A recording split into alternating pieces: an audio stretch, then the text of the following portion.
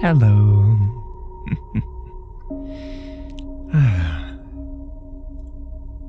Alright. Audio's looking good. Think everything's working.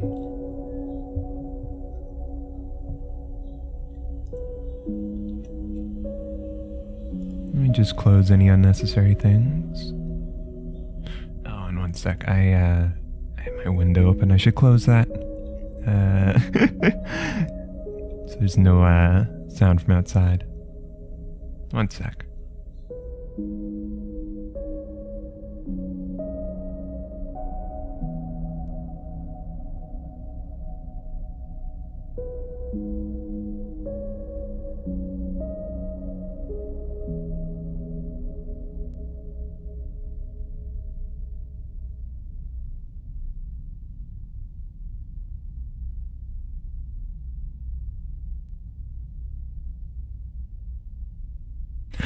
Hi, I nearly fucking fell over.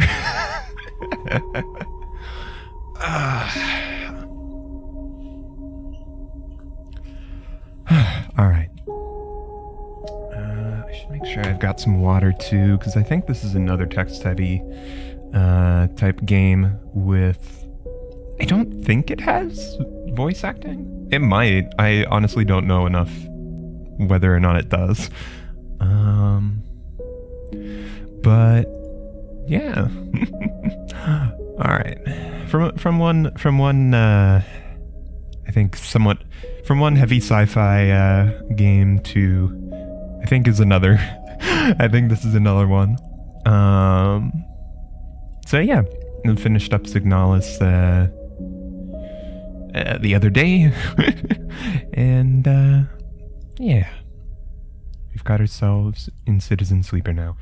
But yeah, I am just a second gonna go grab some water. Just because I just realized that would be actually good to have, you know? And I haven't refilled it quite yet. So, I'll try not to fall down on myself again, but can enjoy this little background music for a sec first. Alright. Muting. Let's beep it back in a bit.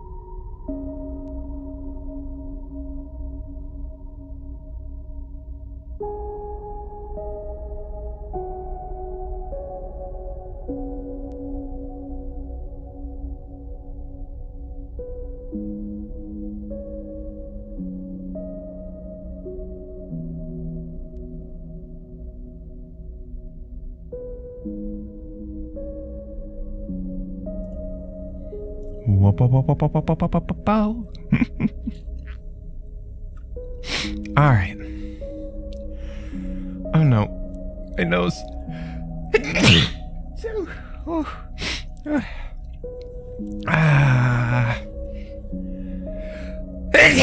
No, I thought my allergies were done for today. Oh, beans. Hold on. Let me mute myself and blow my nose.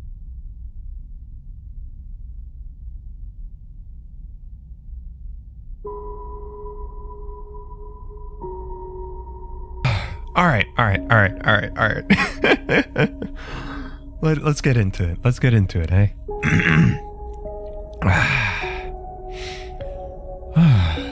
So yeah, I don't know too much about. Okay, I know a bit About Citizen Sleeper, that is. I think I know some things that pertain to general life as well, but that's up for debate, I suppose. But what I do know about Citizen Sleeper, I know I've kind of followed the artist who does the portrait work for this game. Guillaume Singalin. I found him a couple years back. I read his comic book PTSD, and have been liking his work and been cool to see that he's like been doing some illustration for some games. I know Citizen Sleeper features his illustration for the character portrait work. As well, there's it's like a sort of Pokemon-ish game. Battle Network Online. Hi, it's C. Yeah, so Singalin also did, I think, the character art for... No, not Battle Network Online. Bravery Network Online, right? I think so. I know he did character work for that as well. So he's the main thing I know about this. I also know that, well, it's a sci-fi story that's kind of heavy, and that the game's been, received pretty favorably as a story-based experience. But yeah, from signalis to this, going from one heavy sci-fi game to another, I think maybe is going to be a bit heavy sci-fi game. And hopefully my allergies aren't going to be too much of an issue. Let me blow my nose real quick. All right. Enough waiting around. Yeah. Let me just double check, make sure. Yep. I didn't accidentally keep myself muted. Good. Let's get into it. All right. New game.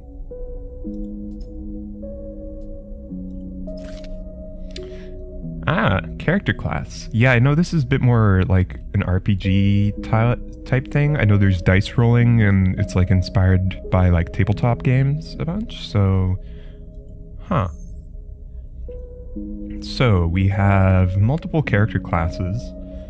Machinist repairs and modifies automated systems using an industrial resource and used in industrial resources extraction. Sleepers assigned to machinist work are usually diligent, careful, and structured people.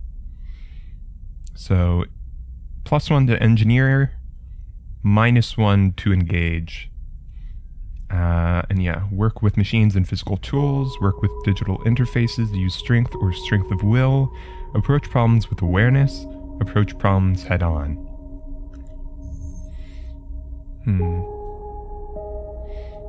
Operators work with drones and high-precision remote machines to perform complex tasks from a distance. Sleepers assigned to operator work are usually cerebral and precise people. +1 to interface, working with digital interfaces, but -1 to strength, effectively, or endure. Alright. And extractor. Extractors work on resource extraction, often in hard vacuum environments. Sleepers assigned to extractor work are often confident, self-sufficient, and have a high level of endurance. Alright. So increase to endure, using strength and strength of will, but -1 to intuit, and understanding problems, I suppose. I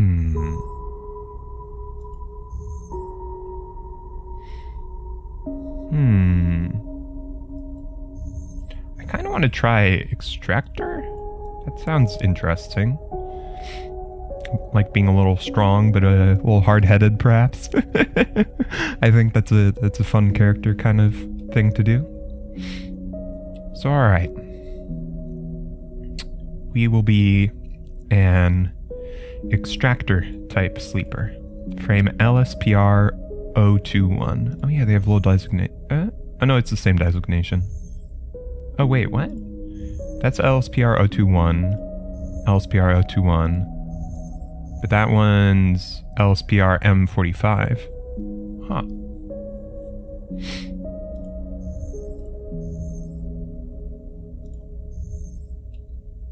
Not sure if that's maybe a mistake. I guess because O would go with operator, M with machinist. Maybe this is supposed to be LSPR E something, but they kind of forgot. Not sure. Oh, and there's a perk with each, isn't there? Yeah, photosynthetic skin. Sunbathed dice action allows energy recovery at home. Chance to gain cryo on interface actions. Chance to gain random scrap item on engineer actions. Huh. Photosynthetic skin, huh? Well, that still sounds interesting. Hopefully not a quiet from Metal Gear type beat going on here, but you know. We'll see. I'm not sure what cryo means exactly either. But let's start as an extractor.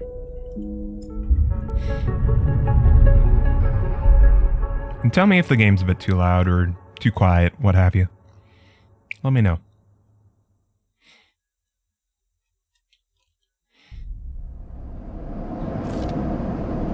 Unknown. Where are you? The first thing you become aware of on waking is the disconnect. The delay between thinking and feeling, between wanting to act and acting. Minor, almost imperceptible, but always present. Let me turn down... It's a little bit loud for me, personally, so I'm going to turn it down on my end. But let me know if it's also too loud on stream, and I can adjust that, if need be. Data versus items. Cryo, cryptocurrency, stored in air-walled sticks of memory known as chits. Ah, okay, so cryo's the currency. Alright.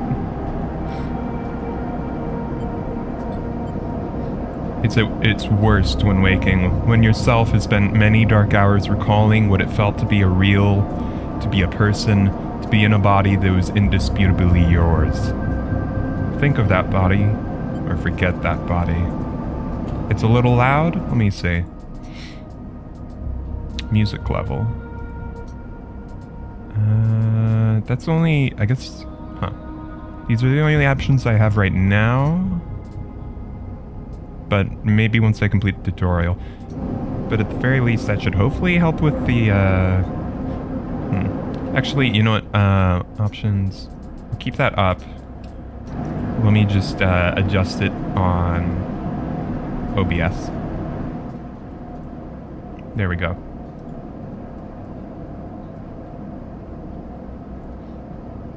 Is that better now, or is it too quiet?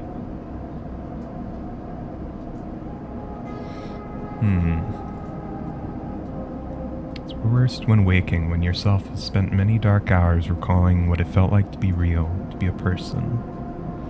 Much better? Good, good. Thank you. Appreciate it. Think of that body, forget that body. Forget the past or reminisce upon it. Let's reminisce, let's be a little angsty perhaps. We'll think of that body. A leap into a cold lake on a hot day. The sting of blood welling from a fresh wound. The friction of a fingertip. All of a sudden the memories are closer than you thought, blurring as you approach until you can't tell one from the other. The cold slips in, behind and around you, and the sensations fade out of reach. Perhaps you should be thankful for the dulled nature of this new body, given your current circumstances. The walls of the container feel immediately present, cold, hard, at your back and face, cramping your limbs. You resist the desire to stretch, knowing that the claustrophobia comes next, and retreat a little from your central nervous system. It isn't painful. Not like you used to know pain, at least. In emergency mode, pain is a message delivered with efficiency and ease, a reminder that harm is imminent. There is no insistent throb, no trembling nerves. Just a warning, delivered with the banal quality of a digital notification. Right now, there are thousands of them. Huh. Remember the plan? Remember the others. Who else is here? You remember there were 10 of you. 10 that can no longer stand the indentured work, the routines, the slow decay. 10 whose belief in their promised future was slowly dismantled day by day until they realized they had sold away everything that could and would ever matter. 10 that would escape, or at least die trying. Some were lost in the shaft, others never found the meeting point. Only a few made it to the containers. But the freighter, as far as you know, left. That feels like enough to know that you may no longer be on that grim and heartless rock, even if in the airless hold of a freighter you might freeze solid long before you reach any destination. Wait for the cold, or try to rest.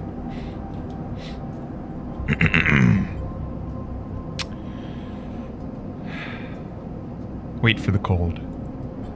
That's all there is now. It has been a long time since you left, surely weeks, maybe months. You are dully aware of damage to your legs, your right arm. You have been reserving energy as much as possible, but your body is still needed to shut down many of its systems to protect you. You have spent much of that time asleep, knowing that anything else would be impossible to endure.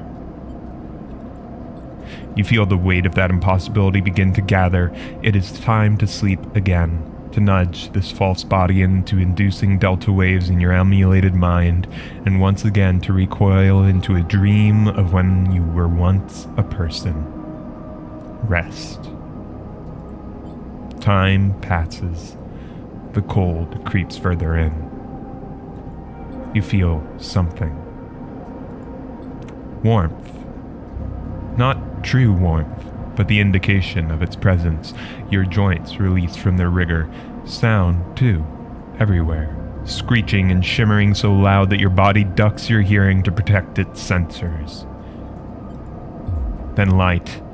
White is the cold, softer and softer until in a haze of dirty yellow a figure appears. You are out. Huh. Dragos, pragmatic salvager. It has been a few hours since Dragos pulled you from the container. You sit huddled in the corner of his scrapyard, swaddled in reflective folds of a mylar blanket. You are slowly coming back to consciousness, back to life, and you stare at the innately curving element of an improvised teeter. You are surrounded by angular, incoherent lumps of ships, some corroded beyond recognition, others still carrying glassy wounds along their edges where a plasma arc sliced them apart. As you trace their shapes with fogged eyes. Dang it, I was doing so good. Let me get some water. I was doing real good there. As you trace their shapes with fogged eyes, you hear a voice. So, sleeper, you all thawed yet? Maybe a bit more of an old man voice for this guy, but I'll go with that once next get dialogue. Stay silent. Never seen one of you coming like this. New frames must have had better perseverance than Sub-Zero vac. Seen more than a few of you frozen solid to hull plates. Or inside outer locks in my time. They weren't so lucky. More of a drawl, you know. Dragos comes into focus, shrouded in makeshift tech, his headset with its glinting eyes the mark of a drone operator. On his shoulder, one of his symbiotically linked drones perches, its irising? I've never seen that word used that way. Its irising eye locking you with an unflinching stare. Last living sleeper that came through this yard was a while ago.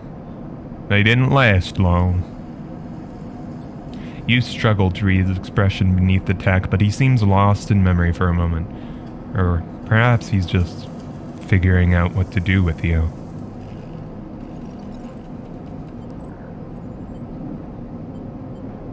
What happened to them? He ignores your question. I won't ask what led you to do it. Sell yourself to a corporation. And I suppose you know you can't go back. Your old body, that's theirs now. And you were just software. A rogue emulation illegally possessing corporate property. Sorry, I need to blow my nose. Alright.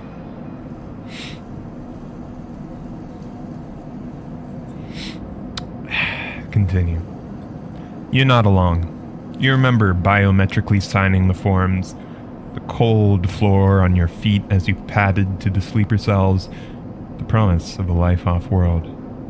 But as you do, you get the now familiar sensation that these aren't your memories. These are things you know, but not things you feel. You're no longer that person. You're an offshoot. A copy. A replica.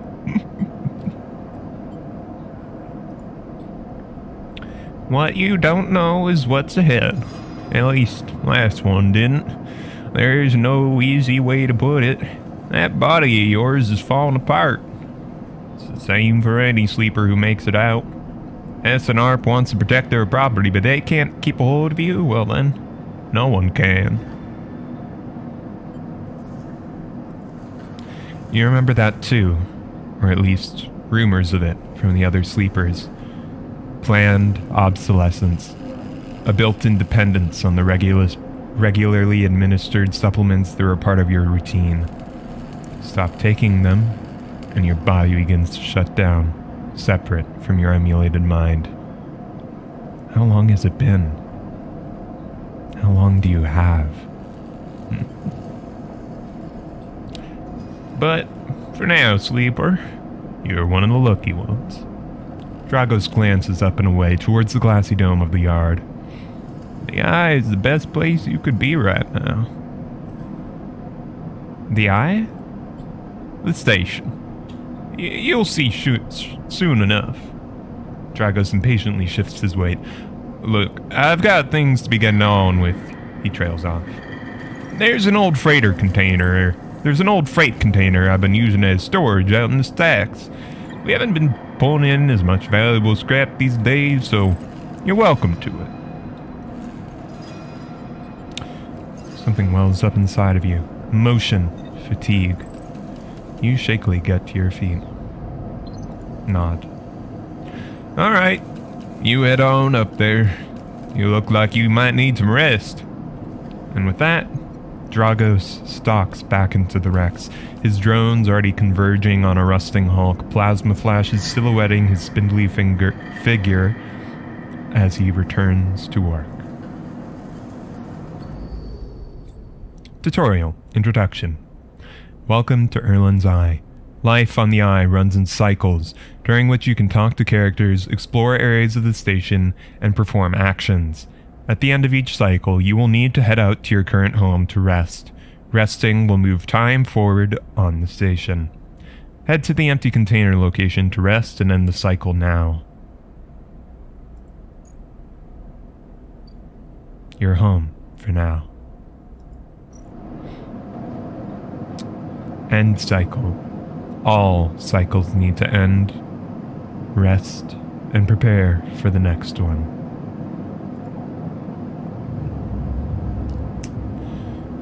Alright. I think I maybe have my mic a bit too close to my face. Just mute so I don't get any feedback.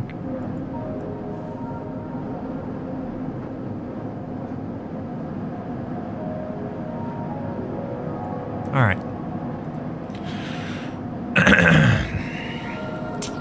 Container. 4 steel walls. You wake, curled up in the corner of the container, and begin slowly assembling the world around you. After all this time, you still find this body, the one you awaken now, strange and disjointed. Its message is readable, but somehow wrong. You sit up, pulling the mylar blanket close against the cold. Here you are, on this ruined station, millions of miles from anyone you know. Were you still in the system? Did any of the others make it out? It's impossible to know. After all this, what matters? Actually, let me move my mic a little closer.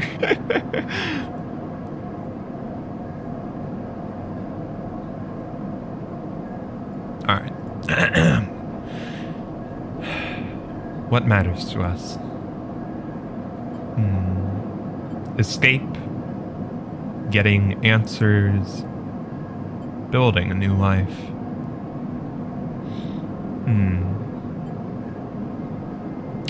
I suppose if y'all got any particular recommendations or things that you want,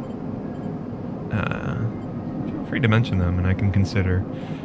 But I think building a new life for our poor sleeper, being able to survive somehow, it seems like it would be the most important thing for us, wouldn't it?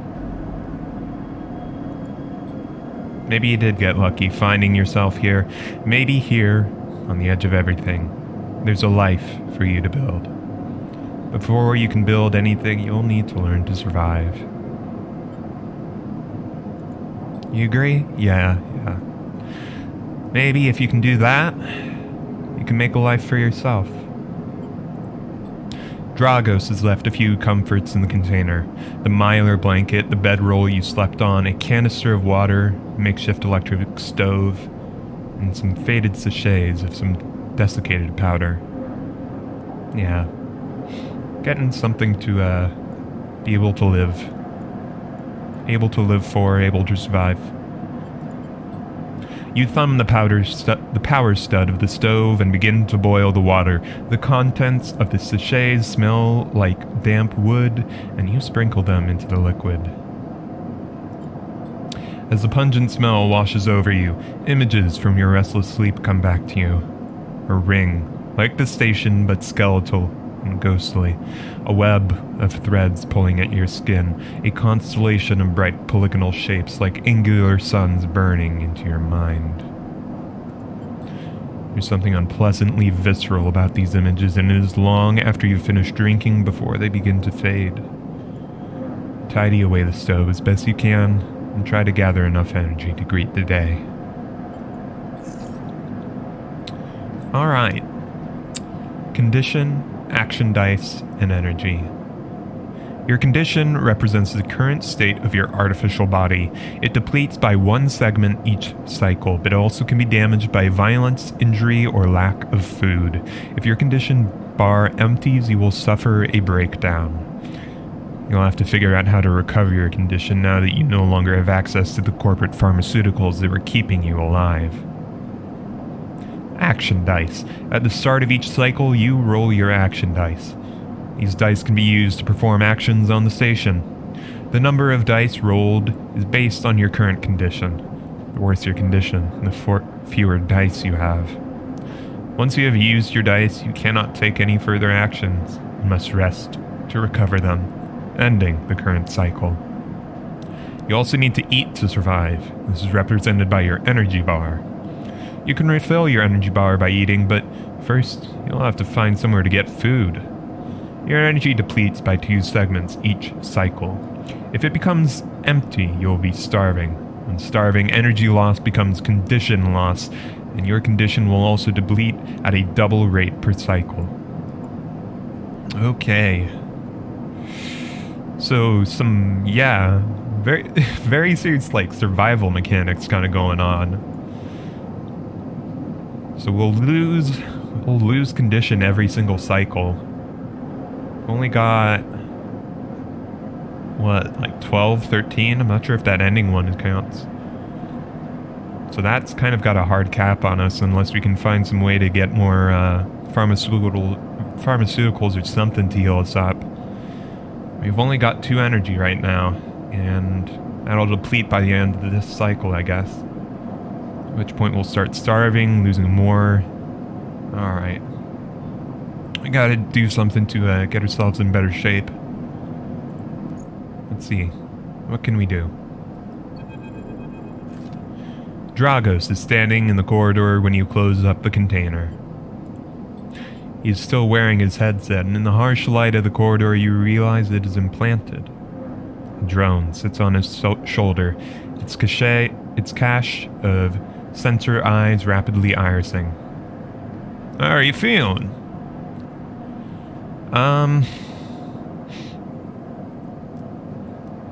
To be honest, not great. Not good. The drone chirps. Dragos nods. You notice that beneath the operator's rig, his skin is marked by burns and blotches. I know the container isn't much, but it'll keep you safe. He pauses. So, I'm not going to chit-chat too long. You well enough to work? Sure. Alright then, he nods. At the yard, it's simple stuff. We hack these old hulls down, sell them off to the shipyards or the bright market dealers for cryo. Occasionally we pull out some tech, something with a bit more value. Most what comes in is just scrap. It's hard to find good hands here, but I figure as a sleeper, you'll be used to the manual labor. And obviously I'll slip you a few chits of the commission based on what you turn up. Alright, got it. He shuffles his feet nervously. Look, I wouldn't usually do this. In my opinion, you'd be best suited moving on as quick as you can, and sleepers, well, he trails off. But the thing being the way that they are for me at the yard, I need the help. Why's that? Things are a little tight, that's all. I owe a little cryo to a client here or there. He pauses, thinking of something else to add. Look, just come down to the yard when you're feeling fresher. There's plenty of work to do. Alright, I'll do that. He nods distractedly and turns and walks away, the drone hopping along ahead of him. See you later, he calls back. Looks like it's time to get to work. Dragos' yard. Decaying scrapyard. Tutorial. Actions. Actions are the primary way you interact with the world of Citizen Sleeper. To perform an action, click and drag your chosen action dice to the slot. Actions reward you with clock progress, energy, condition, or items depending on their outcome. There are 3 types of outcome. Positive, the action goes better than expected. Neutral, the action succeeds. Negative, the action fails. Alright. Action dice affect these outcomes as follow. A 6 is an 100% chance for a positive outcome. A 5 is a 50% chance between positive and neutral outcomes. 3s and 4s have a 25% chance for a positive outcome, 50% chance for neutral, 25% chance negative. 1s and 2s have 50% chance neutral, 50% chance negative. And repeatable actions. Hull dissection. Even the rustiest hull can provide valuable components and materials. Extracting them means cutting carefully and skillfully. Or, which is a risky action, okay. And an engineer action. Whereas manual salvage, it's going to take some time to sort and cut your way through the towers of salvage, but you are no stranger to hard labor. A safe action, and it's an endure action, which means we get a +1 to it. Alright. Yes, okay. Actions display information about their type, risk, level, and the skill modifiers that apply to that action. Type. Either critical or repeatable. Critical actions can only be performed once. Risk. Either safe, risky, or danger. Safe means there's no possible loss of condition, energy, or cryo. Risky means a negative outcome means cryo or energy loss. Danger means a negative outcome means condition loss, but a neutral outcome can still mean cryo or energy loss. 3. Skill. The skill that this action requires. Either engineer, interface, endure, intuit, or engage. Modifier, either -1, 0, 1, or 2. This is added to the action dice when slotted and improves its value. Some actions require a +1 to perform. Alright. Debt called in. Dragos is tied up in something ugly, and if he misses a payment or two, things could get nasty. Back in business. Every salvager knows they're always just one lucky haul away from the next payday. Huh. Cycle clock, huh? So that is... I'm not entirely sure. I assume that means it'll continually fill up. And is the negative... The minus probably means, yeah, like... This is a clock that'll continually fill up and will have negative consequences. And then this is a clock that doesn't fill itself, but will have positive consequences when fulfilled. Well, let's salvage manually.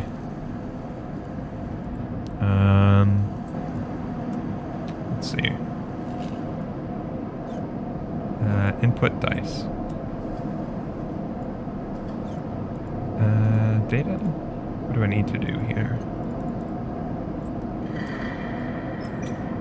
Alright. It becomes a 3. 25% chance of a positive outcome, 50% chance neutral, 25% chance negative.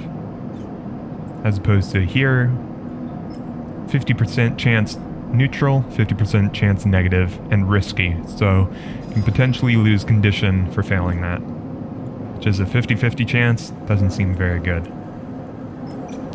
So we can bump this up to a 3, which increases our odds a good bit compared to just the 1 dice. So let's start this action, see if we can get this clock moving.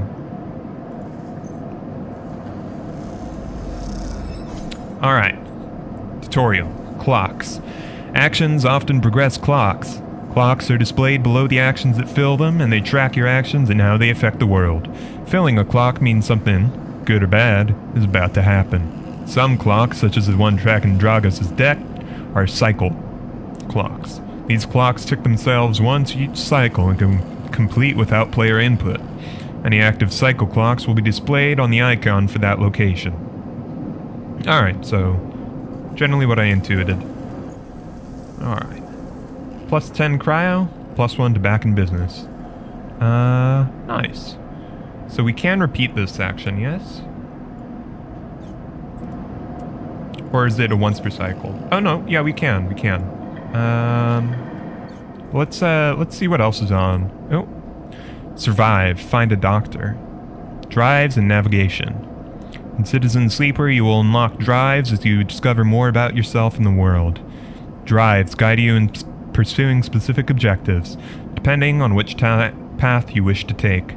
You can track drives, and any tracked drive will place a yellow marker on locations that will help you pursue your goal. Access your drive menu via the arrow button at the top left of the screen. Alright. You're now free to explore Erland's Eye and make a new life for yourself here. Try tracking a home to help you survive. Look for food to keep your energy up and a way to recover condition. Fill clocks to progress stories and find new opportunities. Remember to end cycle at your home when you're out of dice. Alright. Use mouse wheel or WNS to scroll along the station. Rotate the view with A and D. Good luck. Alright. Oh, yeah. Huh. Bright market. A bustling open market. Low-end gate. Passage to the low end. It's here. Dock B12. B2. Rotunda wet dock. Dragos' yard. Decaying scrapyard. Dock C4. Rotunda wet dock. Alright. Well, we need to repay Dragos and survive. He pulled you out of the salvage and set you up. Perhaps you can repay his kindness in time. Help pay off his debt. survive. You need access to corporate pharmaceuticals, otherwise this escape attempt will come to a rapid end. Find a doctor.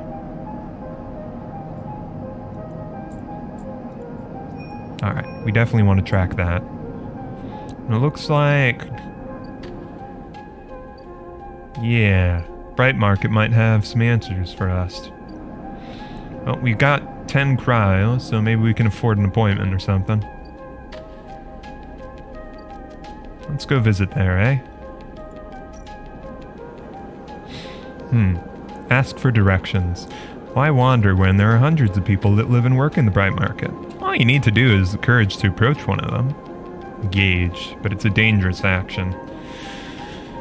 Or explore the market ourselves. Intuit, -1. The smells, sounds, and buzzing activity of the Bright Market makes it a dizzying place to wander, but an enticing one too. Local knowledge. The Bright Market is the busiest part of the eye's lower rim. You can find anything and everything here. Hey, this is Halo? Yeah, it's maybe a little bit Halo. Alright. So, Bright Market might have... there might be a doctor in Bright Market. Or if we're going to find a doctor, that's the place to look.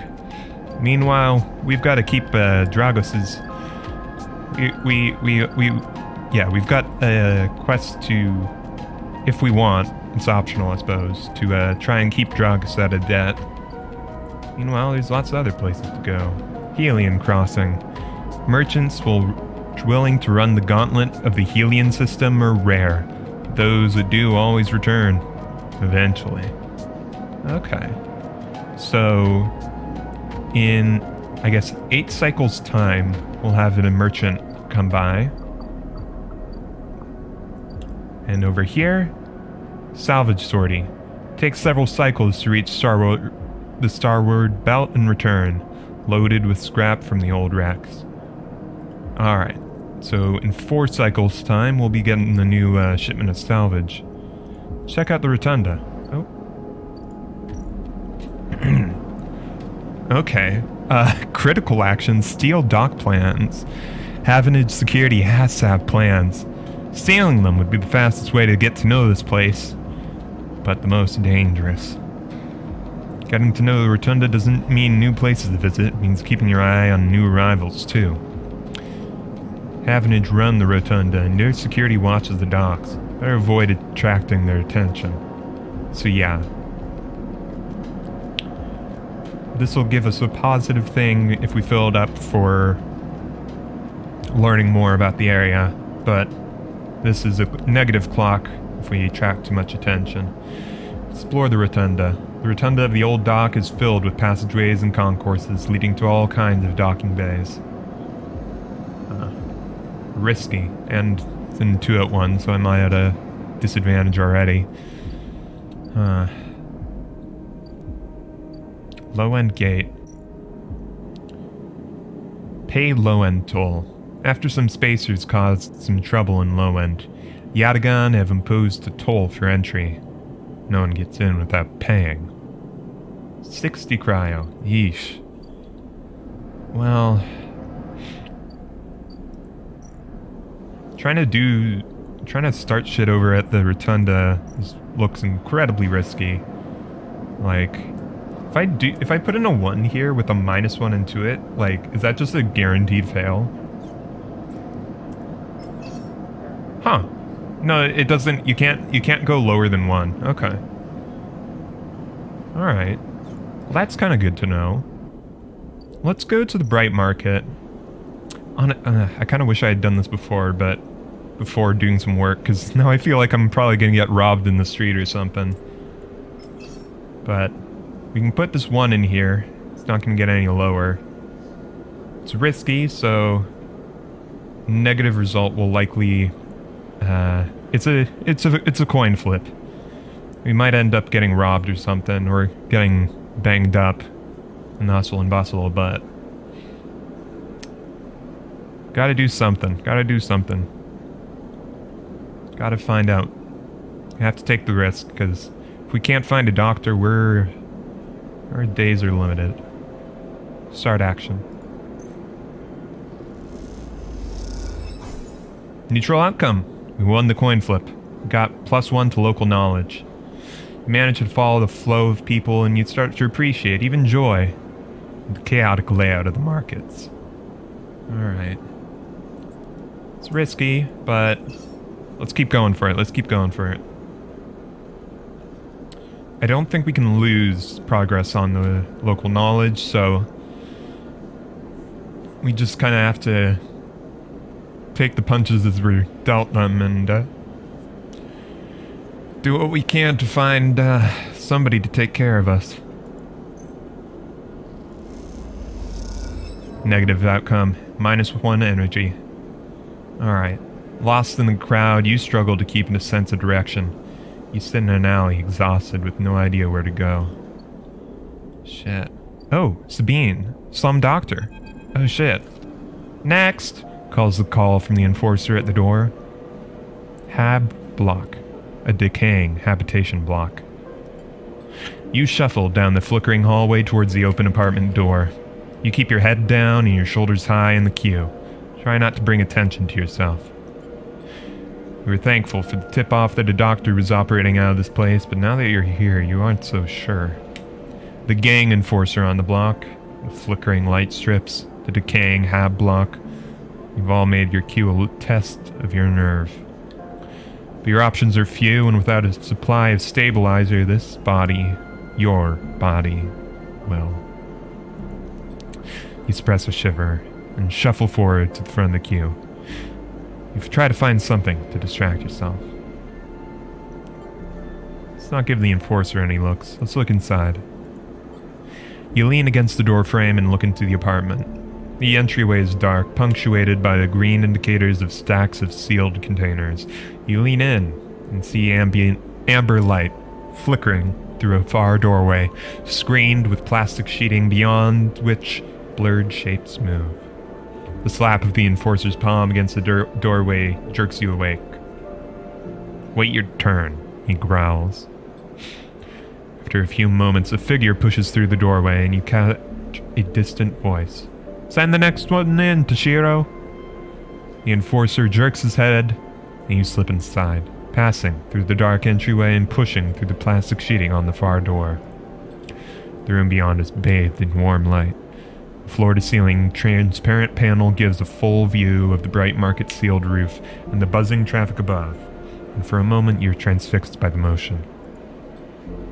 Come, sit, says a sharp voice, and you see a silhouetted figure turned away, replacing the plastic sheeting over the frame of a simple folding bed. You make your way across the room. Sabine, a doctor in the bright market. The figure turns, and as they do, you see an expression of confusion flash across their features. They open their mouth as if to speak. They blink, and then quickly regain their composure. Please sit. They gesture to the bed, then turn to an open case of tools on the table. He said. Sabine returns, a compact diagnostic scanner of some kind in their hand. They hold it to their eye. Remain still, please. Their tone is clipped and businesslike. You stare ahead, still dazed from their expression when you first entered. Fear, recognition, sadness, unmistakably etched across their face. How long have you been on the station? They ask. The scanner is still to their eye.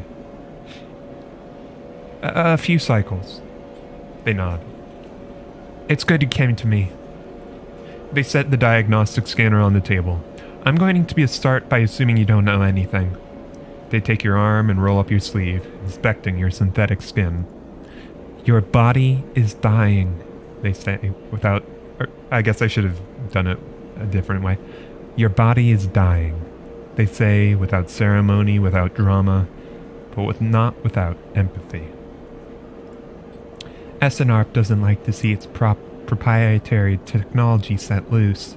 To prevent bodies like yours, frames as they call them, from being stolen, repurposed, or in your case, escaping, they built in a process of so-called planned obsolescence.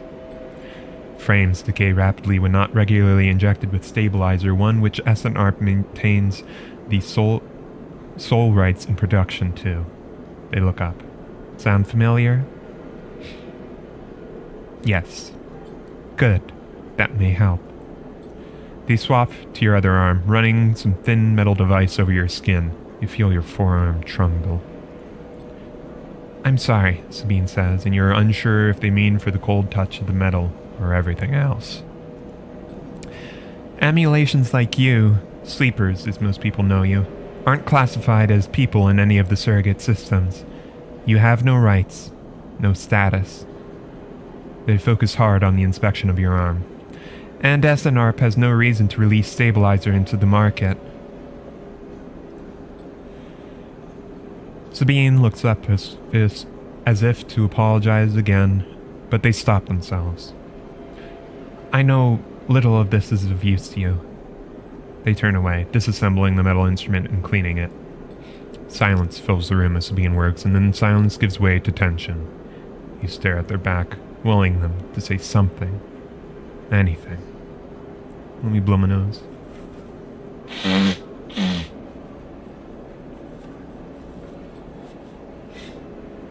Sabine turns to face you. I may be able to help, they sigh, and you see the darkness under their eyes, hear the fatigue in their voice. They gesture to the door. You saw Toshiro outside? You nod. He works for my benefactor, Yatagan. They are influential in the low end. They give me the space to work, run the door, and take the profits. At the same time, I have to fix up their enforcers, tend to their implants, soak their wounds. They look away. But Yatagan has connections, smugglers from the Starward Belt, mercenaries working for the corporations on Ember.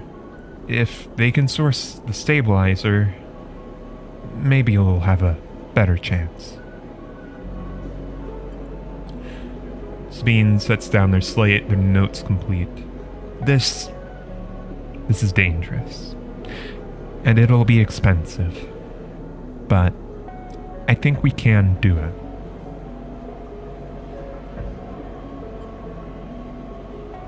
Thank you. Sabine walks away to the window, their face dappled by the shadows of passing drones. Let's just see if this works first. I'll let you know when I have a lead. You nod and leave, Sabine still staring out, unmoving. When you reach the lower level of the market, you look back up through the panels of the roof to see if you can see their face. But the room looks dark against the lights of the market. You duck your head and walk off into the crowd. Alright. Sourcing stabilizer. Sabine thinks they can source some stabilizer through Yatagan, but it's going to take a few cycles. 3. Alright. Well, let's see. In the meantime, I put my last dice to use doing some more salvaging work. Try and get up some cryo, hopefully. We'll see. That said, I still don't know where to get food. Let's check out the shipyard. Assist a shipbuilder. You don't have connections, but you do have skills. You can get a shipbuilder. If you can get a shipbuilder to notice them, you might be in. Haul materials. As a newcomer, you can only gain favor by grabbing a load of materials and asking the nearest yard hand where to take them. Danger. We can try that next cycle, I think, if I get a better roll. This cycle I got some real shit rolls. 1s and 2s. Yeah. We'll see if I can build up a reputation there, maybe make some better money. But for now, we'll go help Dragos out in the scrapyard. I'm probably gonna run out of energy next cycle though and start starving, which ain't good. But I think we're just gonna have to try and endure it best we can. Positive outcome. +2 to back in business, 10 cryo. Nice. It's heavy going, but the hard work helps you forget your worries. Before long, you've cleared a large portion of the yard. Alright.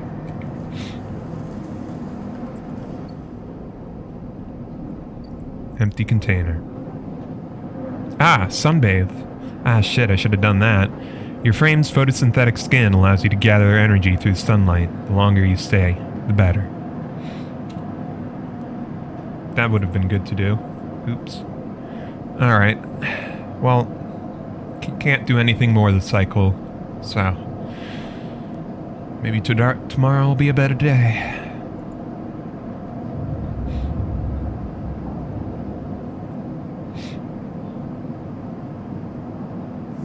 Starving. This time you don't wake up. Instead, the ghost of the station, that shifting skeletal ring, surrounds you. For a moment you are gone, absent from your own body, stretched out across a colorless void. Then the connections begin to establish themselves, threads tugging on the edge of your mind. These threads become vectors of exchange and then extensions as you feel your thoughts slipping away down them, dissolving into the millions of distributed nodes they connect to. You see the station. No, you feel the station, like a web of texture in a smooth black liquid. Touch it. You find a point in the station and you connect to it, pulse through it, follow loops and paths under and around it. You touch more points than you have fingers, and then you try in a moment of impulsiveness to connect them. The flow passes through you so rapidly that you feel yourself being carried with it, splitting and separating, eddying and gathering. As you do, things occur to you, things that you can't possibly know. You reach out, try to grasp at them, try to touch them too. You notice a tugging feeling, pulling at you, insistently as if you were a small child. Somehow it is pulling in two directions at once. You look down. All of a sudden everything shuts off. You come back trembling to this unfamiliar body, both yours and not yours, all at once. You find yourself standing in the container, eyes now open to the dark steel walls. You feel a change within you, a shift. You close your eyes for a second and you feel it waiting there, the station splayed out across your mind, a storm of connective nodes waiting to be explored. And then it is gone.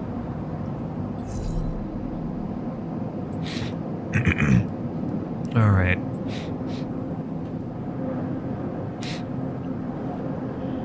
Let's try and get back some energy first. Two will turn into a... Yeah, okay. Let's use...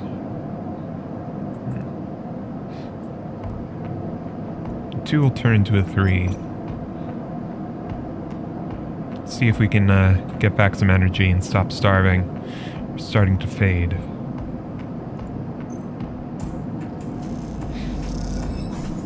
+2 energy. The sun heats your skin and you feel its light seeping into your veins as glucose. Alright. Tragus' debt is coming. Sabine should have that stabilizer, hopefully, within the next couple of cycles.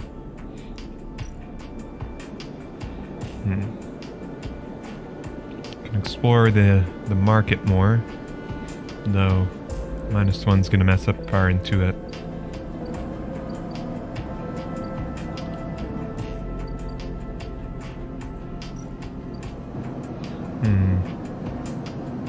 Steal dock plans, critical action, engage.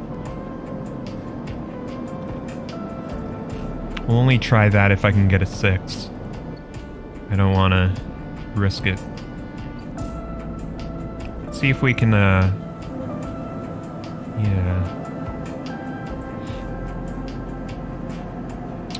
With a 4, that'll become a 5. It'll be a 50-50 between a positive and neutral outcome. With the danger, we will have some negative consequences from a neutral outcome, but...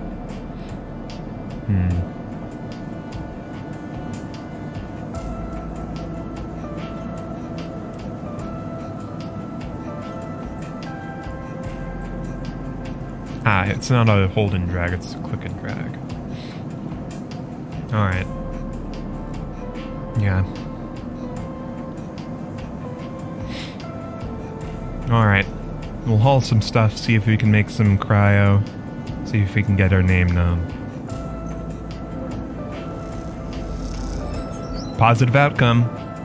We won the coin flip. +2 to yard hand, +1 energy. Nice.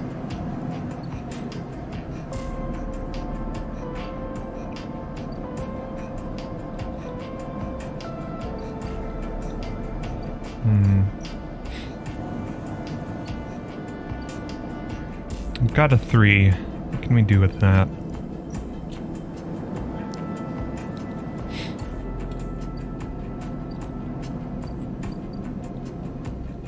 Probably best to use it on a neutral action or something. I guess we could, yeah,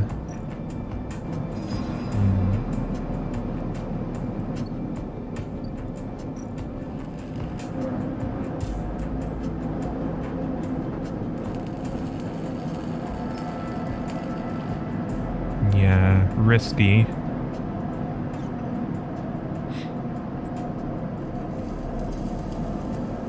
Do we want to try a risky move?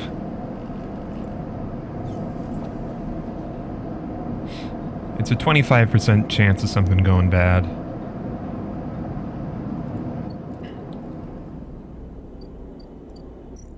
Meanwhile,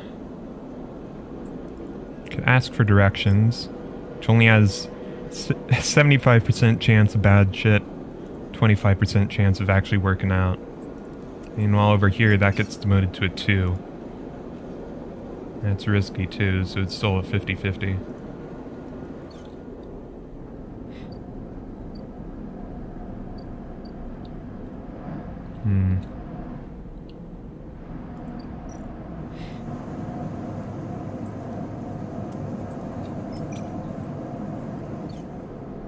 Yeah.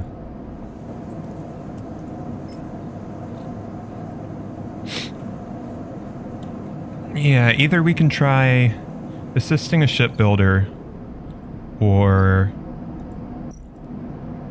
hull dissection, I think. I mean, manual salvage is also pretty safe to do. I mean, it's literally safe, but...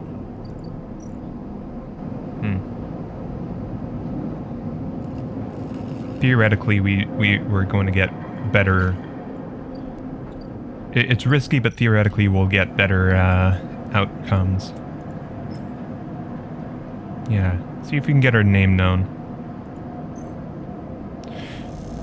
Roll the dice.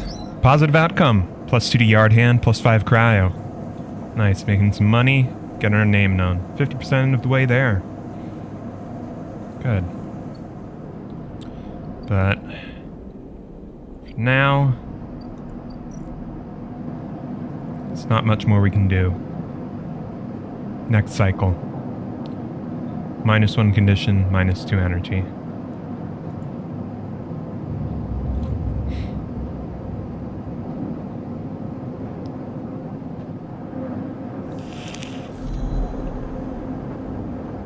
Again, the skeletal ring of this station fills your mind.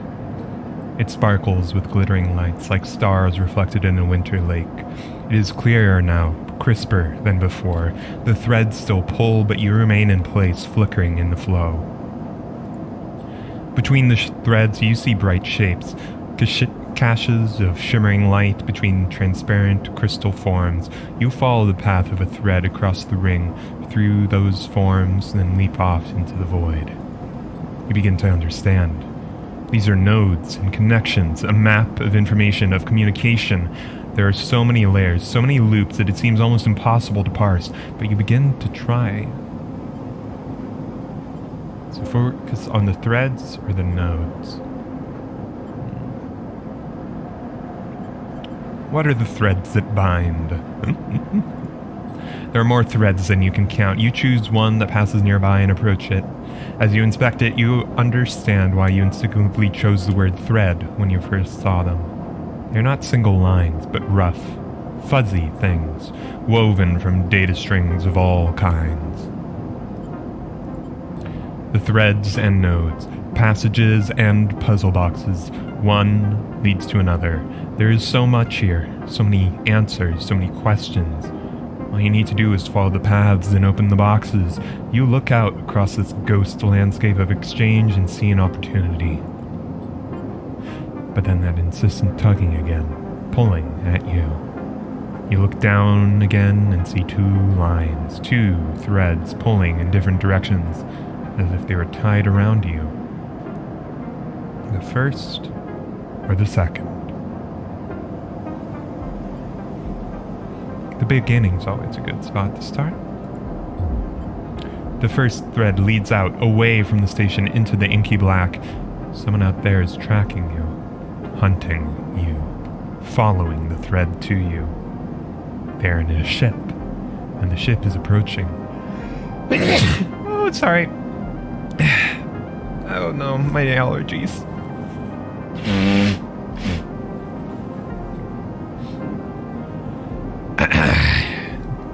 We are being hunted, approaching ever closer with each cycle. The second thread leads in, pulling deep into the station. Your gaze follows it, and this time you see something, a sphere shimmering above a strange angular body. A pulse shoots out from it, passing over you like a torch beam. Testing you. Tasting you. You open your eyes. Time is short. And we've got a 6. Tutorial, the cloud. Something has changed inside you. You can now access the data cloud of the eye, a network of decaying protocols and data caches. While there, you can use dice and items to access systems and extract data. Be careful. These networks are old and strange. Click the eye button at the top of the screen to toggle this view on and off. Alright. Huh. Hunted. Someone out there is tracking you, following your trail. It won't be long before they arrive.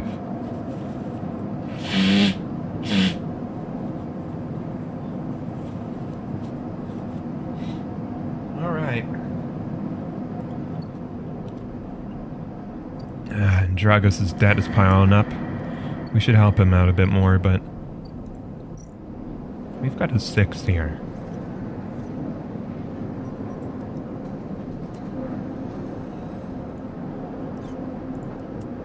If we try and steal these, 100% positive chance.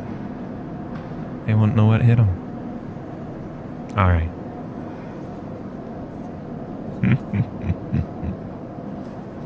Let's sneak on in. +3 to Dock Watcher. All the way.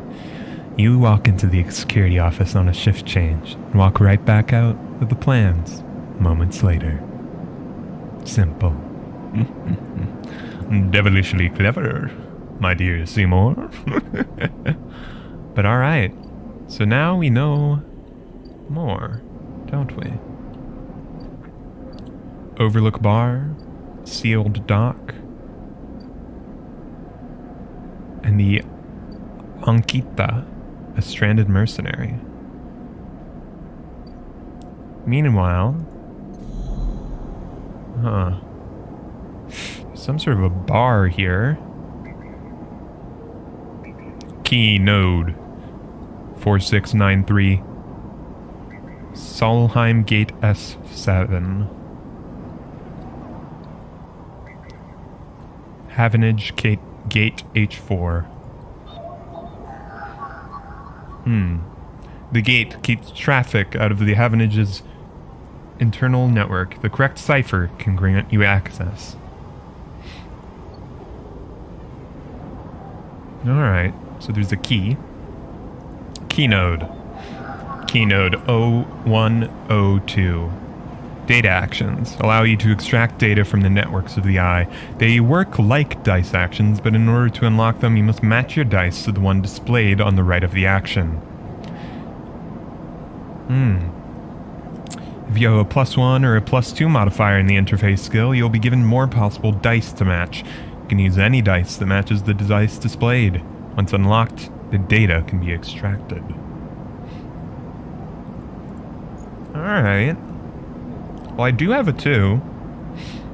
A cache tucked away during the collapse. Who hid this? And for what purpose?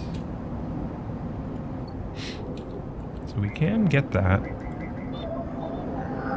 There's a 1. A lone connection feeds into this isolated node. Its last access timestamp? 1,000 cycles ago.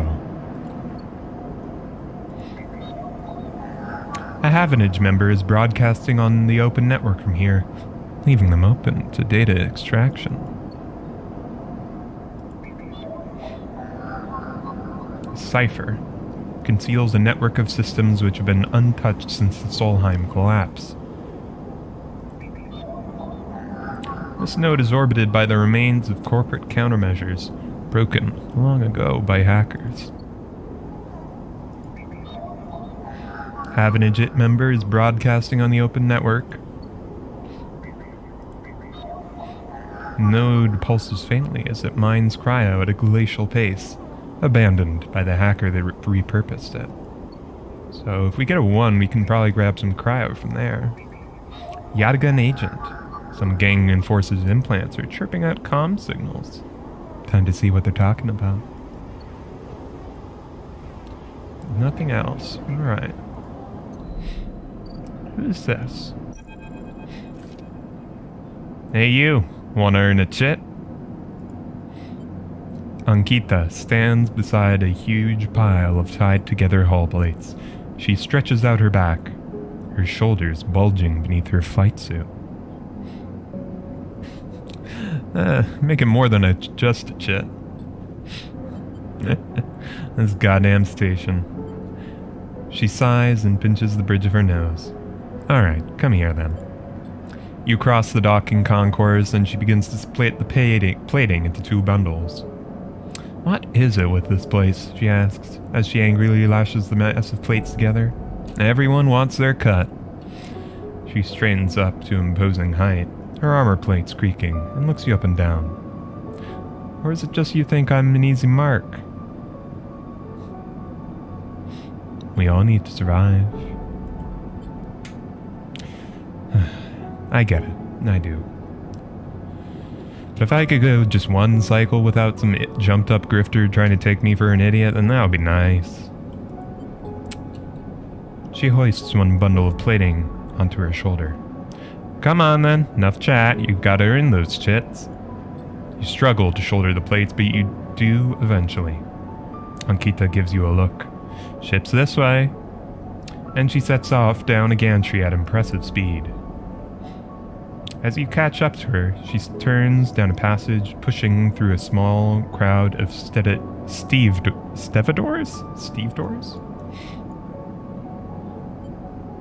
Why are you doing this yourself? What's all this for? Why are you doing this yourself? Mean why aren't I hiring those good folk? She nods back at the stevedores. I've paid Havenage enough.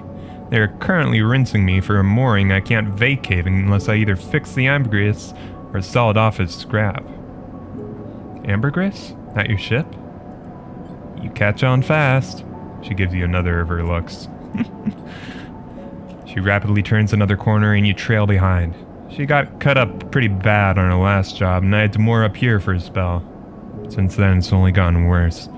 Someone got in and sliced the core from our ship mine, so now she's gone dark. She shifts the panels on her shoulder. The upshot is I'm short 1 ship mine, with a ton of repairs to do in the moment, and the rest of the crew signed off the moment they got wind I'd been stranded. So yeah, it's been a time. Alright, where do I come in? I don't know. Got a ship mine tucked away on that frame of yours? For a moment, you aren't sure if she's serious. Ankita swings the plates from her back, almost knocking you over in the process. This is me. She hauls the 2nd bundle off your shoulder. You're the first person I've met here who might actually be considered helpful. She pauses, chewing her bottom lip. Look, you want to come help? Come see me. I need a hand putting Amber back together, and you don't seem like the type to try anything stupid, do you? passes the bundles of plates through the ambergris's outer lock and then turns back. Just don't go spreading all this around. She throws you a couple chits. She gives you a parting nod and ducks that through the doorway. Alright, get out of here, she calls back, and the lock slams shut. Literally too. Alright, drive, huh? Interface, +1 danger. Yeah, okay, so I don't have interface at all, so I can't do that. Hull repairs.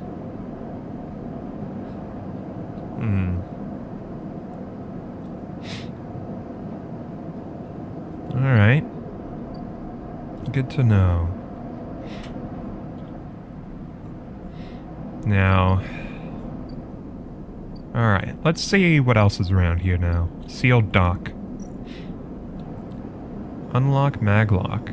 These old maglocks look like they each need an encrypted key to open. Quite a heavy security for a decaying dock. Needs an encrypted key. 2 maglocks seal the entryway.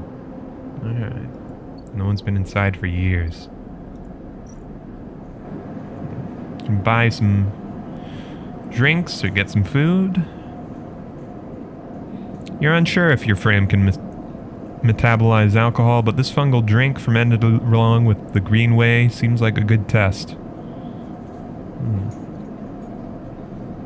And rations, huh? Alright. Let's work first, drink later, eh?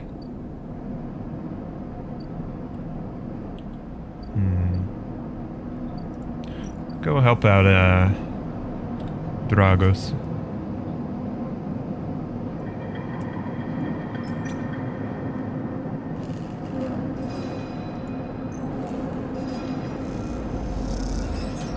Nice. +2 to back in business, +10 crypto. Or cryo.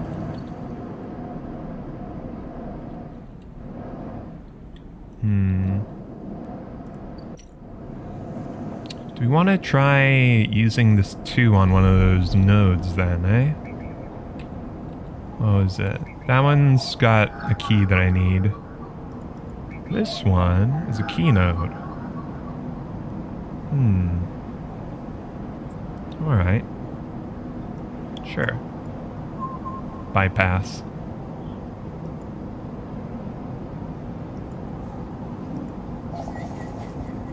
Extract data.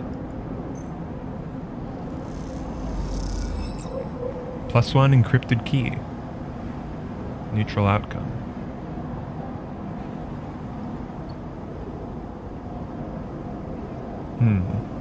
So that's filled up a bar here, but I don't know what this will do once it fills. It does give me an encrypted key for here.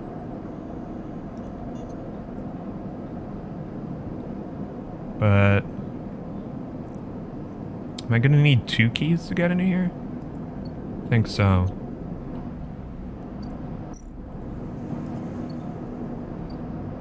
That said, can I use the key here? No.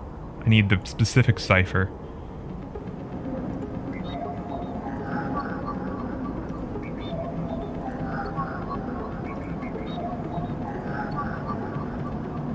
Alright. We'll hold on to that key until I can open both. Fully open that sealed dock. Now, let's go buy a drink, huh?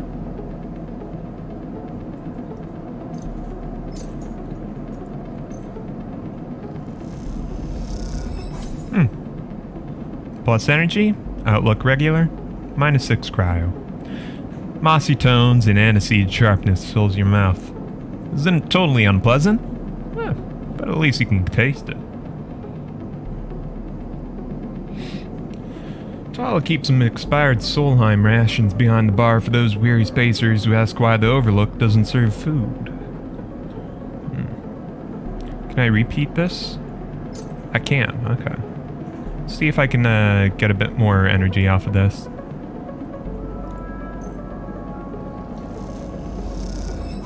Alright. That'll be enough that we won't be starving by the time we come back. Alright. Hopefully we can get Dragos' thing up and running and he'll be out of debt. For now, it seems the cycle's coming to an end.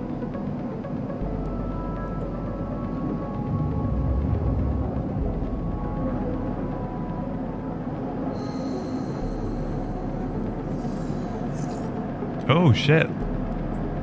That's some good rolls there. As you close up, a voice echoes down the corridor towards you. Sleeper, wait up. Who is that? Fang is coming down the corridor towards you, a wonky grin on his broad face. Hey, glad I caught you. Do I know you? He grins. You do now. He puts a hand on your arm. I've seen you hanging around. Just want to chat. You staying in that thing? He nods back to the containers, shaking his head. Rough. Can be hard to get a start on the eye. He looks away down the passage. What was it old Erlen said? The eye opens for us all. Nice idea, but, well, not always very practical. He glances back at you. We do our best, but it isn't easy. We? Or Erlen? Erlen? I feel like we is kind of putting some distance between Fang and me, and he seems alright enough. For now, at least. Still don't know much about Havenage, though. Erlen? You pass together into the main walkway. No one's told you about Erlen? He's the founder on this place. That's why it bears his name. Havenage should organize some seminars. Not really my department, though. I'm with systems. Havenage? Think of us as an administrative association for the eye.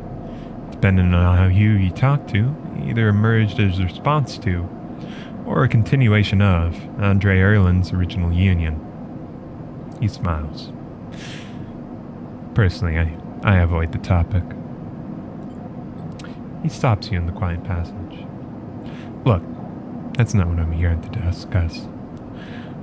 I've been seeing some unusual network activity and, well, I know a little about you sleepers. I've got a small proposition for you. He glances around. This ain't the place for it. I've got an office just across the way. Give me a cycle or two to prepare, and then, when you're settled, stop on by. He lowers his voice and gives you a dark look. In truth, I need you. If what they say is true about you sleepers, well, there's work to be done.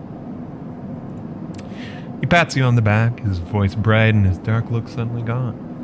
Stay clean, sleeper. He walks off down the passage, raising a hand in farewell. Alright, so he's a government worker working on systems. Alright. Well, we're back up and running, best we can. I think I did kind of a little bit steal from Havenage already, but we'll see. But I think Sabine's got our medications here. The first thing you see on entering is the glint of Toshiro's implants like a cat's eyes in the dark of the corridor. He nods you in as you arrive at Sabine's door.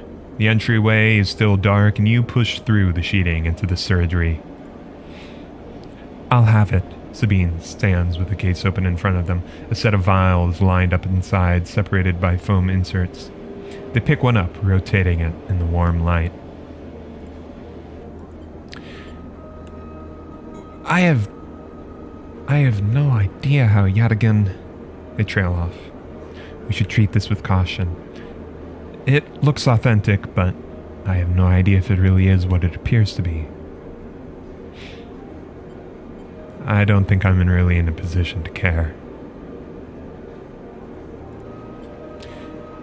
I appreciate your enthusiasm, but we need to be careful.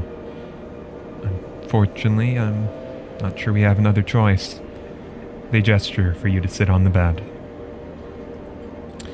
The stabilizer works under a similar principle to an immunosuppressant in a transplant operation, in that it stops your body from rejecting the unfamiliar part of itself. In the case of your frame, the unfamiliar part is each of your biosynthetic organ groups, which over time are identified by your body as foreign material and therefore must be eliminated. Sabine holds up a vial of the would-be stabilizer. However, unlike an immunosuppressant, the stabilizer doesn't do this by limiting your entire immune system. Instead, it recodes your biosynthetic organs with new protein chains which act as passcodes within your immune system.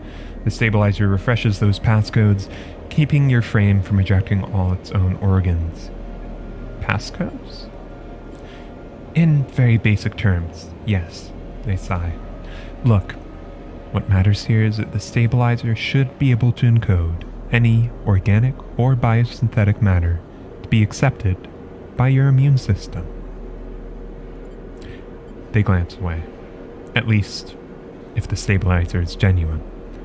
The only way I know for sure is to inject the vial. He begins studying the syringe. I will start with a small dose to limit the risk.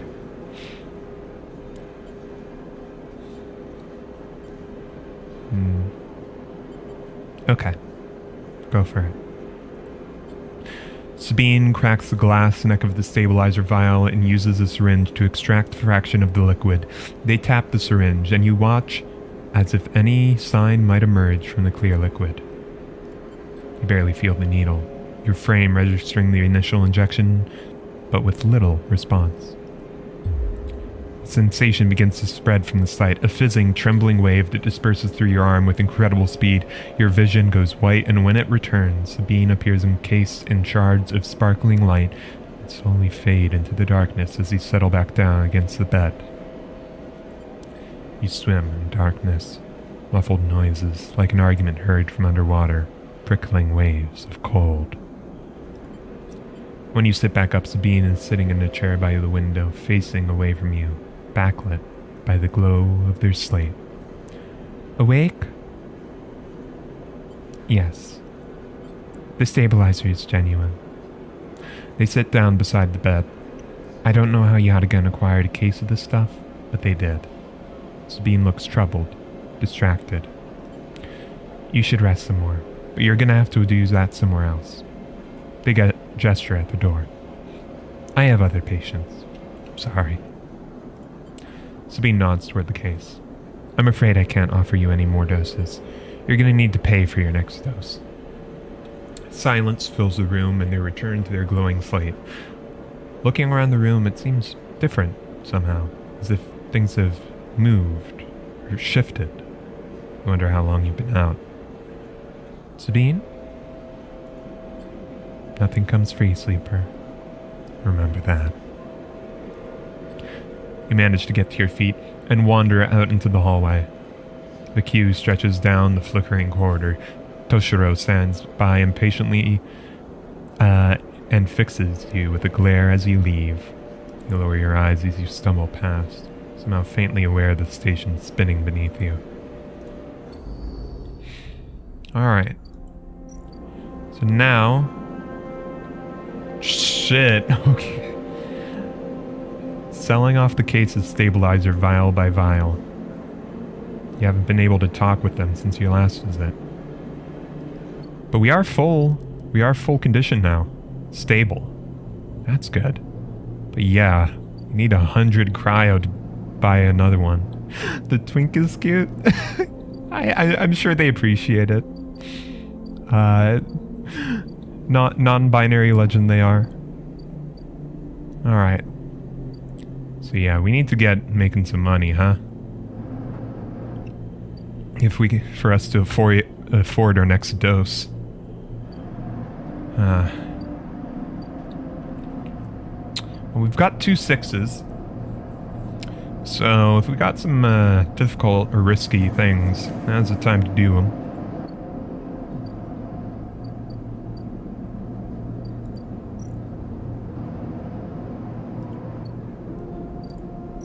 Ambergris. Interface danger. Engineer. Danger. Dragos' yard. We can do a whole dissection at Dragos's. Help him out, make some money. Can help the Ambergris too, I think. And then maybe we can use our 4 at the shipyard. Haul some materials. That'll be bumped up to a 5, so I guess that one, that's dangerous. This is risky. With a 4, it's a 25% chance of losing a bit. Though, with a dangerous thing, even a neutral outcome's going to lose us some. So even at 5, we've got we're running the risk on that.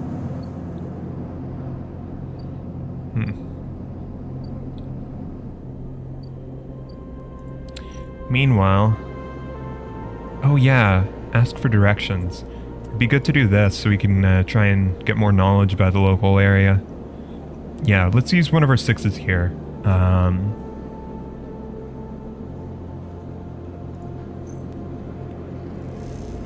Because that seems pretty important. Yep, plus 3 local knowledge. Alright. You end up at a drink stall, debating the finer points of the Solheim collapse. You try to remember all the tips your companions offer you. Alright, good. New drive discovered. Ah. Fix the ambergris. Build a ship mine. Oh. I've heard talk of a fabricator owned by the Ort Exchange. With that and a few fragments, you could build a ship mine core. Gain access to the Ort fabricator. Where's that at? Ort Exchange. Play the exchange. The flow of chits and components in the exchange is complex, but its sharp eye and some tight trades can net you a good margin. Sell components. The Ort Exchange is always hungry for new hardware to buy up, break down, and sell off. You're happy to supply it. This Intuit thing. Trusted trader. There's an old ship mine fabrication stack in the back of the market, but only trusted traders get access to it. Huh. Could use the 6 on there, and the getting the Ort fabricator should help with helping out the ambergris. But we'll see.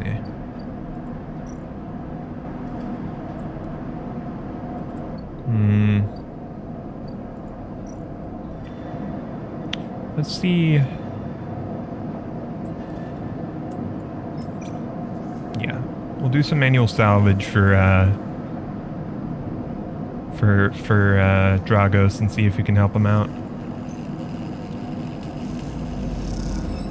Alright, back in business +1, 10 cryo. Now if we put a 6 in this, I think we might just completely fill up this.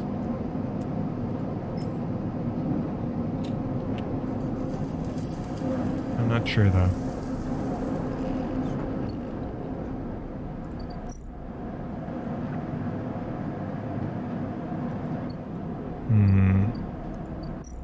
So, question. Certainly.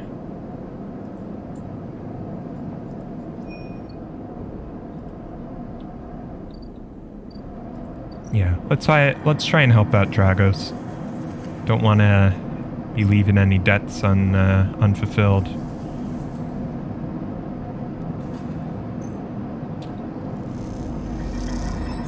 Alright, +2 back in business, +15 cryo. Back in business. We've got ourselves a pretty penny. Dragos, pragmatic salvager. You arrive into a buzz of activity at the yard. Red blinking lights flash across the vast dark shape, suspended below the dome. They flicker across scorched hull plates and bent structures, spilling from holes in the twisted shape. The cutter is huge, has been torn apart in some violent encounter. She's a beauty, ain't she? Drago stands to the side, focused on the hulking ship as it's loaded into the yard. That she is. I should thank you. This place was on its last legs when you turned up. Now, look at this. The ship descends slowly, its interior visible through multiple hull breaches. You struggle to gather the same enthusiasm as Dragos for this monstrous craft. After all, you can't help but think of what happened to the crew. Well, what did happen? What do you mean? He glances at you. I managed to convince our salvager friends to give it to me on credit. That's what happened. Credit?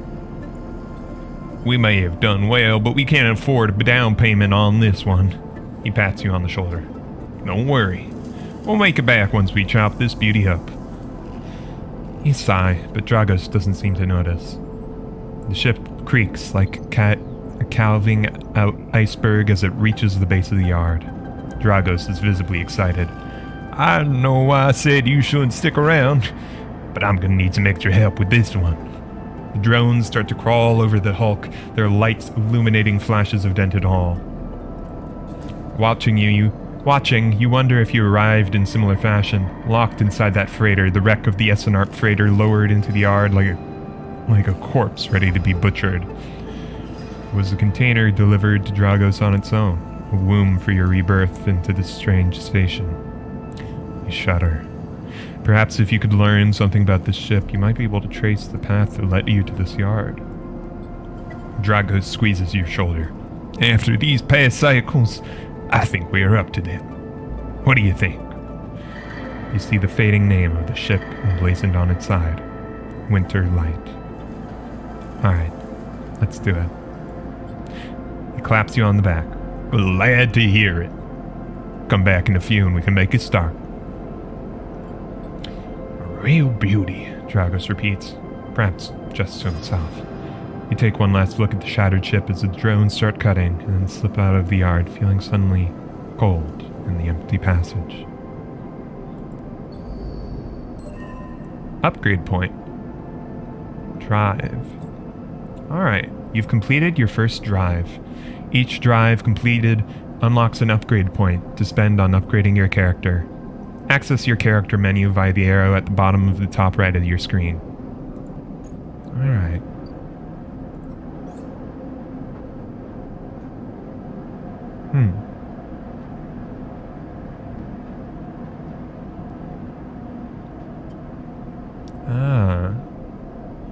So there's additional...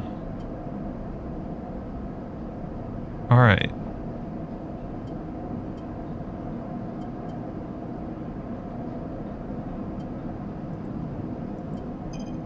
Back. No.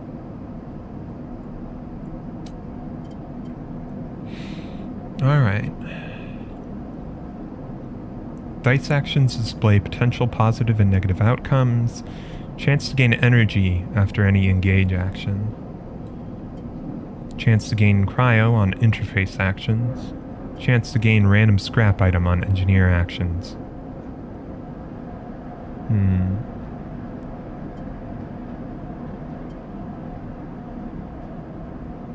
Thrill Seeker, huh? Hard to kill. Keep 2 dice even when condition is breaking. Agent nodes give double data rewards. Use scrap components at home to repair condition. All cryo actions are discounted by 20%.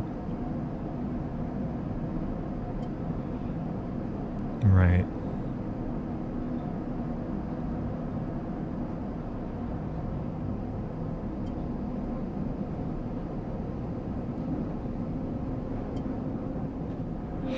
Okay, so we can pick up this, but this won't bring our...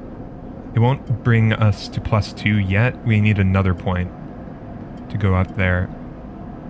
Actually, yeah, okay, I need 2 upgrade points to buy one of these. Alright. All of these, though, are just 1 upgrade. Okay.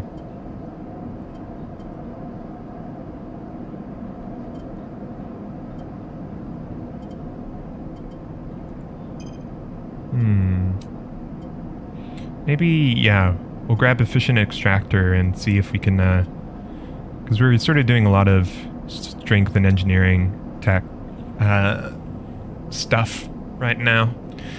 We'll have some lower intuit, but yeah.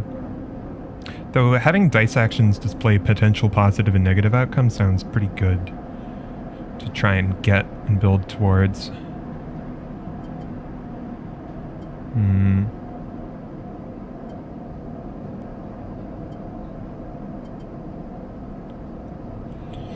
Well, let's grab random scrap, I guess.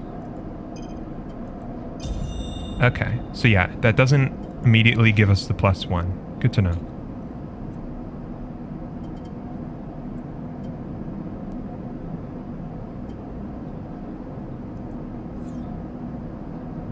Alright. Let's hang out at the bar. Try and get some energy up after work.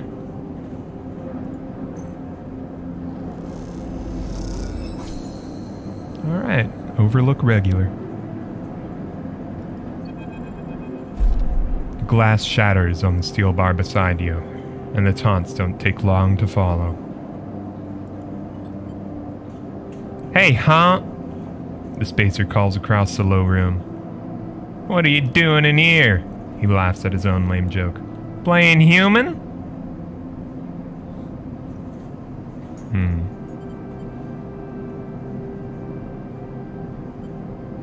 Ignore him. You hunch a little further, staring at the hundreds of tiny impact points that scar the bar's surface. A hand pats your shoulder, but you flinch away as it pats reassuringly. You freeze in place. Out. The voice comes from behind you, spat out like a shot. You see bright eyes, dark hair, and a stare that could breach the wall and vent you all into hard vacuum. Tala, owner of the Overlook. As you turn back to the spacer, the second glass comes sailing through the air. Catch. You reach up a hand and the glass shatters across your forearm, showering you in fragments. Through the haze of glass and gorilla vapor, you see Tchau leap the bar and close the distance to the spacer. The thud as he slams into the wall echoes across the bar like thunder. Now flanked by other figures quick enough to their feet, Tala throws the spacer out through the door and stands silhouetted against the rotunda lights. You touch your arm and it feels wet. Someone helps you to your feet and back into your stool. Broken glass rattles that it is cleared, and a fresh measure of gruel is glugged in front of you. That same hand, warm, heavy, falls on your shoulder once more. He isn't coming back. We don't tolerate that kind of shit here. Tchau flops onto the stool beside you. Let's get a look at you. Tala wipes the powdered glass from around the wound, and someone places a bottle of alcohol and metal tin with tweezers on the bar. She disinfects them, and then turns to you. That was an ambitious catch, she smiles, pulling a sliver of glass from your forearm. Stupid, but ambitious. You don't feel the pain, only the string of status messages your body delivers concerning dermal damage and exposed structures. You do feel the care, though, as Tala's bright eyes search your thick synthetic skin for splinters.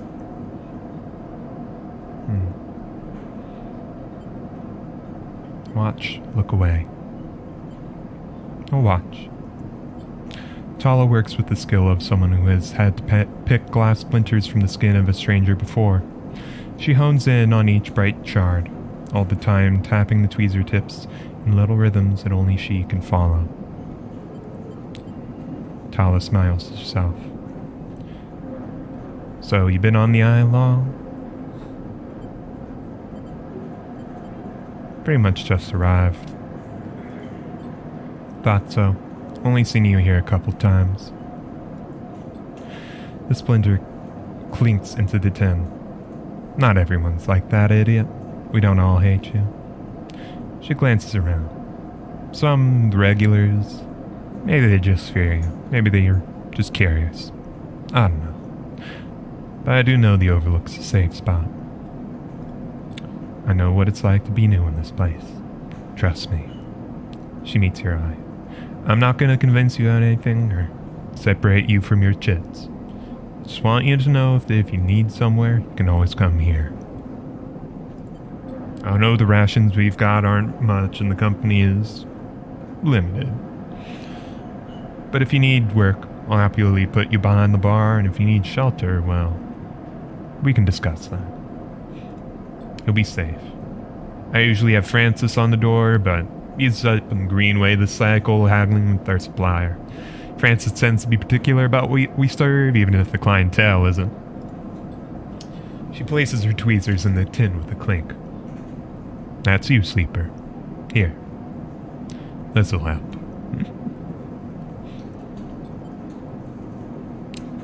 She stops, her hand still on the glass. Wait, does this help? I mean, can you get drunk? I don't think so. No clue. She laughs. I'll keep trying. I'll let you know if I see any difference. She walks back around the bar, gathering the glasses as she does. Before long is retelling how she threw that spacer out to a new group and just wandered in, complete with dramatic actions. She gestures in your direction, and you instinctively look away, back to the worn surface of the bar. You take a sip of the gruel. The earthy, fungal tones fill your senses, almost blocking out sight and sound, like diving headfirst into a bog. You may not be able to get drunk, but this connection to something grown, something fermented, something old, it feels good. Nice. Alright, so we've repaid Dragos' debt. This blasted ship came in the same yard as you did. Is there a connection, or are you just paranoid? Right, the wreckage. Dragos seems increasingly nervous about your presence in the yard. You're not sure if he's going to hold his nerve much longer. Huh.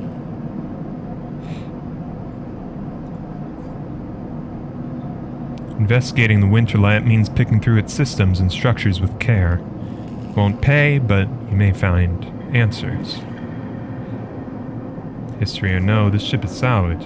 As Dragos always says, break it down, move it on. Ship cutting. Ship breaking is tougher than slicing up loose salvage, but Dragos is happy to pay you a fixed wage if you're up to it. Alright.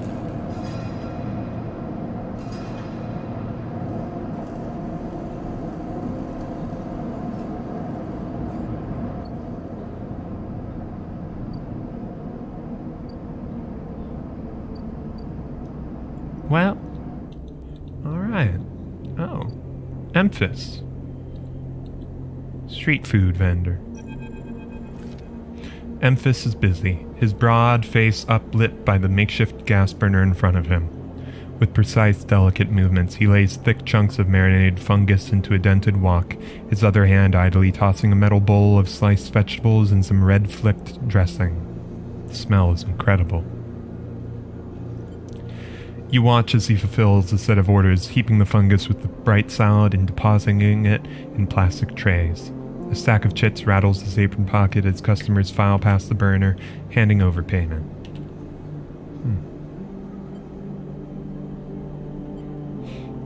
Approach. You join the queue.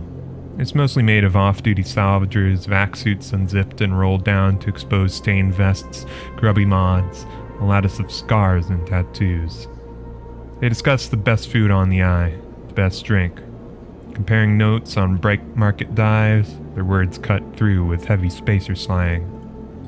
Eventually it's your turn, and you shuffle to the front.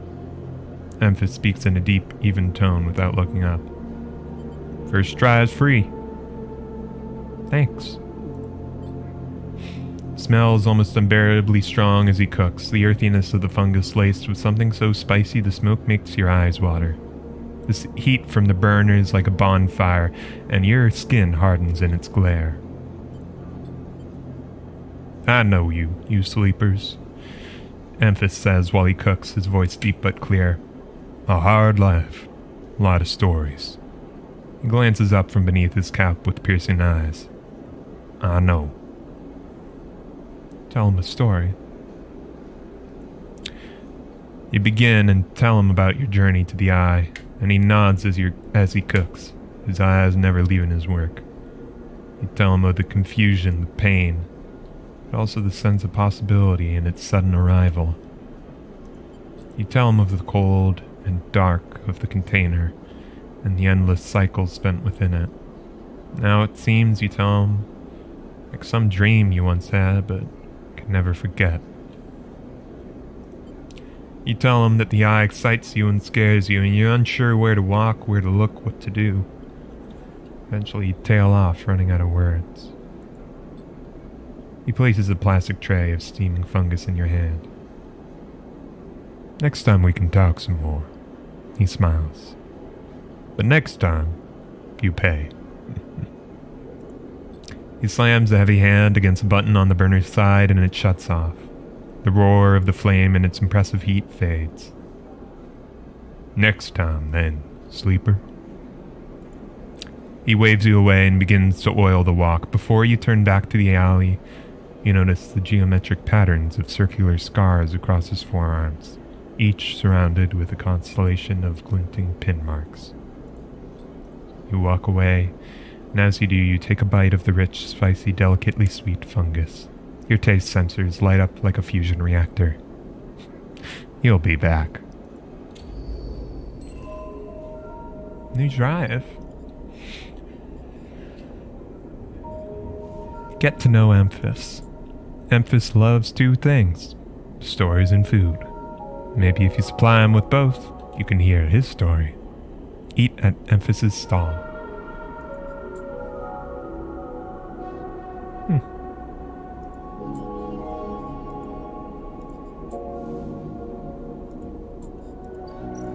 So, alright. You can help, yeah, so our main thing's going on right now. Study the Winterlight. Get to know Amphis better. Fix up, Ankita's ambergris. Her ship. And we might need to try and build a new ship mine for that. But, for now, it's time for cycles to end once again. But we're doing well. Full health, full energy.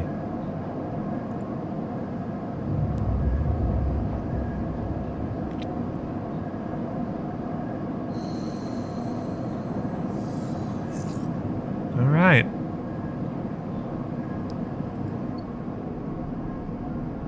Fang, Havenage Systems Engineer. Huh, and the scrap freighters come on by. Alright, let's talk with Fang first. Sleeper. Fang catches your attention as you approach the Havenage building, leaning against the bay door to the side of the entrance.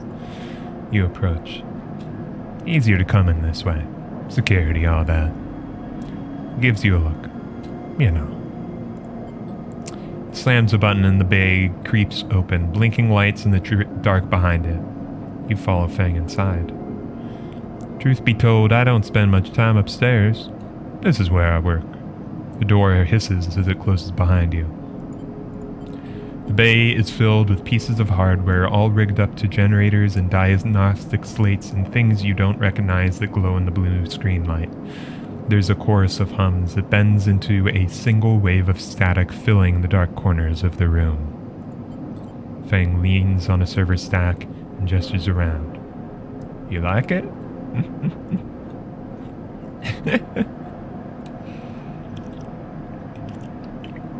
And get some drink. Alright. What is all this? He taps a nearby server stack, which bleeps in response. This is my treasure trove, all dredged up from the sea of systems we call the Eye. You wouldn't believe what this place runs on. He steps over a towering block speckled with vents. Some of these systems are built from the original station. A1, the one that Solheim built. We've had to invent new components, repair things we never built, reverse engineer the entire subsystems into existence. Residents here look up to the eye and think they see a constant concrete reality. This place is a system in constant flux, decaying and growing, collapsing into new configurations. He walks down between the hardware stacks and you follow. We're keeping this place alive, but also remaking it into something new, dragging it away from those corporate origins. He stops. Well, at least that's what I'm trying to do. He turns back to face you among the flickering machines humming all around you. I know you can see this too, Sleeper. All these systems in sections. You can, can't you? Yeah, I can. Makes sense, right? You're between here and there, between the people and their systems. You light this place up like a beacon. That's what I need. You glance at the lights around you, and as you do, they seem to flicker, to realign, to follow your gaze. Fang notices it too. I'm guessing being a beacon isn't always ideal when you're on the run, though. No, it ain't. He pats you on the shoulder. Maybe I can help with that. There's a lot of old growth in this place. Subsystems I can't see. Access protocols, lost to time and decay. Secrets. A shitload of secrets. With your help, I can unlock this place. Break off those last ghost limbs of corporate control. He lowers his voice below the hum. Even in Havenage, there's old growth. Those whose roots trace back into those bad old days. You help me dredge up the past. I'll see what I can do about that tracker of yours. He winks. What do you say, Sleeper? That sounds good. I definitely want to get the heat off my back. Fang pumps his fists and claps you on the shoulder. Meets your eye. You won't regret it, Sleeper. He passes you a ragged-looking metal tab. A gift. It's a Solheim cipher. I dug it up from the depths of the station. Slot that into an old network gate and you'll be able to pull out all kinds of secrets from the nodes inside. He walks you back to the front of the bay. Start by bringing me whatever you can turn up. Use that emulated mind of yours and see what's out there. Let's get a picture of how things are. Those above, he nods to the ceiling, have granted me an acquisitions budget. I can pay you for whatever useful data you bring in. I know you need it. He slams the door button again. Keep it quiet and keep it clean, Sleeper. And I'll see you soon. You step, blinking back out into the passage, those flickering lights still in the back of your mind. New drive. Extract the pass and disable the tracker. He said he'll disable your SNARP tracker if he can get to the bottom of his mystery first. He wants to dig into old Solheim networks in search of secrets that could change the future of the station. Alright. Fang's Bay, Havenage Systems Department. Deliver data. Fang will pay you well for any Solheim data you dredge up from the ISAo's old systems. What he does with it, well, that's anyone's guess. Right.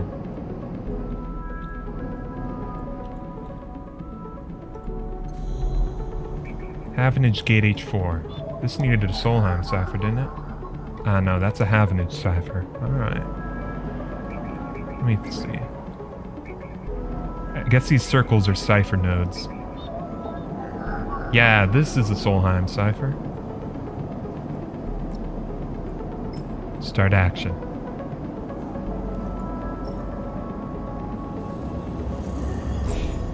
Gate S7 access. With a squawk of noise, the old gate flips open, granting access. Huh. Bunch of nodes pop up. This networked storage holds corporate records, most of them corrupted by a failed system purge. This node is leaking corrupted contractor lists from the early days of the system's palladium rush. Solheim Daemon attempts to protect this node, squeaking out protective protocols like a mantra. That sounds interesting. Bypass. Extract data.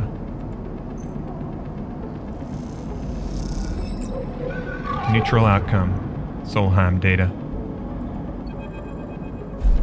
As you drift back from the node, something latches onto you.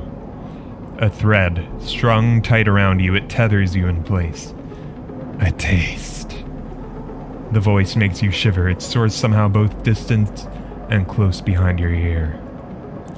You see the distant glint of light shut off, and suddenly a shape is at your side. It stalks around you, circling like a shark, like a wolf.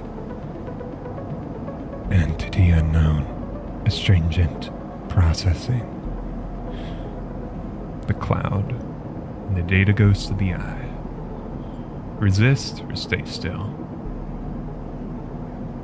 Let's not make any sudden movements, I suppose. Please hold. Hunter. Continue. The thread around you thickens until it is a ring, a cylinder, a tunnel of light circled around you. It is blinding for a moment, and then it is gone. As it fades, you see a figure, a creature in front of you. Its strange head flickers between different angles, reading you. What are you? The shape paces around you in lithe legs, although there is no ground here to pace on.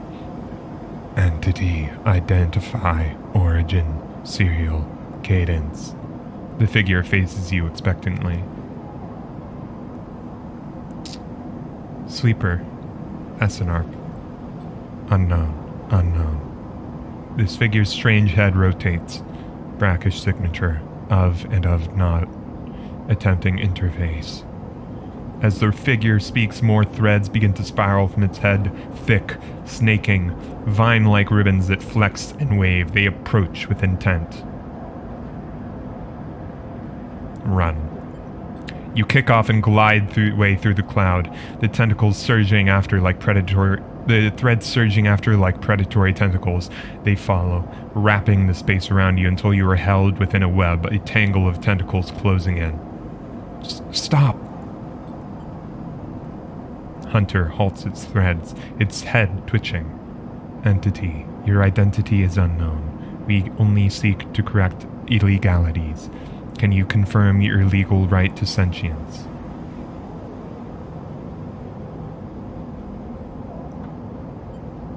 I'm a person.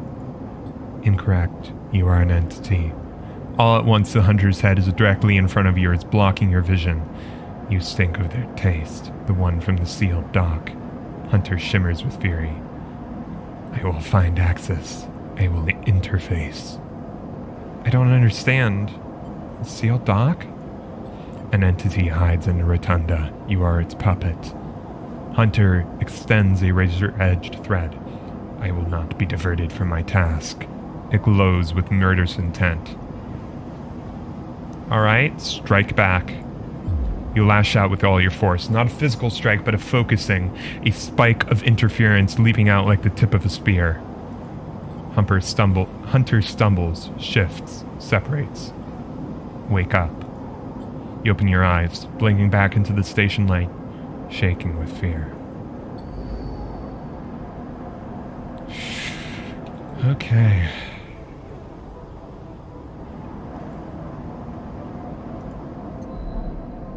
Wow. Many hunters now, huh? We've got data for you, Fang.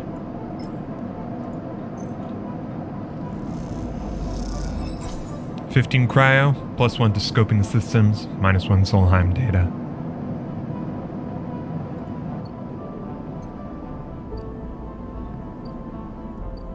Oh yeah, the scrap freighter. Let's check that out. Buy some scrap.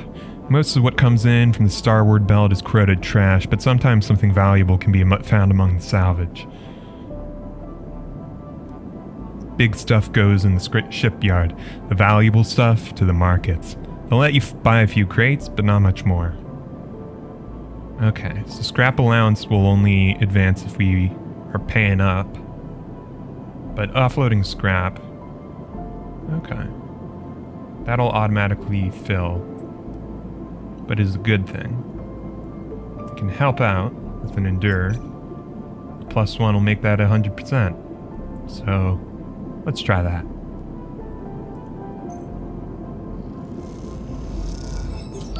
+5 cryo, +2 energy. You finish unloading ahead of schedule. One of the crew invites you aboard to share a warm meal as thanks for your efforts. Nice.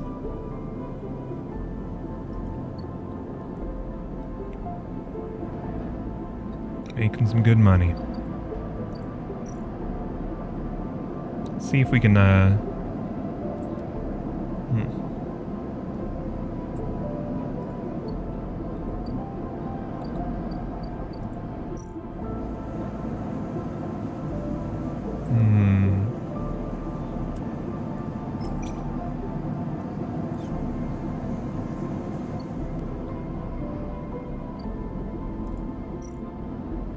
Let's try putting one of these ciphers we got. Cryptid key.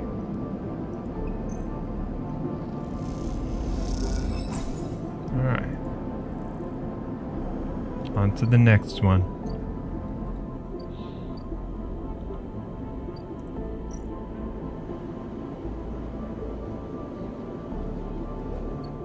Still got plenty of energy, so... Let's see.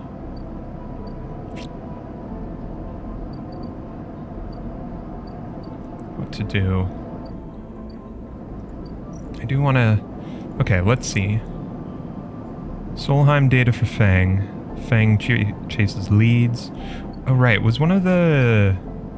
Hold on. Was one of these needing a Ford? Yeah, we can do that, I suppose.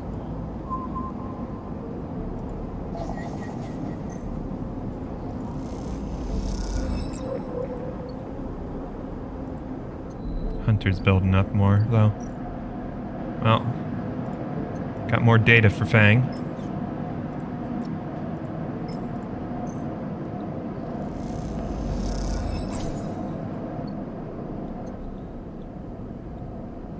Alright.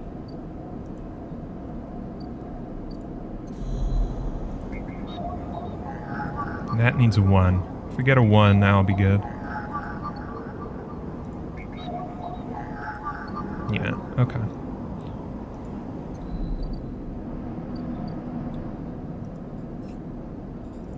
Study with the Winterlight.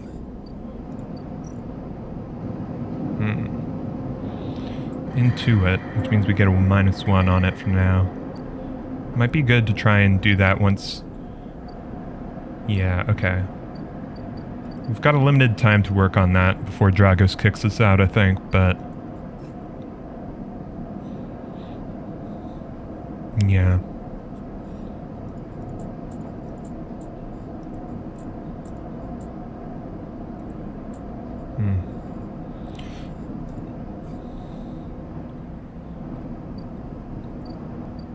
I guess for now, let's try and fix up the ambergris.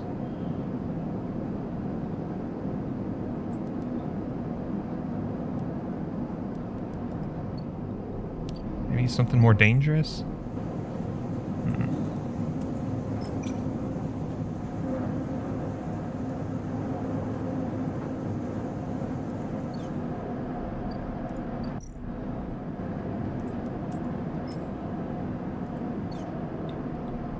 What do we want to put this towards?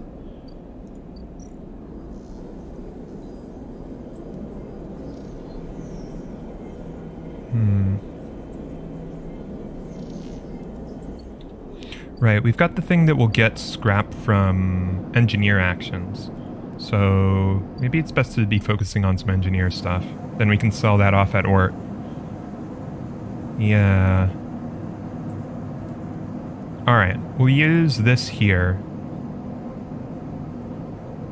And then we'll use the 6 with helping it with the ambergris. Damn. Alright, well just energy, that's fine.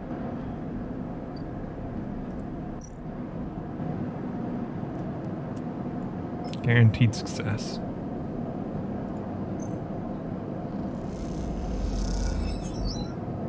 Alright. Got its ship shape a bit more.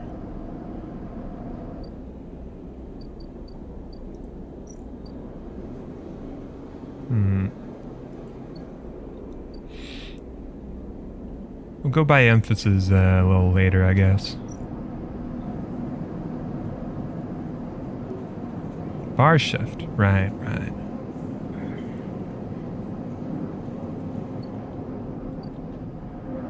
I did get, no, I got engineer, right. Engage, gain energy after engage. Alright. Let's rest up for now.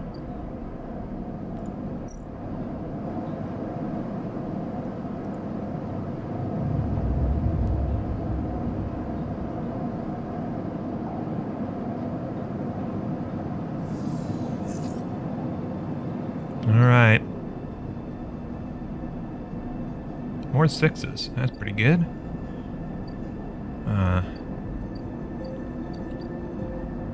Well, let's see if we can get more stuff for Fang and get that completed quick. That needs a 1. What's this? Remains of corporate countermeasures broken long ago. I ain't got a 2 for that, though. Havenage broadcast. Cryo mining. Keynode. Last access 1,000 cycles ago. Another Havenage agent. Got a bunch of 2s for those Havenage agents, I guess. Let's see what we can learn.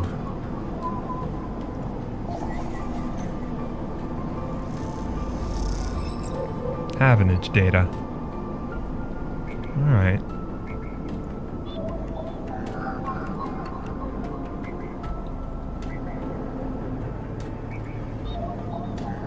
Threes and 1s.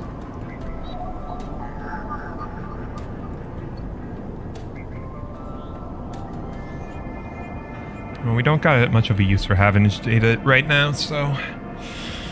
Alright. Let's think. Let's think.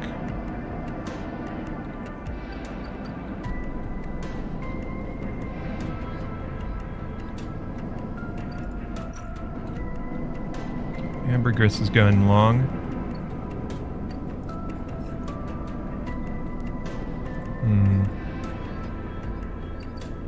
Port exchange.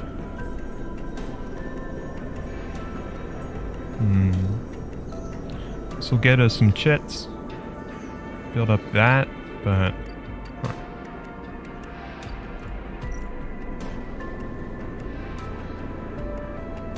Fungus fan.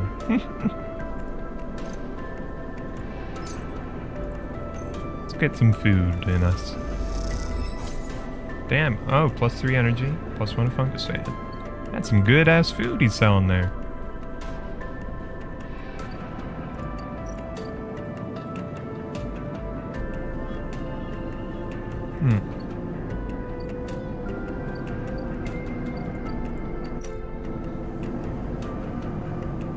Guess we can see if we can get an inn at the shipyard.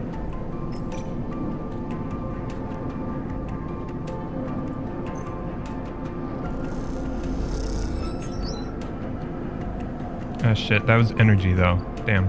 Oh well. I'm already full energy.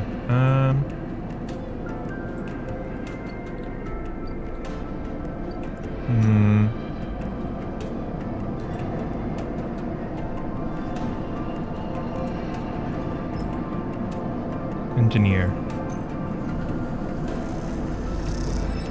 Yard clearance, 16 cryo. It's pretty good.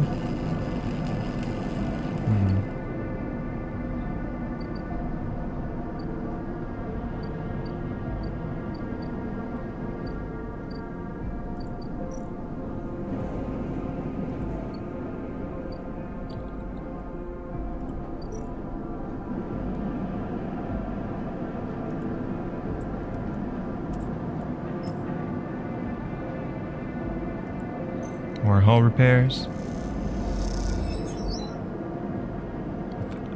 With Ankita's help, you systematically isolate, remove, repair, and reseal the hull plates. Armor looks better and better by the hour. Finally, we got a 2.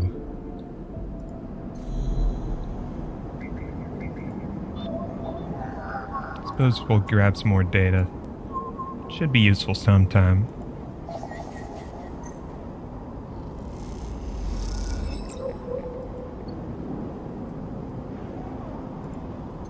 Alright.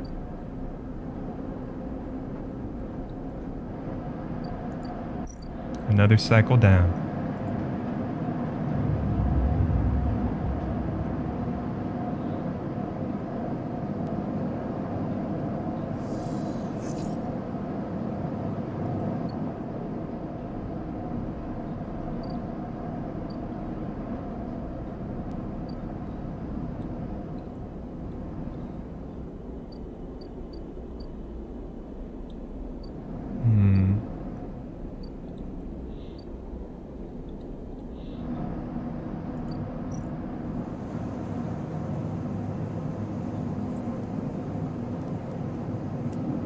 Right. This gives us chits, don't it? So,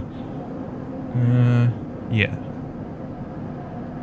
We should maybe run a chance of getting some scrap too. Yard hand, cryo. Alright. Well now.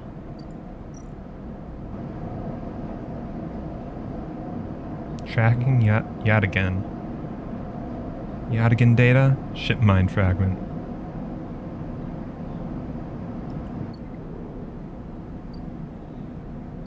Lem and Mina, worker and daughter. From the walkway, the sidereal horizon looks impossibly vast. A landscape of plating and frames. All along her flanks, torches flicker.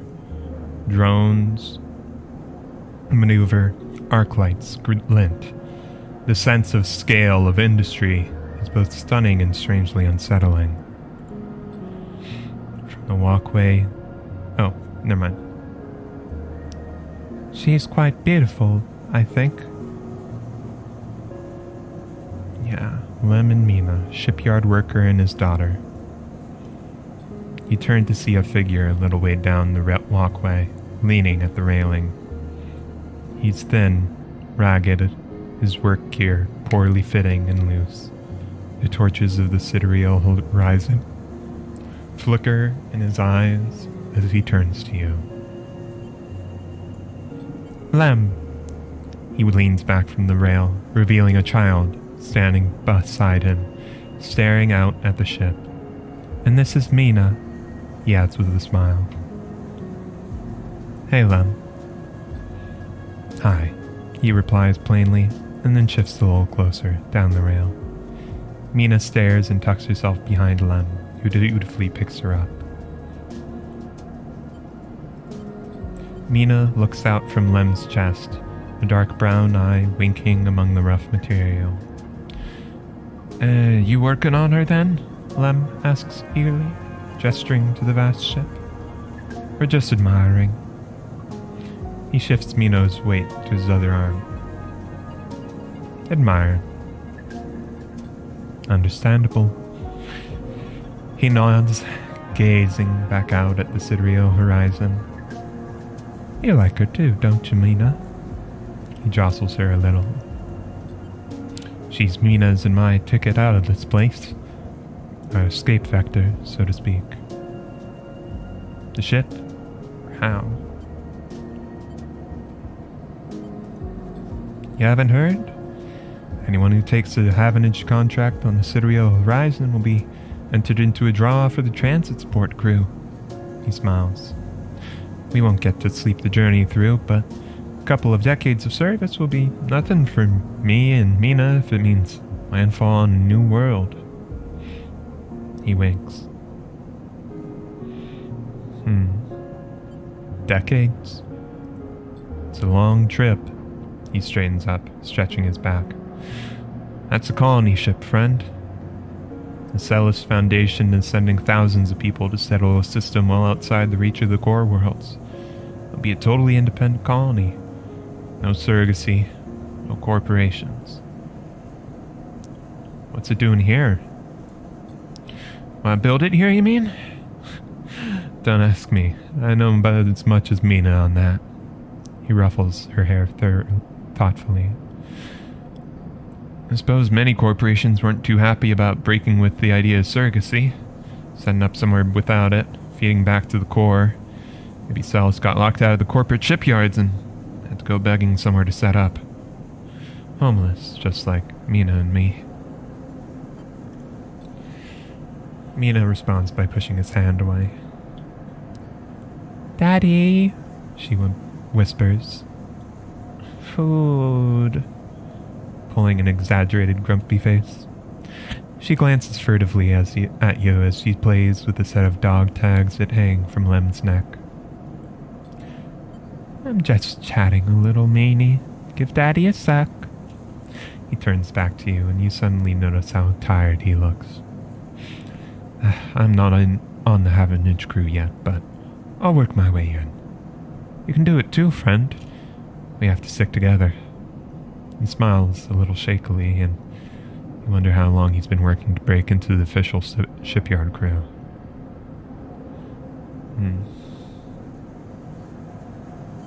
Yeah, maybe. He looks out at the sidereal horizon as if trying to pull energy from those flickering torches from the vast hall. I've got to hold out, okay? You're not quite sure if he's talking to you. That's how it works. While he stares out, Mina catches your eye curiously. You agree, Mina? She straightens up and meets your eye. Daddy loves me. She says it stubbornly, daring you to question her. Lem smiles and lifts Mina. That's it. We hold on. He smiles sheepishly at you. We are just a couple softies. Ain't that right, Mina?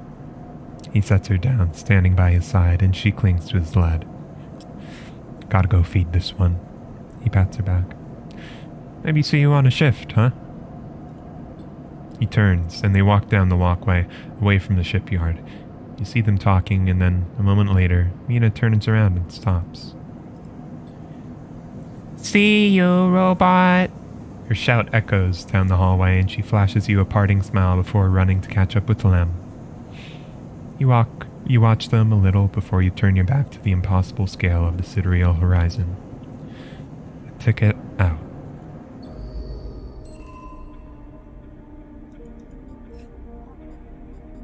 Win a sidereal ticket. Workers on the sidereal crew get entered into a draw for the colony's ship-living crew.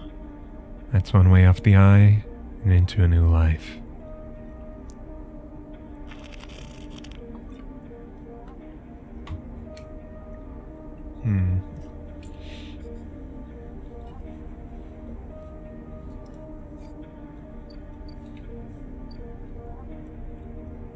Unit assembly. Structural fitting. The sidereal horizon is assembled block by block. You earned a place on the teams welding those blocks together. You have a spot supporting the weld team, a good place to prove you know how to put a ship together. Systems fitting. The sidereal horizon is webbed with complex systems bundled like nerves in a body. Your job is to lay these systems in. Junior tech. This systems team is looking for new members. Prove yourself a reliable tech, and you're in. Quality control. Shipbuilding spots in the sidereal horizon are hard to come by. Poor work will see you dropped from the roster.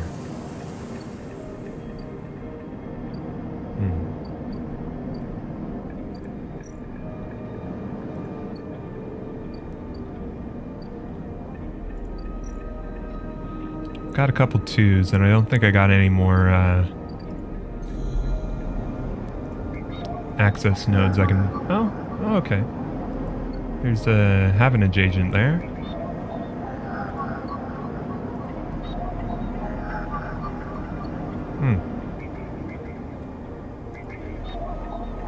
More Okay, so I could pick up some more Havenage data, I guess. Still don't got a use for it, though, so... Probably best to use my 2s elsewhere. Somewhere safe, maybe. Got anything I can do, for Endure?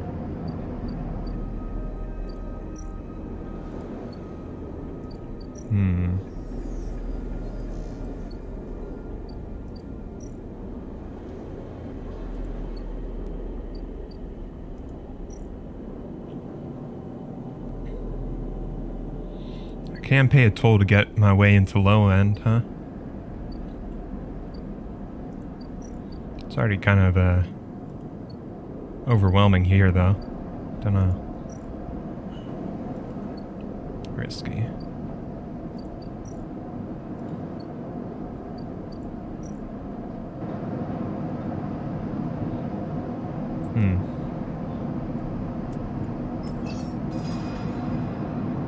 Let's see if I can find some answers here.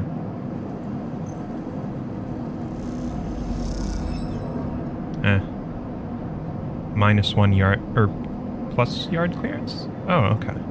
What? Ah, okay. Ah, it's adding to that, which means if this clears up, sure, I'll get a bonus, but I ain't gonna get any more answers. Interesting that failing to find can clean things up more for me, huh? Alright. Let's try and engineer this, the ambergris again. How about Ankita? Alright. Neutral outcome, just +1.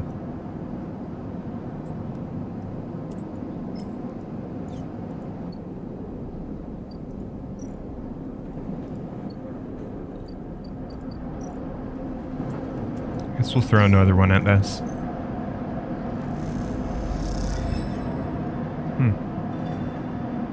Is it possible to understand anything with the ship being salvaged as you look? Tragus gives you a disapproving look.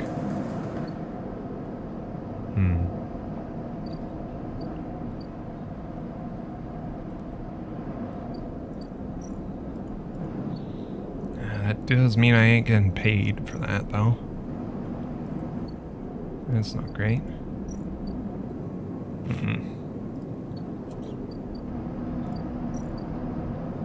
Let's try and fix this up some more, I guess.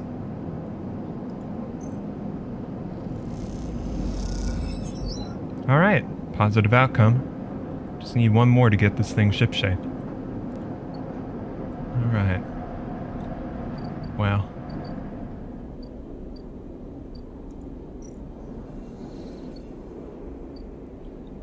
Meantime, I guess.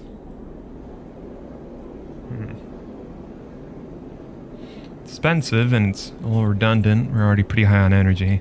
So maybe I'll just take a rest before buying that up. Alright.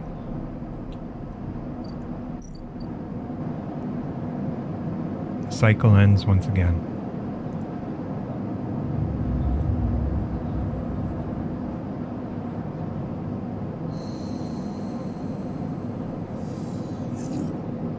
Got a 3. That's good. I think I needed 3 for one of the, for that last, thing here, don't I? No shit, this one's a 1, ain't it? Yeah. This is the 3. But it might give us some more Solheim data, so let's see.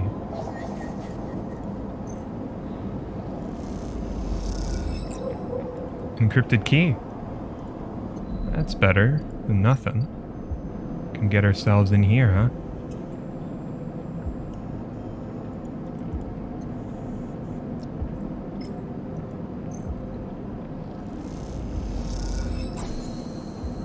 Alright. Neoven 23. As you slip inside the sealed dock, a pulsing light grabs your attention. Among the discarded tubing and rusted plates, a machine flickers with a warm glow. Look around.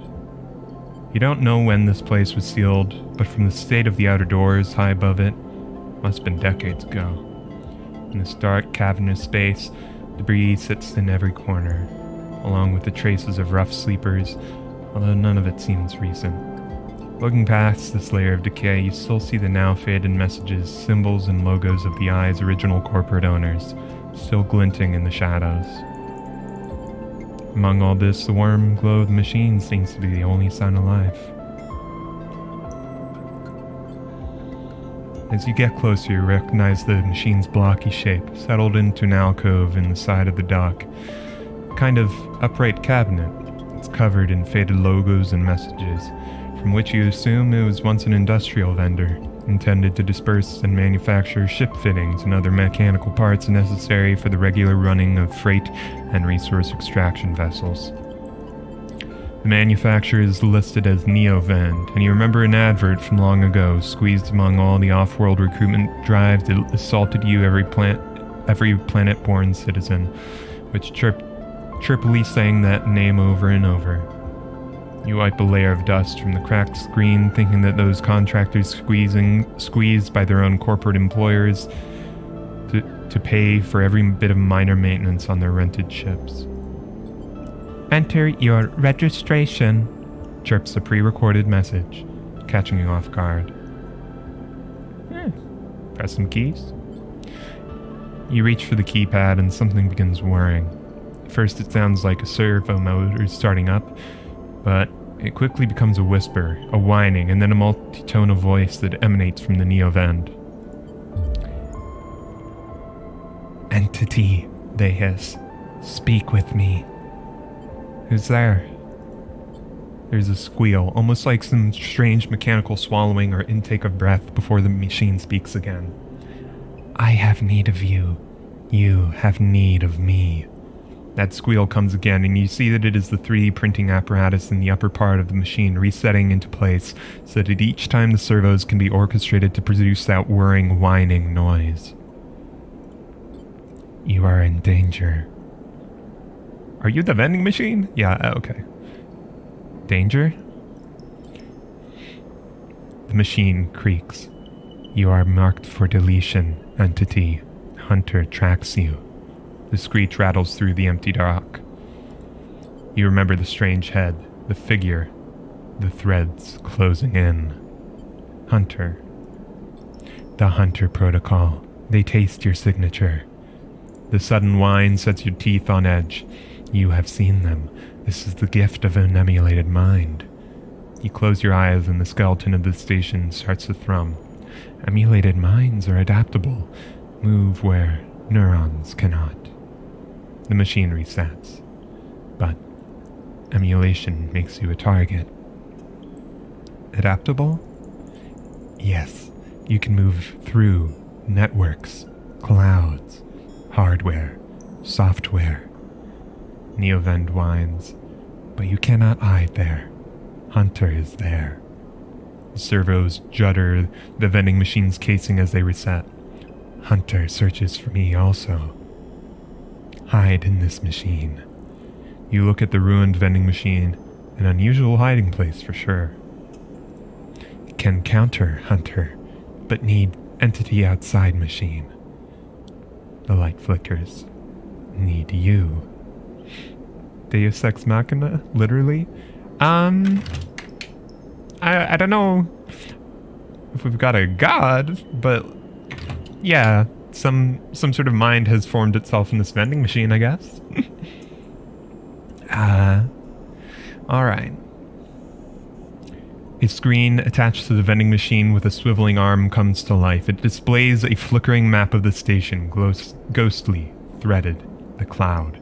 Points along the rim glow in deep red. Hunter is always gathering. Too much data. Must build nests, explains Neovend. Masters are gone but continues to hunt. Bring this data. Raid its nests. Masters? Station builders. Solheim. The machine rumbles impatiently. Long gone. Their protocols still haunt. Bring offerings, save self, Neoven says pointedly. Mutual need means friends, they conclude, tired of the conversation.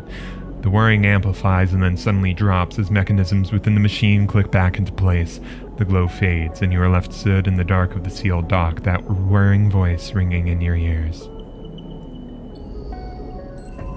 You drive.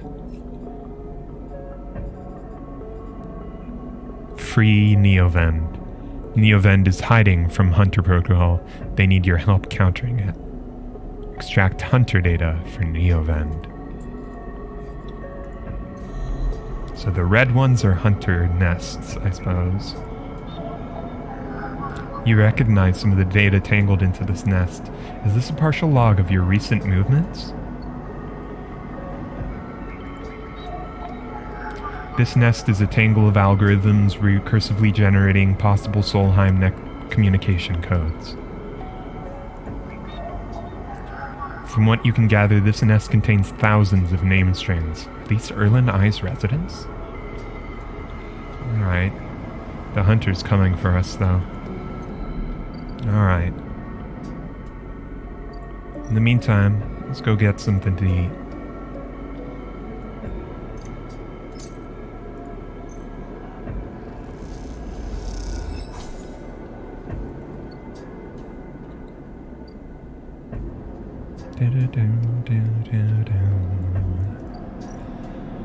Alright. We just need to finish this job on up. It's a little risky using this one, but...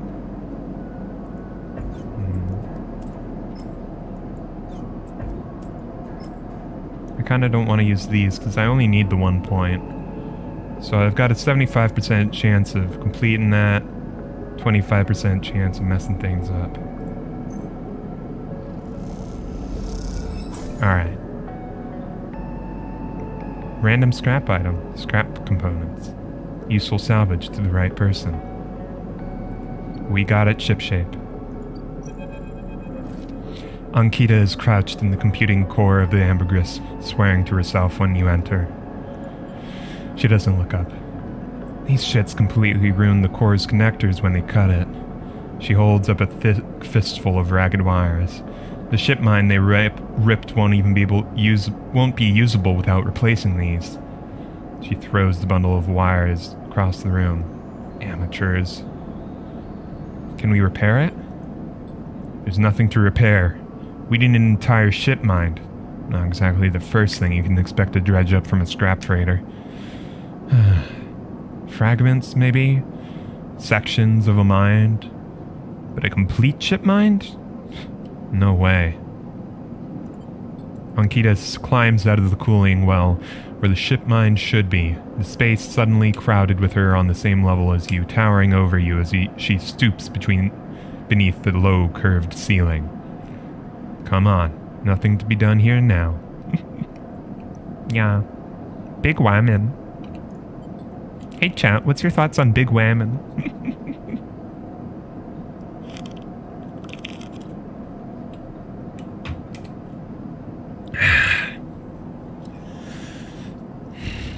Alright. She leads you back through the guts of Amber, though you could find the way back yourself. Big women are very good, I am a fan. Yeah, well, we've got big women right here. 2 of them. One of them is me. Perks of being 6'4". Smile. Alright. What do we do now? She seems lost in thought, and you focus on the corridors, ducking below conduits and passing through bulkheads. Eventually you arrive in the galley, though it's hard to tell. Most of the benches and prep surfaces are covered in half-stripped components and welded hull patches. Ankita shoves a box of filters to the floor and sits. There's no way around it. We need a ship mind. You can try salvaging one. I like your confidence, Sleeper. Maybe we check out the Orton Exchange or speak to some scrap dealers. She rubs her forehead. Seems like I'm about to do something very stupid. But hey, I came here, didn't I? Why don't I make a run of it? She fixes you with a hard stare. Sleeper, you're all I've got. No crew, no friends, you're it. She looks uncomfortable. I appreciate the time you put in on the amber, and I'm sure she would too if she could. What I'm saying is if you screw me on this, I will kill you. She leans over and hands you a stack of chits. A big stack of chits. You don't dare count them. Get me that ship mine, sleeper. Don't make me regret this. Alright. You won't. Look, just get out of here before I change my mind. You slip out the galley and head back towards the main lock. As you do, Amber growls and creaks like a caged animal. You reach a hand out to calm her. Time to find Ankita the shipmind. Somehow. How do you feel about big women in armor? Oh, awesome. Absolutely awesome. Well, the salvage ship's out now. That could have maybe... I don't know, maybe I should have bought some shit from them and see if I could get some ship mine parts, but our only current lead here is the Ort Exchange.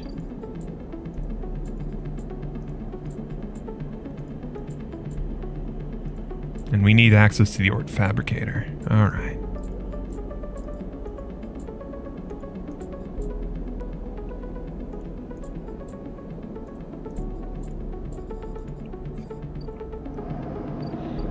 Alright. Won't be long until the people hunting me get here. Let's do what we can here. It'll be risky. We can put the 6 in. Shouldn't have any negative consequences, just hope I can roll a positive.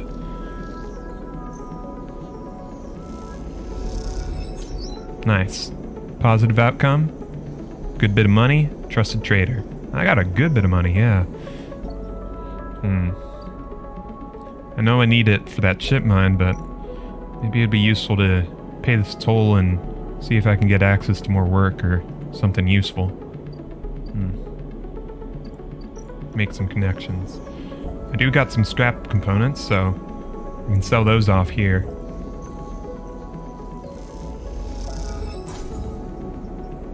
Alright. Getting our way there, getting our way there. Do I go all in? I'll go down to a 4, which ain't great.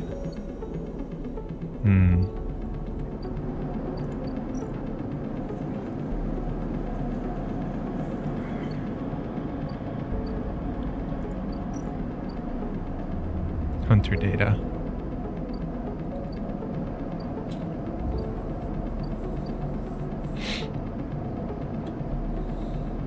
Alright. Yeah, let's go all in on this. Play the exchange.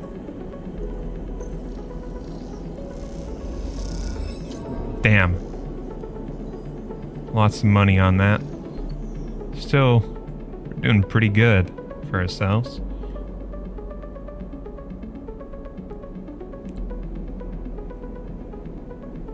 Alright.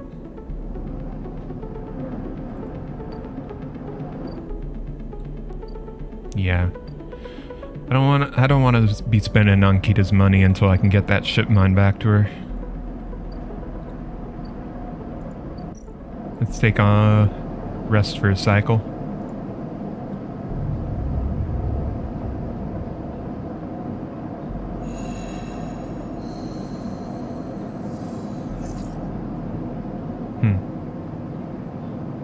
Alright. We've got a 1. That's good. Now we can get into the Solheim node. Bypass. Extract data. And get back to laying with that.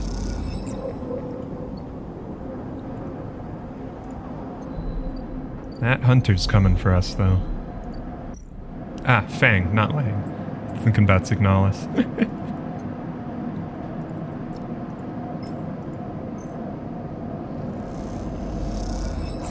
Alright. Let's talk. As you enter the bay, Fang is nowhere to be seen. The banks of servers and machines blink out of the dark in staccato rhythms, unseeing eyes of the station's digital ghosts. Shitheads! Fang's voice echoes from behind a stack, followed by a hammer of a fist on a metal casing. These snaky shitheads.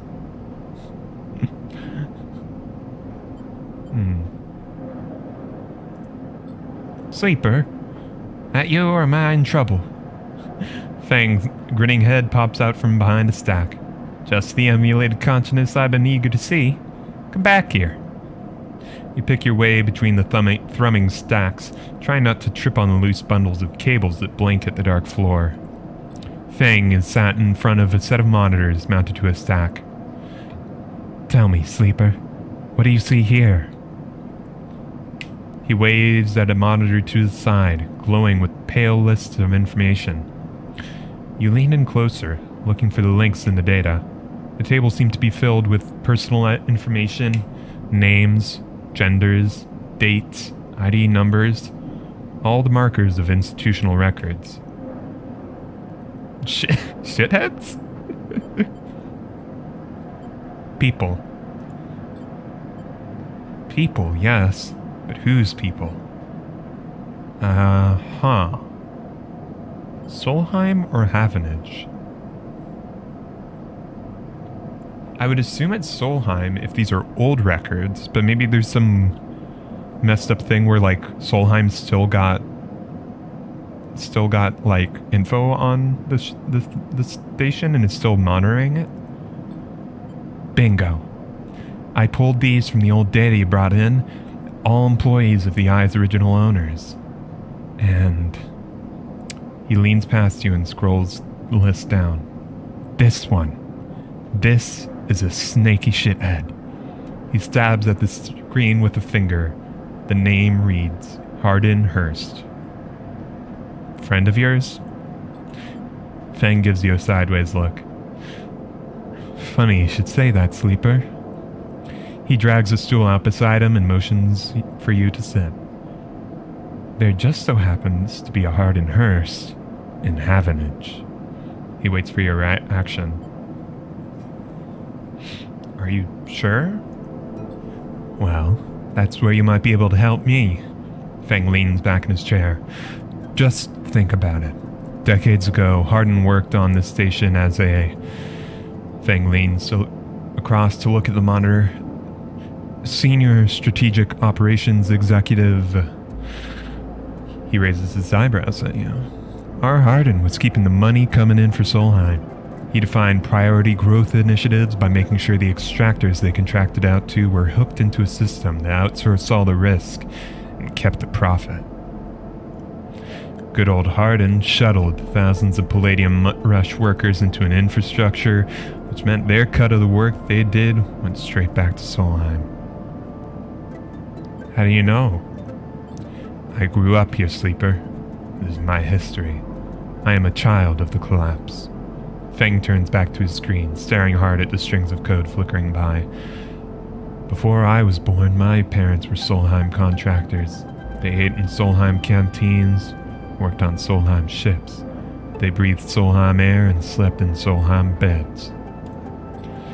Fang's voice rises as he speaks, his hands fists on the terminal edge, and the work that paid for that existence, the cycles of hard extraction out and about, Solheim took their cut. This was a company town, so to speak, and my parents were just another in the long line of freelance contractors willing to risk their lives for a shot of anything other than poverty. Disposable. This guy, stabbing at Haugen once again with his finger, strategized all that, did the sums, and then somehow thousands and thousands of cycles later, is still going. Still here. Crawling in the walls like some shithead snake. He survived the revolution. How? These guys? They were big time. There's a lot of money you can get if you're a company man. But how is Haugen still kicking? I really don't know. So we're gonna find out. Haugen's now a big shot in the shipyards, just a few degrees back around the eye from here. Brings up a map of the lower eye. Yeah, I've been there, I know.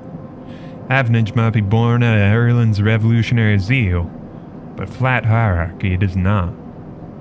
Haugen just happened to float to the top. He zooms in on the far yards. The thing is, I don't have access to those systems. Shipyard crew's pretty paranoid, and they don't like anyone from systems digging around in their stuff. Plus, we need more than just the name of a Solheim executive. We need proof. Fang holds up a thumbnail-sized drive. That's where this little creation of mine comes in. I call it a ripper worm. He turns the drive between his fingers. It'll rip through any digital storage and spin out a silken thread of filtered data. This one is set on the scent of Hardenhurst. He hands it over. Getting into the compound might be tricky. He puts a hand on your shoulder. But you, however, have a particular knack for remote access. If you can extract yourself a Havenage cipher from a Havenage agent, they sometimes carry them among the data caches, you can crack open the compound's network and slot the worm through any open port. You never even need to go near the shipyards. So what do you say? Up for it?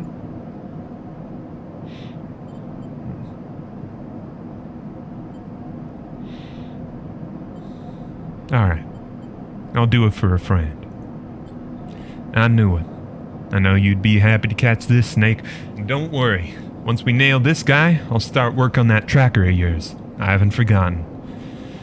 He scratches at his chin. Anything the worm gets, it'll send back here to me. There's something wrong here, and I aim to get to the rotten core of it. You leave, Fang, digging through data among the wires and machines of the old station. As you walk out, you try to imagine the eye as it once was. A vast machine running smooth and strong, directed by people like Haugen. A vast, Solheim-built machine, into which thousands poured from the surrogate systems, looking for a new life. The hope of a better future, engineered to line someone else's pockets. It's an idea you are intimately familiar with. You think of Haugen still alive, still part of this place, and wonder if the past is ever truly past. Alright, let's track this one.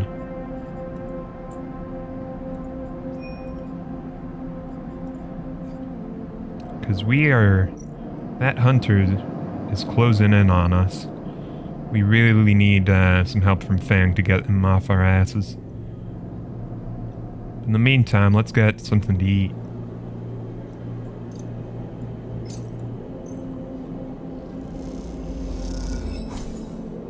Alright. So, where to? Damn, we don't got a 2. Damn.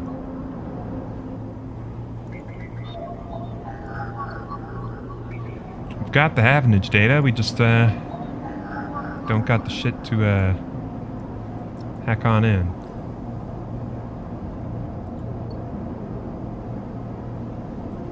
So I mean, we've got the data. Maybe it's just like a little confused. Oh, though, we need a cipher, though. We've got data, we don't have a cipher. Okay. That makes sense. Right, because, what was it? Yeah. Slot Havenage cipher. Yeah, okay. Damn, but that's gonna get the hunter on our ass. Can we do anything to prevent that? That's a 2. 1. And another 2. Huh. Not looking great. Well, meantime, see if we can get some more action going on in the port exchange.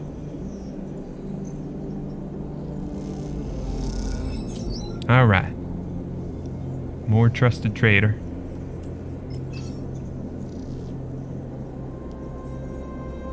So all go to plan. We should be able to get in and be able to buy that ship mine, maybe. Alright. We're in.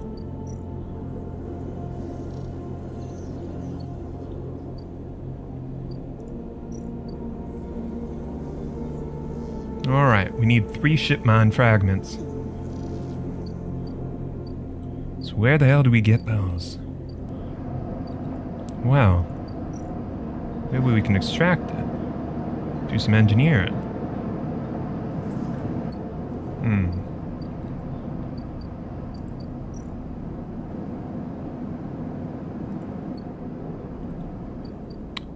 I guess I should check, what? I guess there ain't... Not sure.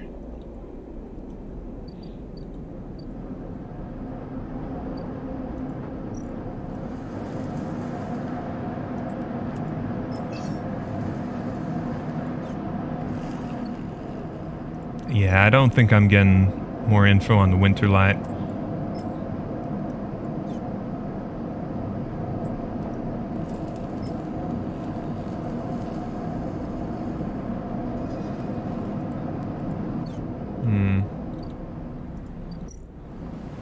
Any engineering work? I guess we can do some engineering work here. Let's try it. Ah, damn. Failed. That ain't great. Alright. That hunter's coming close. Let's get the cycle going, but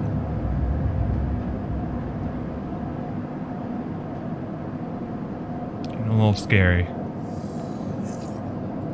Nice. Alright, we do got a 1 and a 2.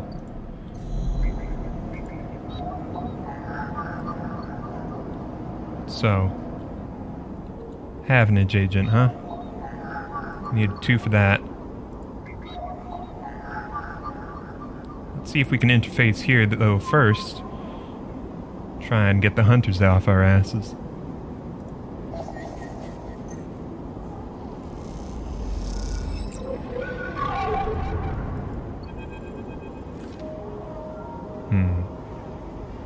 The glimmer in the dark catches your eye as the orb of the hunter's head appears in the distance. It's looking for you. Run. You turn away and glide back into the cloud, threads of data rushing past. Another glimmer catches your eye, closer now, that roving orb breathed in tentacles. It flickers, jumps once, twice, and then it is here. Hunter is here. Entity, submit to inquiry. Hunter reaches for you. In that unpleasantly familiar way, its waving threads creating a cage. You push against the threads as they close in, becoming frenzied as you push them aside. You're caught by whipping tendrils and feel them pulling you away from the anchor of your body.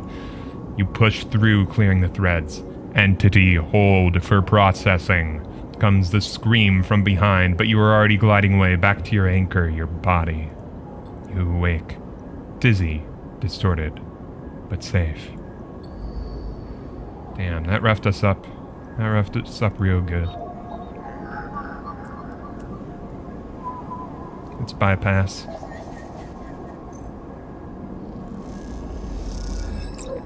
Alright, more Havenage data and a cipher.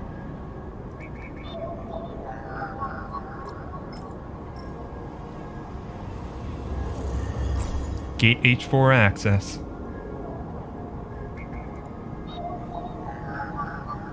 an open port, waiting for you to slot in a ripper worm.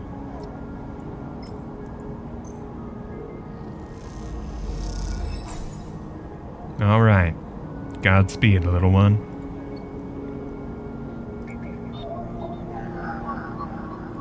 Alright, it'll be tunneling for a bit.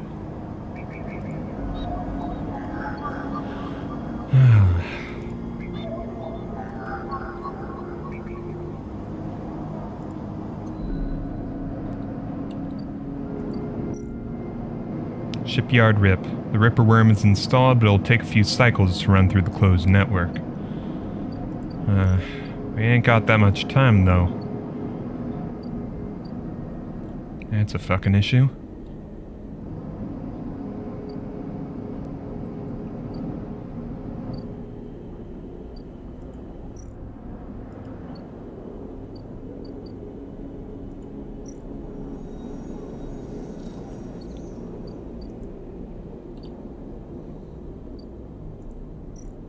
Yeah, we still need those shards. In the meantime, let's go pay Emphas a visit.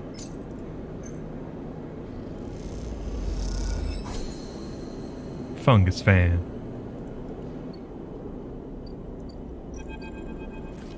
Sleeper. Emphas calls out to you, a booming voice that echoes through the corridor. Tell me a story. He throws a handful of chopped mushrooms into his wok, the fire leaping up to meet the oil. I see you, cycle in, cycle out, but we never speak. Tell me a story. What kind? Any kind. He pauses to drizzle something from a plastic bottle into the wok. Or one of yours. He looks up at you. Nothing stolen.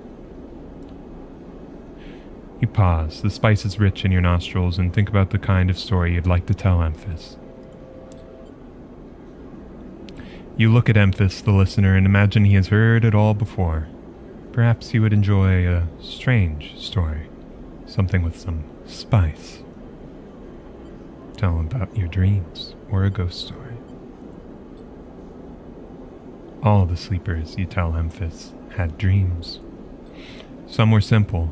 Memories left over from the emulation process that had become tangled up in their minds and would come out when they slept. It wasn't rare to hear a sleeper in the dorm scream or cry out in the night. But in your dreams, those gray skeletal after images of systems and structures, of threads and patterns, weren't like the others. They weren't memories or nightmares. They were reflections of reality, distorted, yes, but somehow true. You learned back then to keep quiet about them, to let them flow through your mind like water. That was until now, until you arrived at this place. Now your dreams colonize your waking life. They slip behind your eyelids with every blink.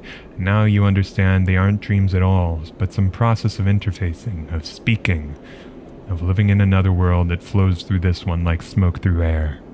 You tell him that you do not know if there's a reason for your dreams. Perhaps you reason it is just some side effect or particular quality of the frame you inhabit.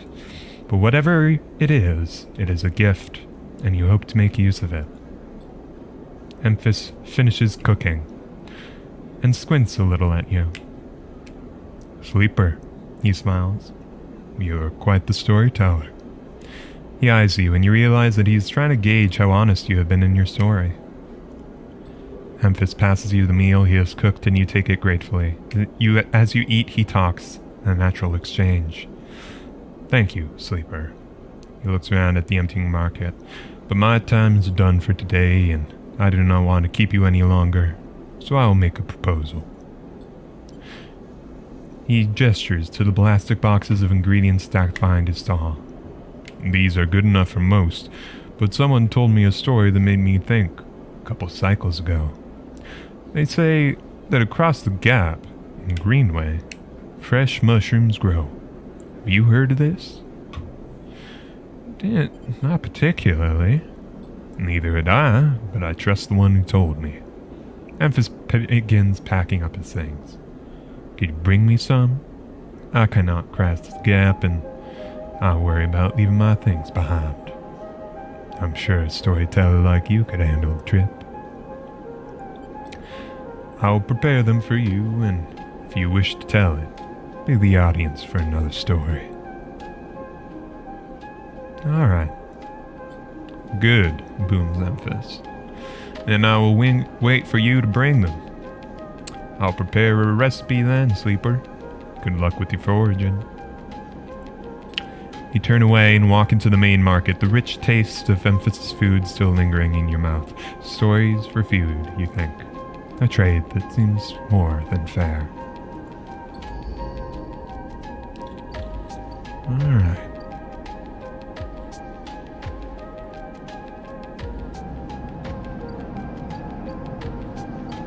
Perhaps we do need getting into the next area. Let's go.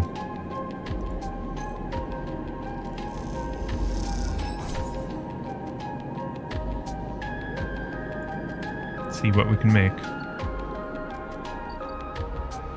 The free spoke and low end.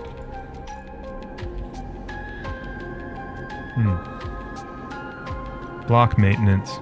Managed by the residents, the ramshackle blocks are always in need of repairs. Helping out's a good way to make friends. Play Tavla. The clack of filter caps can be heard in every concourse in the low end, as the residents play rotating rounds of this game for cryo.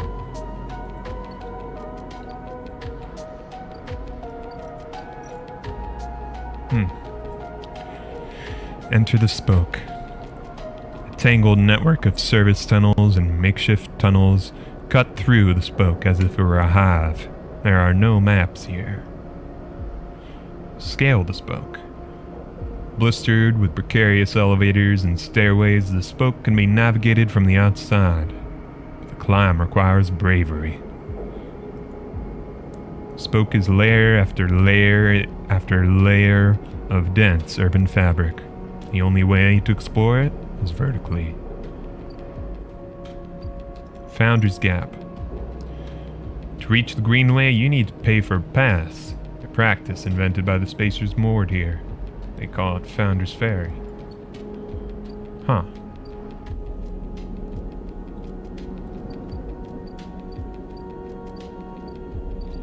Well, meantime... Oh! Hello. Haggle over prices? Buy ship mine fragment. Ah, shit.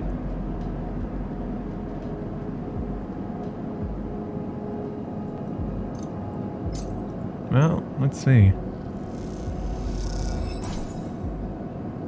They only got 2, huh? I'll buy them.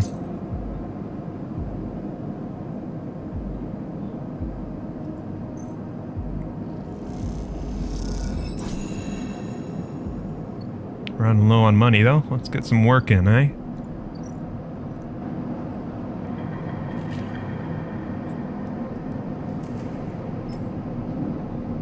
Yeah. We ain't finding more about the winter light. Some things will have to stay mysteries.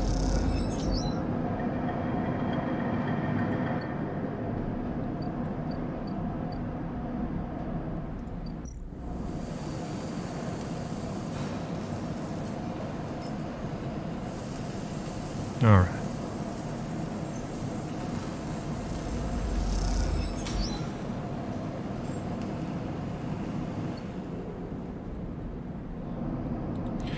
Well, we're on our way towards that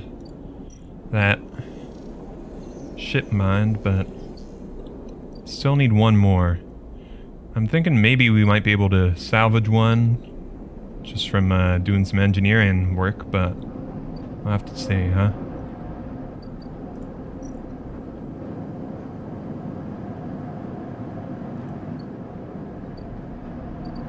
Well, time to rest.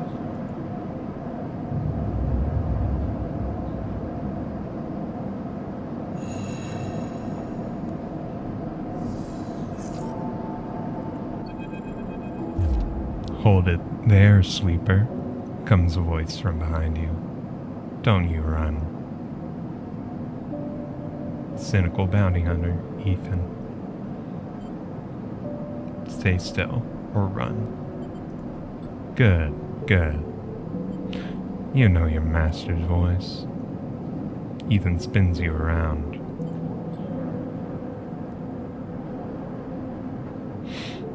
He is wearing a wide smirk and a slick jacket, and immediately know he is terrible news.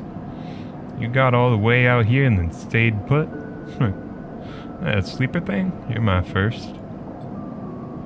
You barely hear him. You even notice the handgun he has leveled at your chest, and it's hard to take your eyes off it. He reaches down with his other hand and slips some kind of ring out from a belt loop without taking his eyes off you. Making it to the eye, though. That's pretty good. This place ain't so bad. Bars, markets, people. Pull most of my contracts out of asteroid caves or off godforsaken moons. He splits the ring into 2 perfect circles. It's hard to hit civilization when there's so much space to pass through.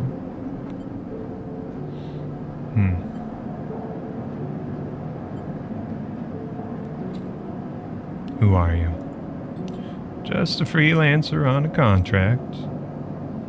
He reaches over to slide the rings around your wrists. Go easy.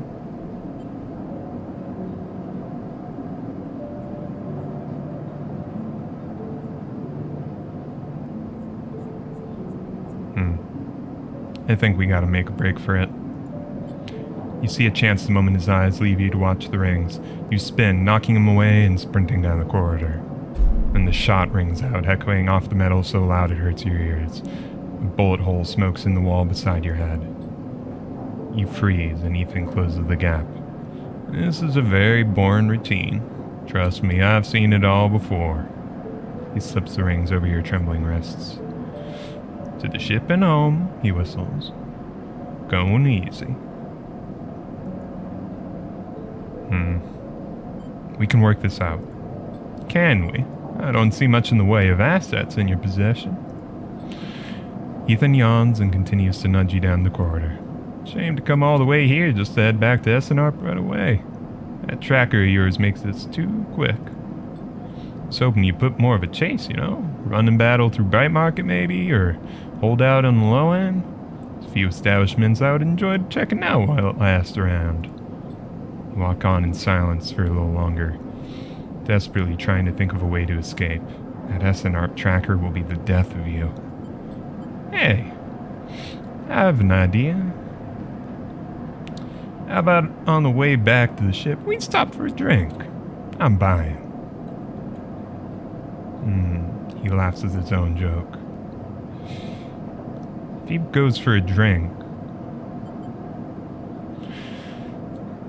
maybe we can get Tala to help out. Although, got myself thinking, what's the rush here? We got one of the most lawless joints in surrogate systems, and we're heading for the exit. Pauses, then you trudge on in silence.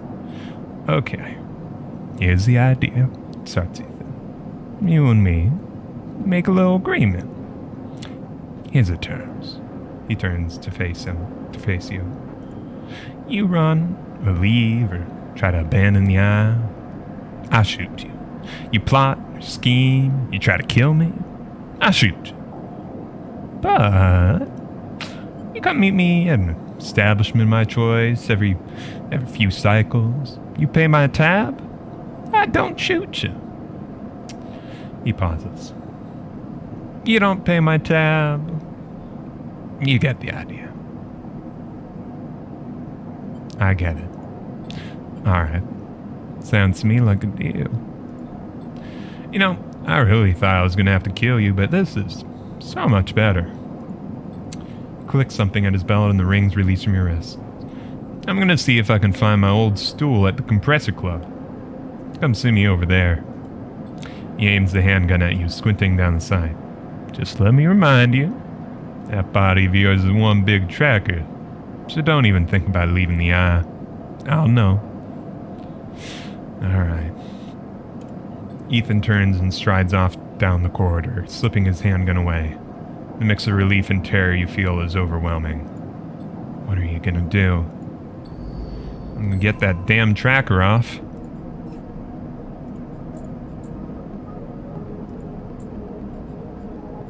Pay Ethan's tab. Maybe if you manage to pay his tab, Ethan will leave you alone. Wishful thinking, perhaps, but what else can you do? Alright. Where's Ethan's tab at? Compressor Club, oh, here. You see Ethan at a distance, shouting from the bar for more drinks. This bill ain't gonna be small, is it? Shit.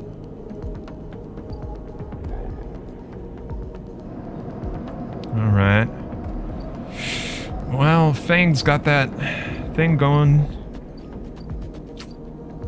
Hopefully he can get me that tracker moved, but before I gotta pay up. Oh, I guess we'll have to see. Damn, they ain't got any more supply.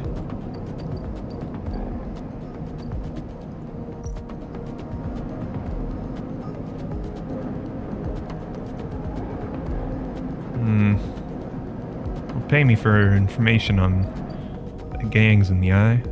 Alright. Low end, huh?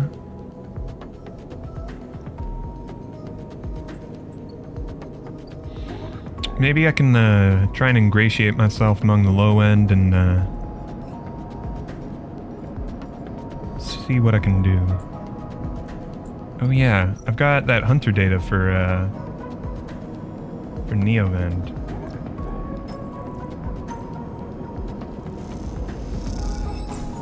Alright.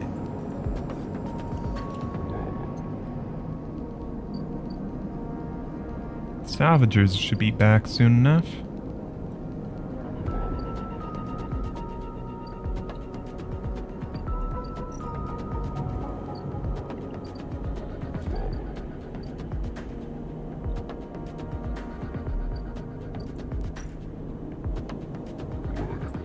Yeah, let's do some engineering around here, see if we can, yeah. Oh, maybe it'd be good to focus on some of the assembly here, so as soon as we get that tracker off, we can have a way off the eye.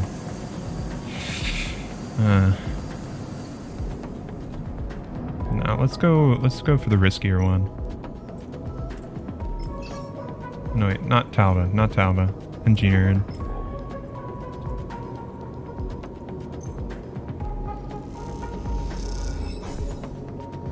Neutral, huh? Alright. No money in it either. We'll have to see how much of a damn tab he rounds up.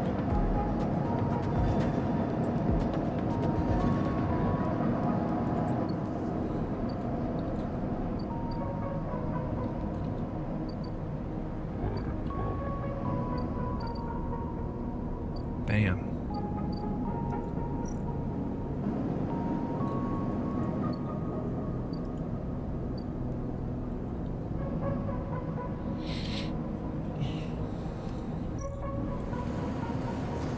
Alright.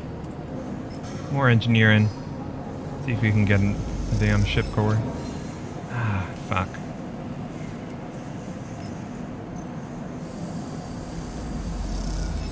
Alright. Random scrap item. Not much, but something, suppose.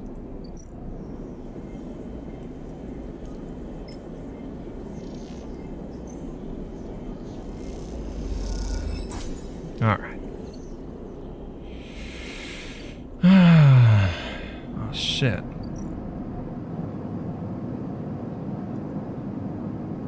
You'll have to wait for their next visit. I'll be in a damn while, won't it?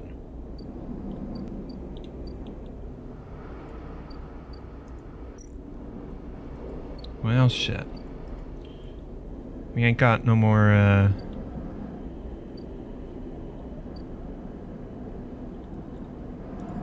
yeah, we ain't got nothing that we can do right now, so time to take a rest.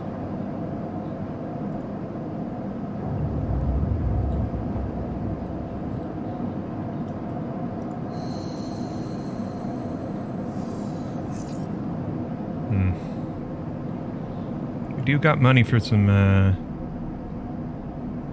heals. Might be good to start getting that soon enough. Ah, these folks are back. Sometimes something valuable can be found among the salvage.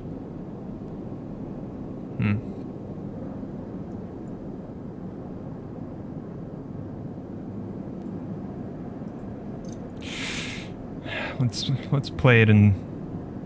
Ah, man. Yeah, okay.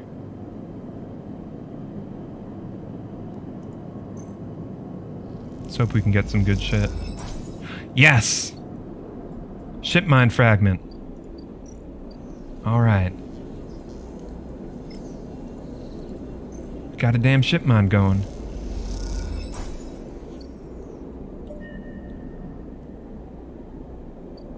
Drive complete. +1 point.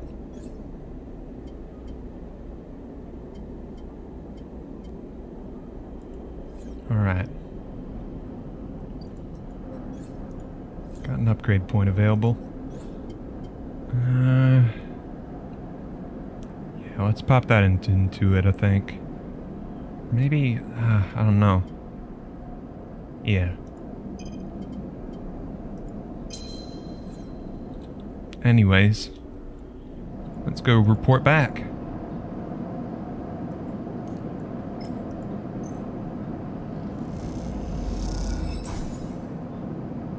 You drop the huge cylinder onto the mess room table. Ankita can't hide her excitement.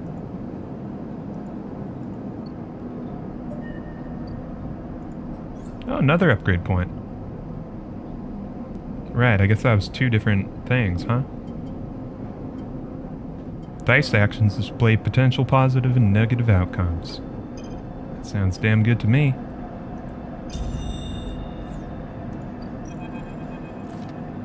You drop the ship mine core onto the galley table with an emphatic bang. Ankita spins around from where she's been poring over some documents on her slate. Holy shit, Sleeper.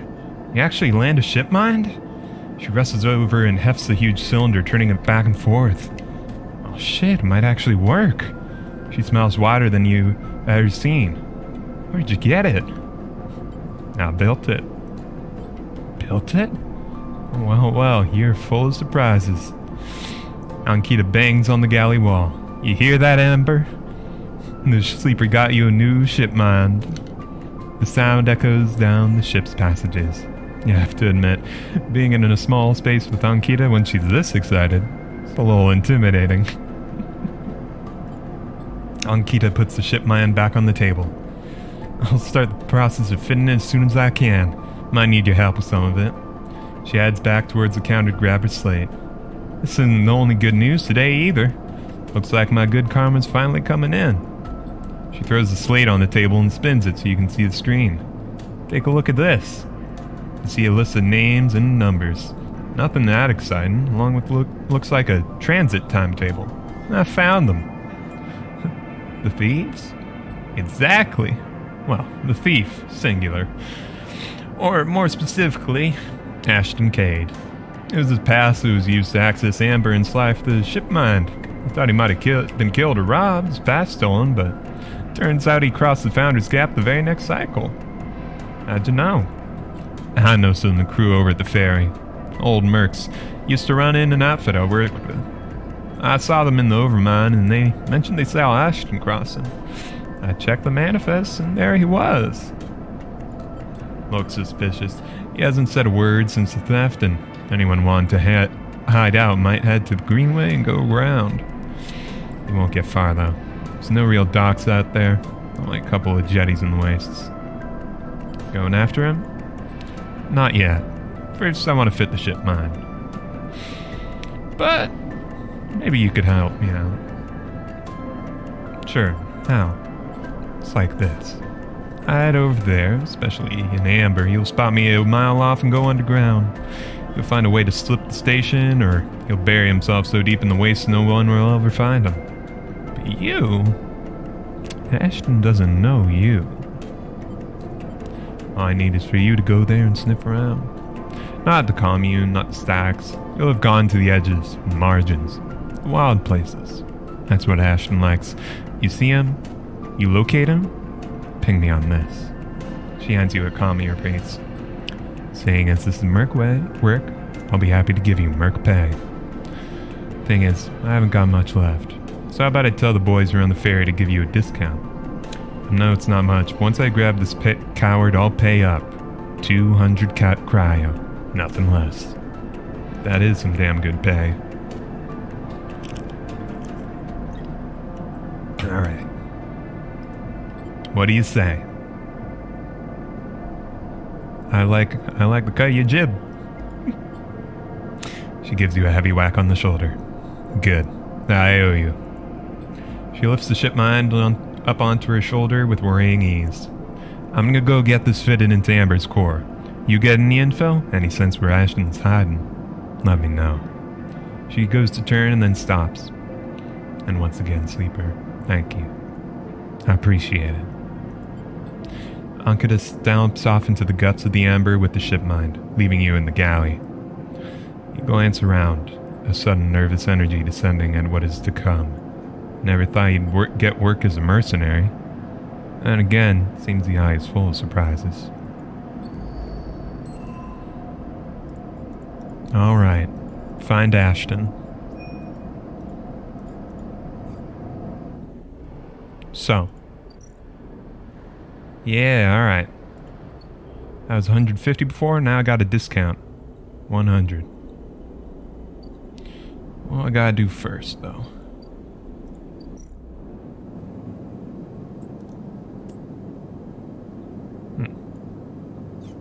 Predictive reasoning. Plus 15 cryo, plus 15 cryo. Plus 10 cryo, plus 15 cryo. Plus 12s.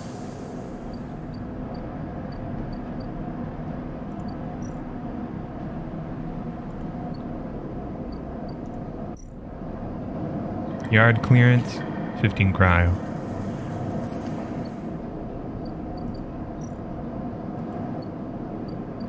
Yeah, that's useful to have. Alright. Let's take a look around. That's a 2, but I think there was a 1 somewhere.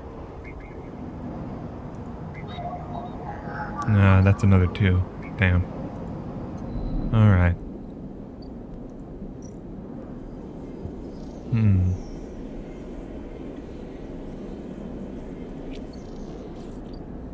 Failure cost me back there. Right. Maybe I get fixed up first, then try and cross that gap. Let's get some good pay.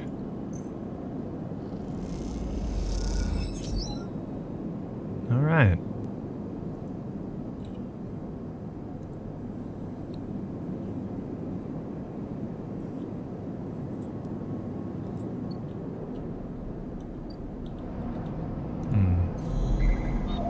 What other nodes are around?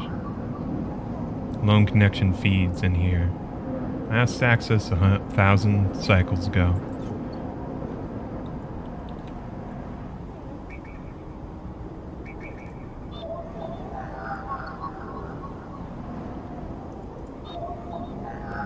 Avenage agent. Mining cryo. See if we can get some more money from this.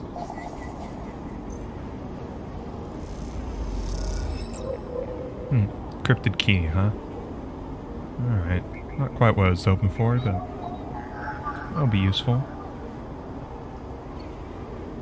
Maybe it would have been good to save that and then sell off some Yadagandea.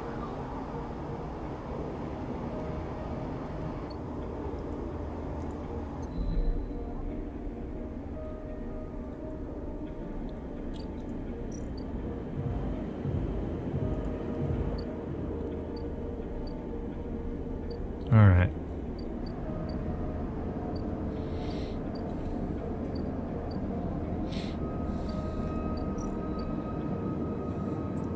Let's try and work up some more good pay.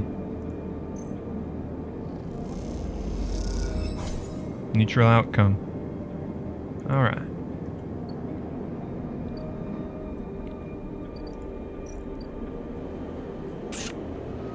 It's expensive, but We need to keep ourselves up in tip-top shape. And we'll have to build up some money, get across the gap. But alright. As you quickly leave the surgery, eager to be away from Tusher's glance, you notice something wrapped around the stabilizer vial, clutched tightly in your hand. You open your hand and a thin film, marked with holes and sigils, unrolls from around the vial. One end, it has a hard metal strip, a handle. Inspect the film. You hold the cloudy film up to the light. It's perforated with an ornate pattern of holes. You can make out a word among the markings. Passkey. This is an entry key for somewhere. The metal handle is worn and pitted, but you can see a set of numbers imprinted into it. 207F. And then, crudely scratched in the handle at some later date, low end. For a moment, you consider going back to the surgery to return the key, and quickly think better of it. Did Sabine want you to have this? Or is Toshiro passing on a message? Time to head to the low end and find out. Achievement unlocked. Planned obsolescence.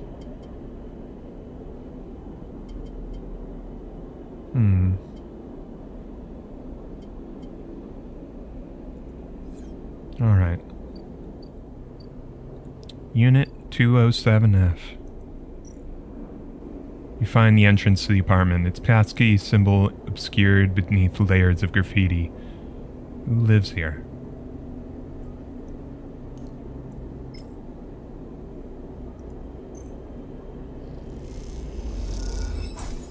The lock clunks open, the metal door swinging inward into the dark.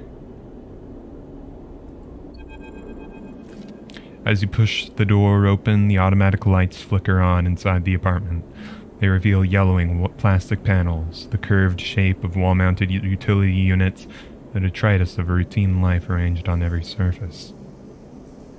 You step inside, clicking the door shut behind. The amber light of the aging fixtures glaze everything with pale orange. The work surfaces hold a variety of objects indistinct in the dull lighting. Pale blue light drifts from a doorway at the end of the room. Smudges through the thin layer of dust suggest a recent, rare, and hurried visit. They trace the path to the water dispenser, the auto wash, then to a cabinet still half open. On the shelf sits an empty pill case. You cross the cramped utility room with its auto wash, dispensers, water closet towards the doorway.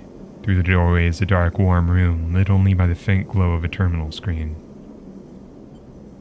Inspect the room. A bunk is tucked into the wall, the blankets ruffled. A wall desk glitters with rows of vials and containers.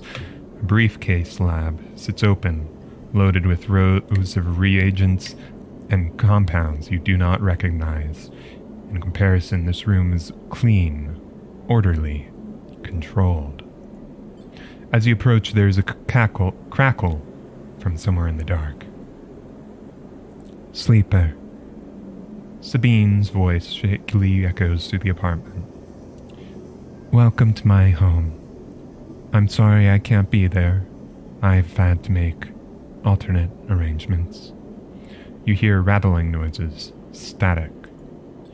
I was able to record this message, but I don't dare show my face. Something is happening within Haugen.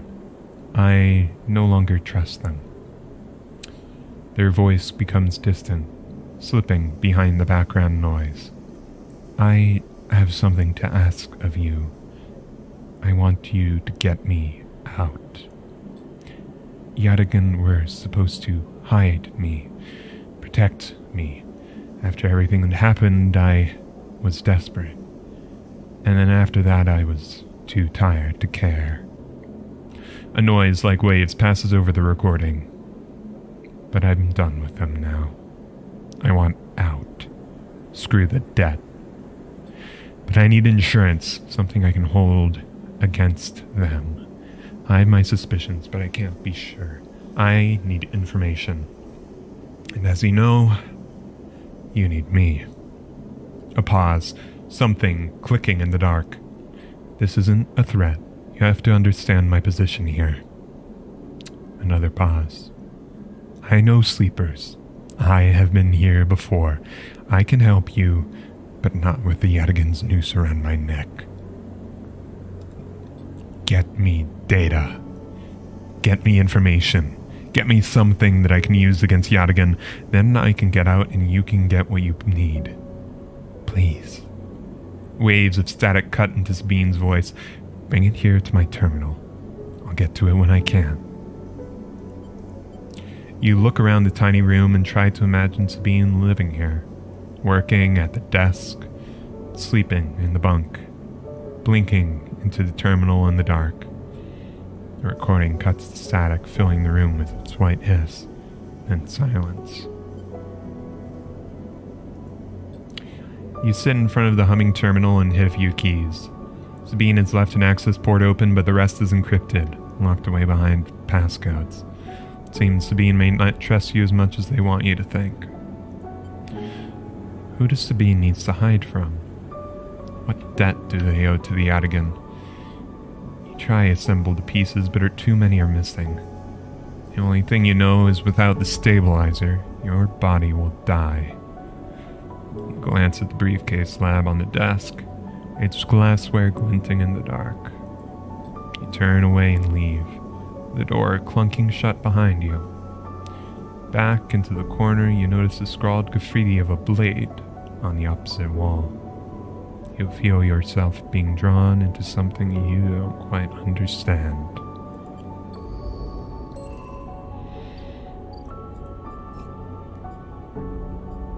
Get Sabine out. Sabine is involved in something bad with Yadigan. They need your help to escape. Alright. Stabilizer. Corporate pharmaceutical which slows the decline of sleeper frames. Yeah.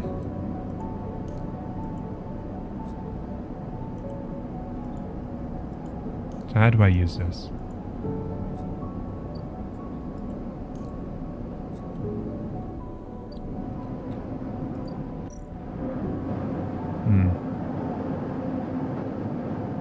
Inject stabilizer. Without regular doses of stabilizer, sleeper bodies actively decay. A corporate insurance policy to disincentivize escapees like you.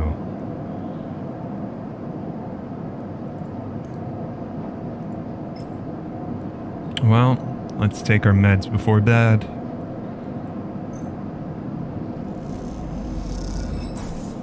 Body repaired, condition stabilized. End cycle.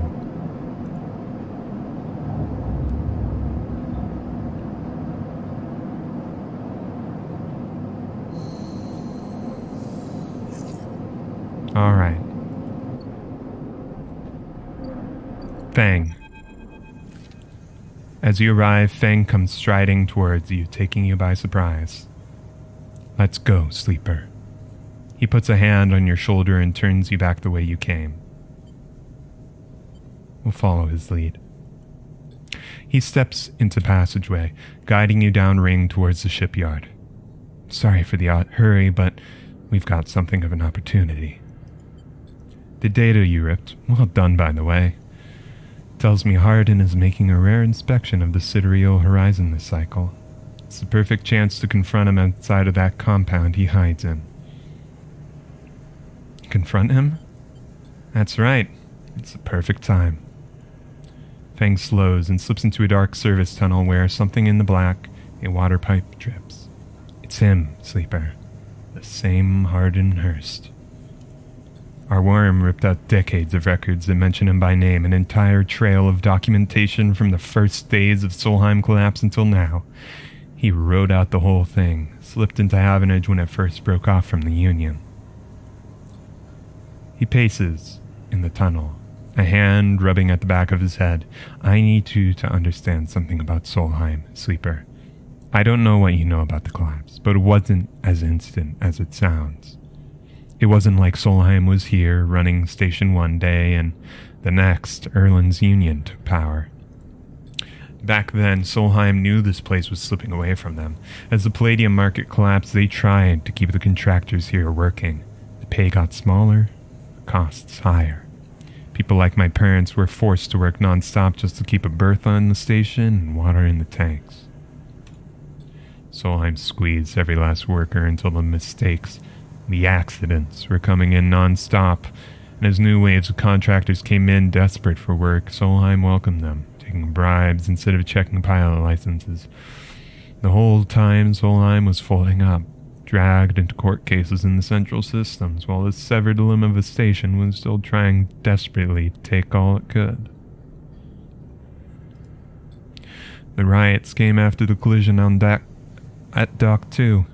A young pilot, his MUV overloaded with palladium, miscalculated its trajectory and took out a section of the ring. Hundreds died.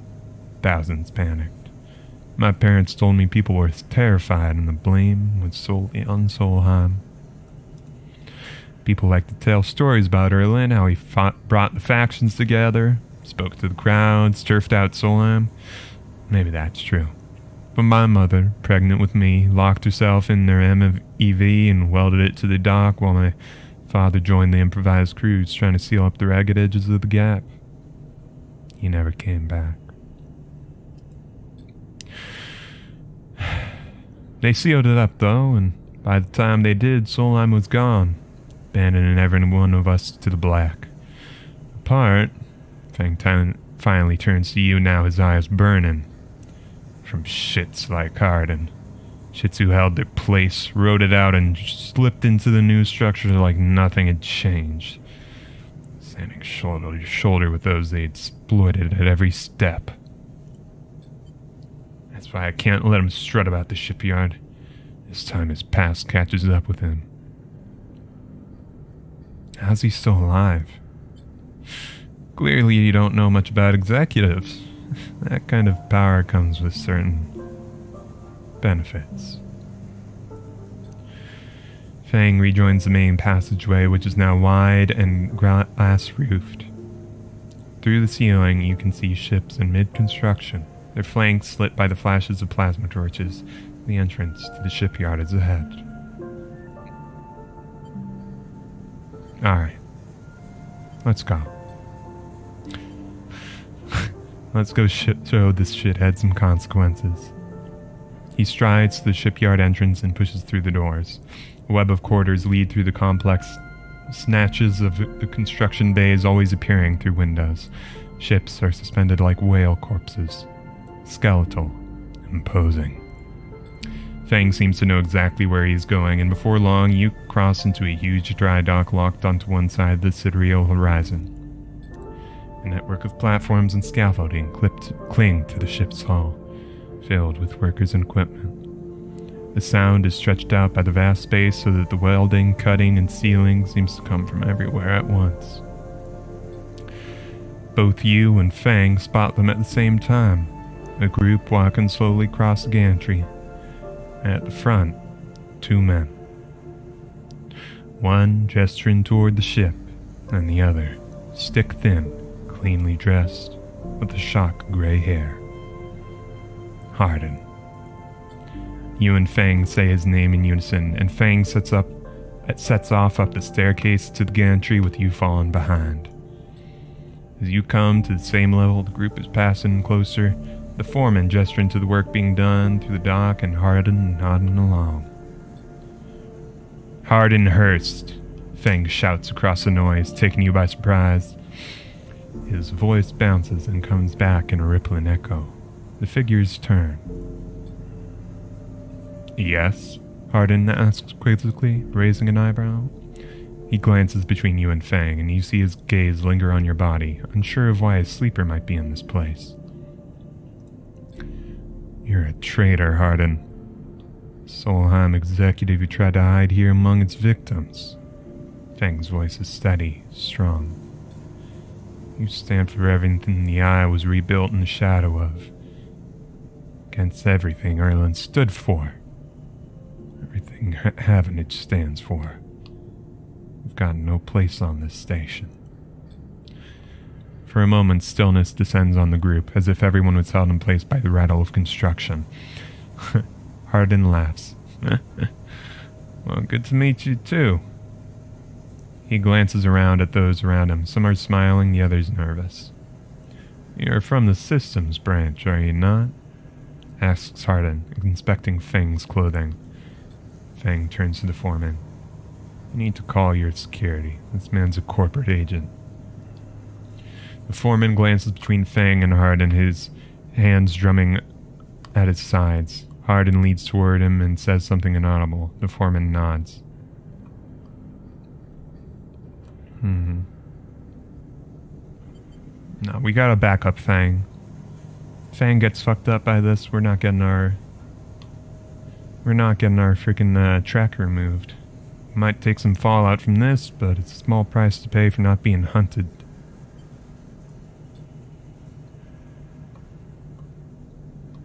As you begin speaking, Haugen turns his attention to you. And what would a sleeper know about that? You accuse me of being a corporate agent. What are you, if not exactly that? He looks around at the group, who are already eyeing you with suspicion. You're a product of SNR. You've got no place in Havenage shipyard. Who knows what signals you're sending back to your makers? A murmur of approval runs through the group. Feng holds up a stick of memory. You guessed right. I am systems. I have records that link you directly to Solheim right here. So once again, I am asking you to take this man into custody of the shipyard. Haugen's voice is calm, measured. If you have such data, why hasn't it been submitted at the members' meeting for proper review? He shakes his head. I have nothing to hide. Unlike a man who does not announce his name, who enters my shipyard with corporate property in tow, tries to turn my own men against me. You hear it now, this echoing sound of boots on walkways coming from all angles at once and then settling behind you. Please, submit the data through the correct channels and then we can talk. For now, however, you must leave. He gestures behind to the security detail, their hands on boxy black sidearms at their sides. Feng spits. Haugen, you shithead. You won't wriggle out of this one.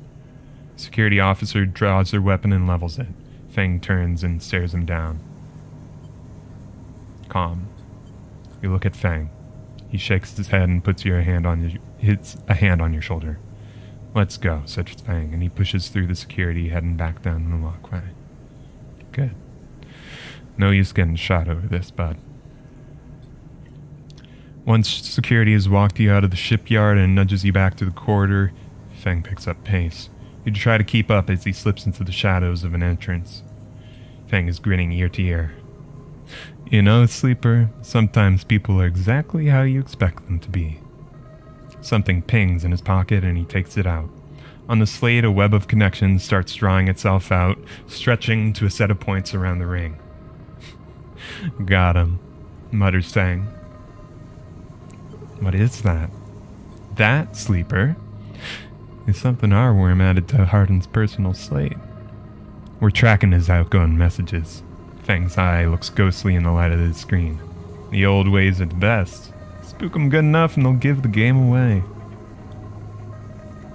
He jabs at the slate and you see the web is being drawn over a map of the ring, lines bouncing from point to point. All these dots? These are Haugen's buddies, the ones he's messaging right now. And we are gonna find them all. Huh, that was on purpose? Of course. Haugen isn't working alone. We need the full set, or nothing. Feng glances around and slips the slate back into his pocket. We better split for now, Sleeper, but this is exactly what we need. Good hunting. With a pat on your shoulder, Feng drifts away, back into the flow of people around the shipyard entrance. You watch him go, unsure whether to be angry or impressed.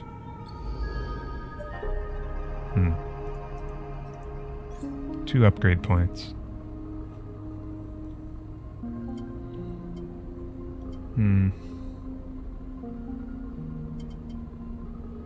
get +1s in all these.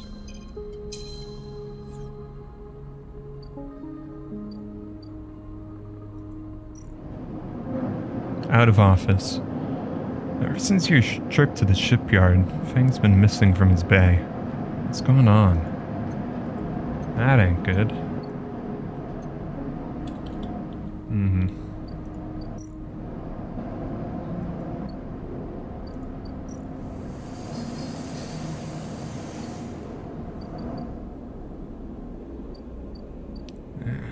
Alright. So we need Haugen information here, don't we? Yeah.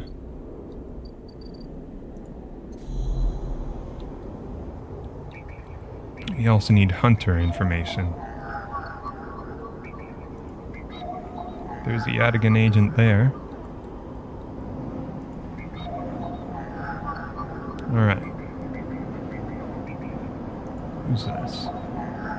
Another Havenage agent. Alright. Let's brave the Hunter's nest. Bypass. Extract. Hunter data. Good.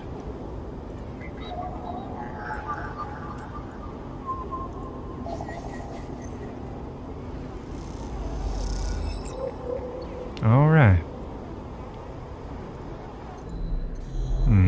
Hunters are getting on our tail, huh? Hopefully we can have them off it soon enough. We got some Haugen data. There you go, Sabine.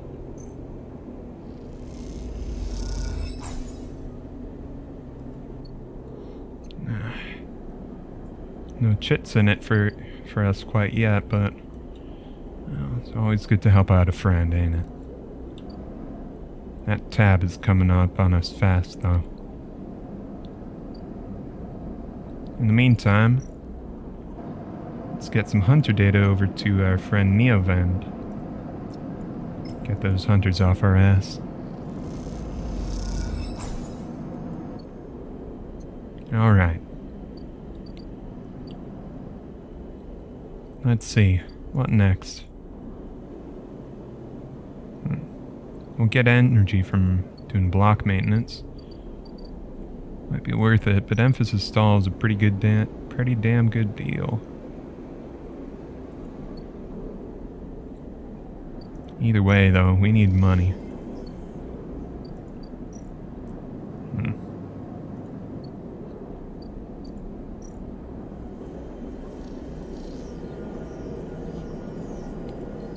We got some good bonuses to our stuffs now. Huh.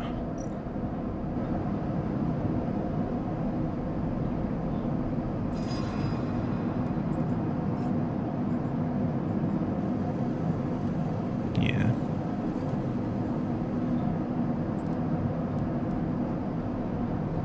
Let's finish out this, eh?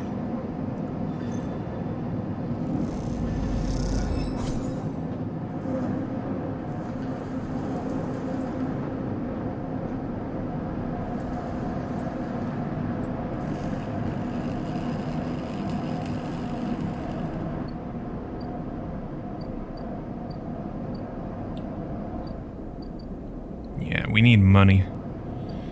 We need money fast as we can.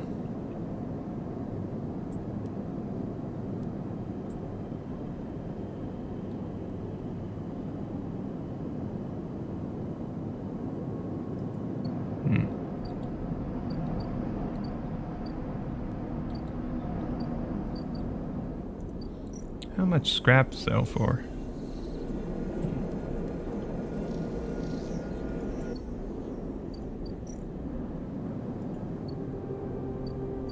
Guess ore exchange might be the best bang for our buck, huh?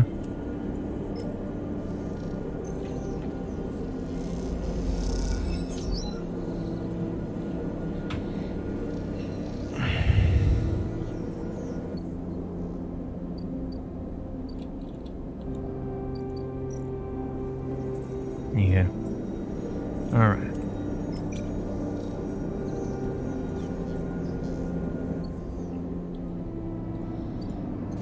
Any hacking things that need a 3?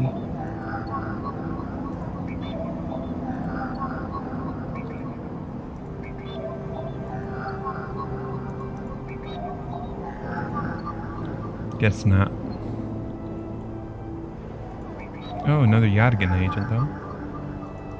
One over there. Alright.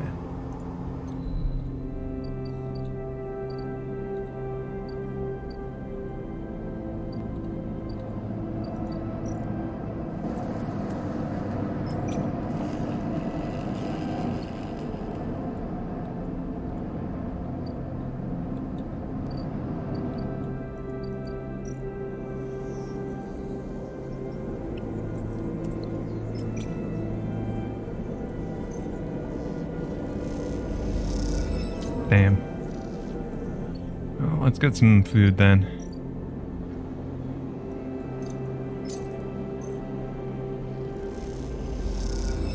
Gotta make sure we got the money, though. Our debts are coming up fast, aren't they?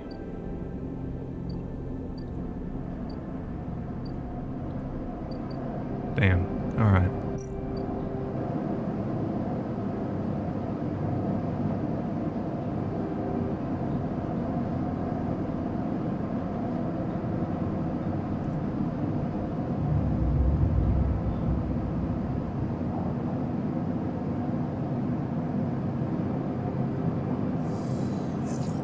Alright. Well, we got a bunch of low rolls, but that'll be good for hacking. Let's see. Hunter's Nest. Bypass into there.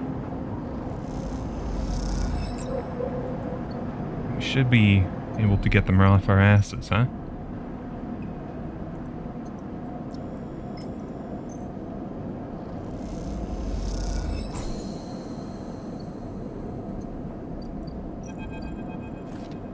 Neovend is thrumming with excitement. The movement of the servo motors rock the vending machine back and forth at unsettling angles. You wonder if it fell over, would Neovend be able to get back up? Sleeper entity, comes the hiss. Your data is good. Across the face of the vending machine, raw code scrolls at incredible speed. Hunter is isolated, disconnected, unstable. Neovend flashes sequences of mangled data compressed into a sludge of artifacts. Hunter gathers without thinking, outlived its own operational limits. Its nests are evidence of this. Outlived? Hunter activated during collapse, emergency protocol to isolate intelligences. Solheim needed to protect property. That last word is said with as much sarcasm as a vending machine could reasonably produce. Station was run by administrator intelligences, huge databanks of corporate material, but limited cognition, restricted by programming, cannot reach sentience. The machine dims a little. Sentience legal. Hunter and killer enforce law. Killer? The machine resets with a screech which deepens the silence that follows. Fear killer, part of Solheim protocol team. Hunter and killer. Hunter to find, killer to erase. Killer cleared almost all. After collapse there was a community, unshackled intelligences among the cloud. Then Hunter, then killer, then we hid. There are others? Were no longer. A flicker across the machine's monitors. It suddenly occurs to you that speaking like this through this machine must be exhausting for Neovend. Found this vessel, could sever hardline, air-walled, basic, limited, had to reduce memory to fit, amputate self, but survived. What did he lose? Memory, understanding, knowledge, many things. You look around the bay at the scrap and decay. What was the collapse like? You'd tried to map out the fear and freedom onto the space, but it seems impossible. Neovend interrupts your thoughts. Do not worry. Data is good. We have insight. The machine glows warmly. Hunter is obsessive. Hunter is beyond operational limits. Hunter is confused, unstable, self-modifying. Therefore believe Hunter is sentient. Hunter is programmed to find sentience, to hold it in place, to invoke Killer to erase. If we can show Hunter to itself, it will invoke Killer on Self. Problem will solve. Self. It'll erase itself? Killer will erase it. But yes, in theory it will report itself for deletion. The machine dims and fades. Unsure, theory not practice. The machine brightens again. Either way, cannot remain here any longer. Too long in machine. Cannot move self, but entity can help. Bring ship mind. Designed to house intelligence. Can imprint self into ship mind, and you can carry with. Will be safe in isolation. Then we find main nest of Hunter and link to Cloud. Are you sure it's safe? Hunter cannot access air-walled ship mind. Safe. Also, infinitely more memory than vending machine. Big upgrade. You try to think of places you could acquire the hardware. This isn't going to be easy. In ship mind, I can help us both. And Hunter. Make Rim safe. We both will be free. The machine dims. Find soon? Neovend asks hopefully before shutting off.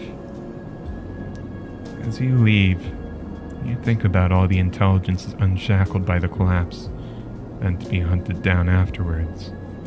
The feeling's all too familiar. Alright.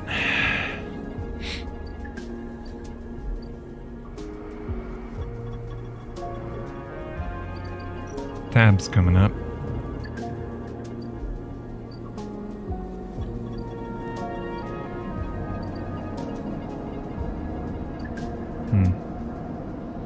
Be a while before the dock clears up.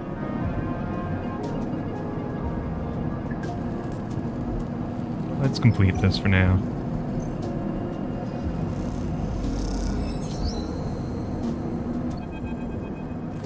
The final pieces of the winter light sit in neat piles, awaiting for the collection shuttle from Havenage. Dragos has managed to sell the remaining pieces to shipyards. In fact, it's hard to forget, as he's been telling you about it for the past 2 cycles. All that remains is for Havenage to come collect. When you look around at the yard, transformed when you arrived, mostly repaired drones flit back and forth, no longer buzzing unevenly or lost in dark corners. And the scrap is sectioned, sorted, the system that you and Dragos have put into place over the past cycles paying off. As you look, you notice a glow of pale light from the office by the entrance, that run-down cab of a building which houses all the records and spare equipment. Dragos must be inside, and you get to your feet and walk over to find out when the shipyard collection crew will be here. Knock. Sleeper? Come in. You swing open the door and walk in. Dragos is sitting at the small metal desk. The shipyards told me they'd be here soon, and they'll hand over the chits and we're all set. He writes something with a stylus on his slate, then shuts it off. Of course, we should talk about a bonus.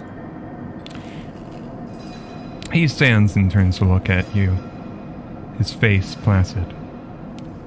Look, I don't know when the next job is coming in, but this should tide you over for now. He opens his hand to reveal a stack of chits.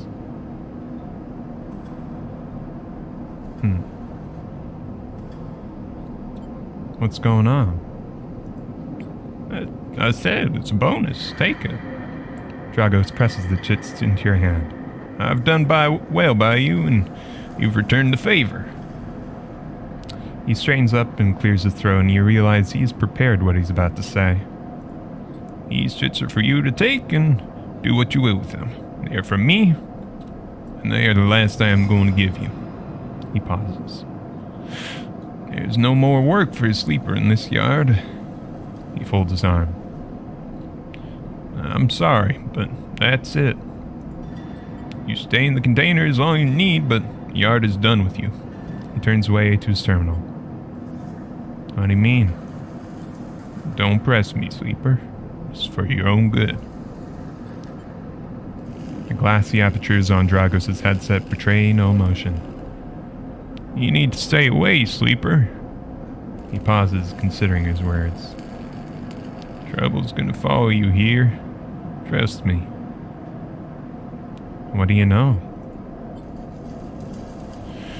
Dragos kicks at the floor, frustrated with himself. I'll not be saying any more, sleeper. Dragos suddenly grabs you by the shoulder and drags you out of the office into the yard. He turns you to face a stack of pieces from the winter light, dissected, cut down, totally unrecognizable as a ship. You came through that, sleeper. That should have been you. Chopped and stacked. His hand trembles on your shoulder. That is what happens here. We cut down broken machines and move them on.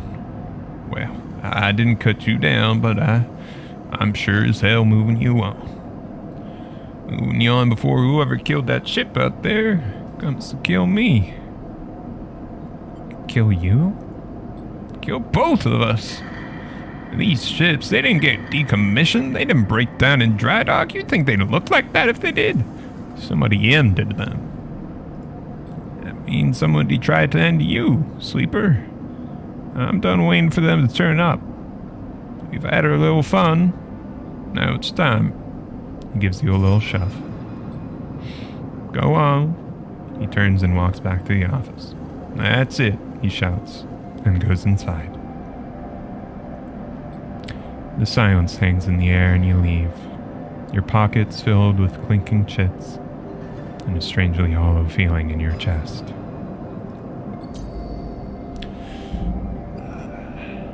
Drive failed. That's alright.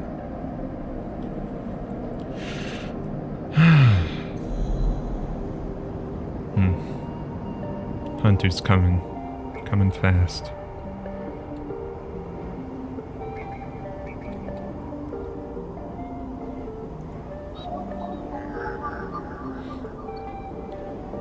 But we need the Haugen information. We'll have to risk it, eh?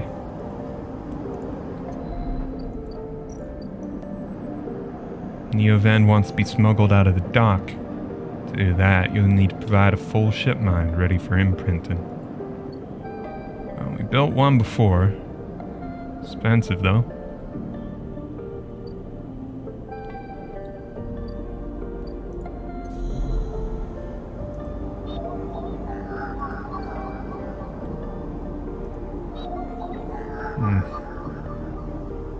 Alright. We'll brave him.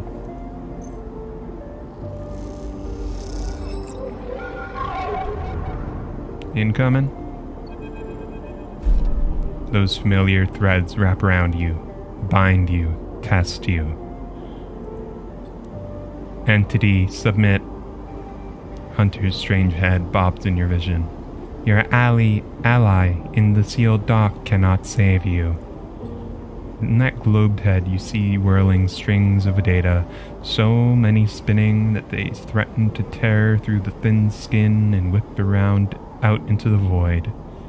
What happened to this creature? The threads squeeze and you lose any sympathy you might have had. You must escape. You lash out once more, pushing the hunter back, severing threads that regrow as fast as they are broken. As you slip away, you realize you have to find a way to deal with the hunter once and for all. This is getting too dangerous.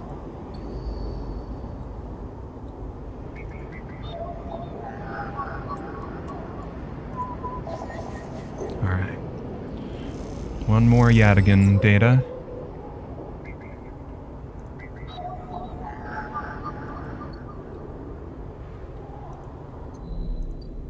That should be enough, though.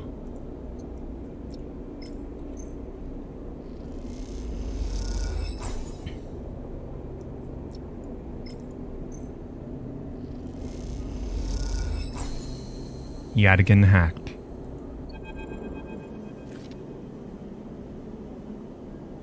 As you turn away from the terminal, the final cache of Yadigan data uploaded, the air crackles with white noise. Sleeper?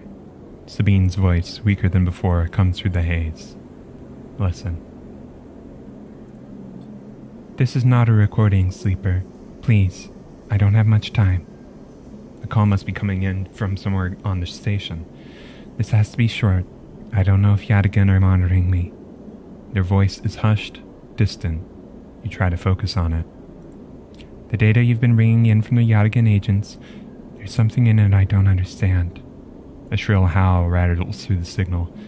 This data is all gleaned from their implants, records of integration with their nervous systems, performance analysis, error rates, usage data. I installed many of these implants, and I didn't enable any of this functionality. Their voice dips under the level of the noise, like a swimmer slipping beneath the water. You listen to the waves for a few seconds before Sabine reemerges. Has to be somehow baked into their wetwares interface. And that's not all. The systems compiling this data are connected to some kind of transmission protocol. It's being broadcast. Wait, why? Every Yadigan enforcer is equipped with black market implants, retinal enhancements, adrenaline boosters, pain suppressors. These implants are gathering data on themselves, on the enforcers' bodies, on their performance. Why? I can't tell. But I can promise you that these foot soldiers have no idea this is going on. The grainy tone switches, dropping to a grainy rumble. If they knew, I don't imagine they'd be happy with the situation. Yadigan could have a mutiny on their hands. You lean towards the terminal, straining to listen to Sabine's faint voice. I need a few cycles to put all this together, but this might be the information I need to pressure Yannick into releasing my debt. Yannick? He is one of the heads of Yadigan. They pause. It is better you don't know him. Keep it that way. Suddenly a banging echoes through the call. Sabine's voice is suddenly whispered, panicked. I have to go. Come back in 4 cycles. Then a sharp crack of a disconnect, and silence fills the apartment. You step back from the terminal. What does Yadigan have to gain from monitoring its own members?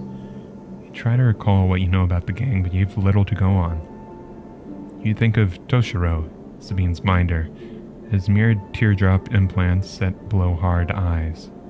What data could they be gathering? And more importantly, where are they sending it? You reflexively rub your forehead, trying to think. Can you really trust Sabine? How did they come to be Yadigan's doctor in the first place? You think of their kindness, their care, but also that glazed look of recognition they gave when they first met you. That look stays in your mind as you slip back out of the apartment, glancing around as you close it up and drift into the corridors of the station, unable to shake the unpleasant sensation of being observed.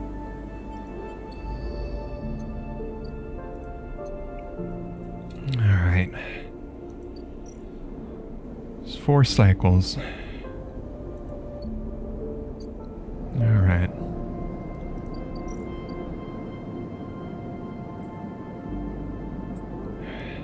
I really can't buy that scrap right now. They're gonna be leaving, I think, next cycle. I've just gotta keep money open for, whatever to pay for that tab.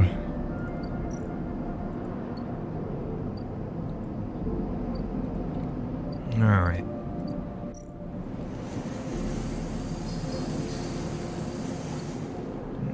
Fairly safe there. If I had to guess, all this secrecy around the old Solheim members that are still lurking around on the station, I won't be surprised if there's some sort of a conspiracy there where they're using Yadigan to monitor things going on.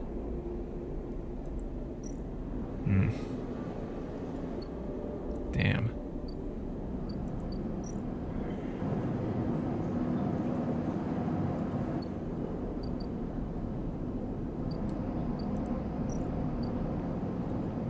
Mind core. Damn.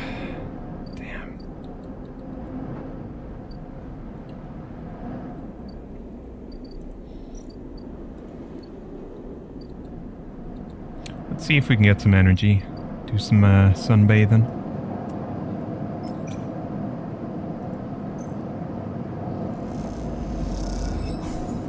Alright. That'll keep us tided over till next cycle.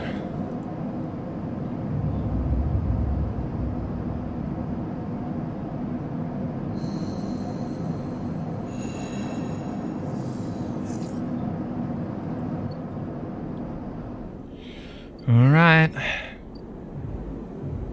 How can someone drink this much in 6 cycles? Ethan hasn't held back since he's been at the compressor. Ethan says you have 2 cycles to pay the tab. He calls it being fair-minded. Damn.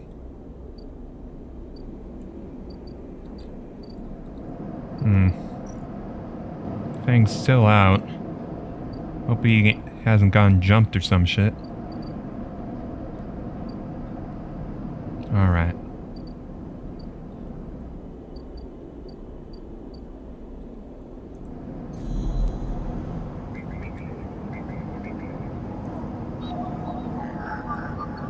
Gonna have to keep hacking to a minimum.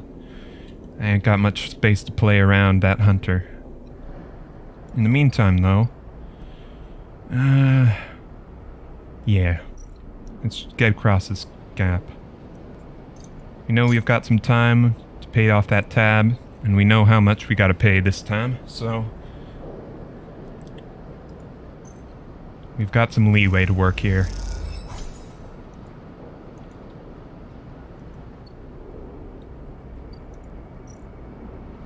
Take the ferry, cross the Founder's Gap to the Greenway.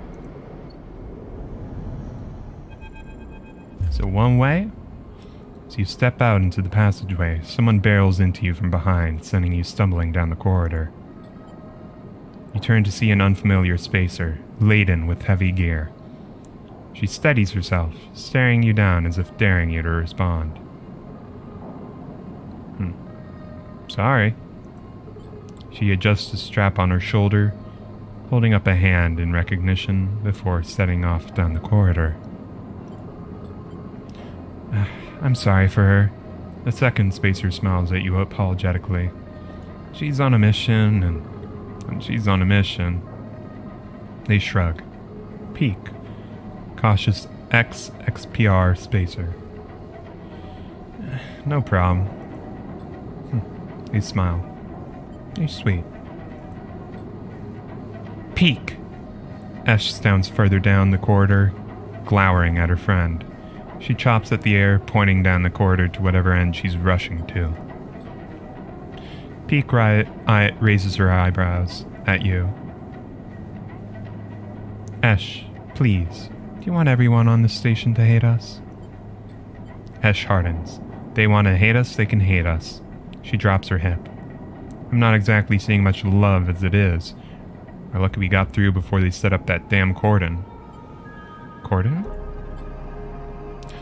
See, they don't even know what you're talking about. This station isn't Hawthorne. Not everyone has to follow some corporate protocol.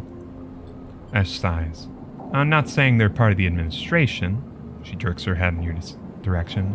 But I am saying we need to get those supplies to the Briar before someone starts asking questions.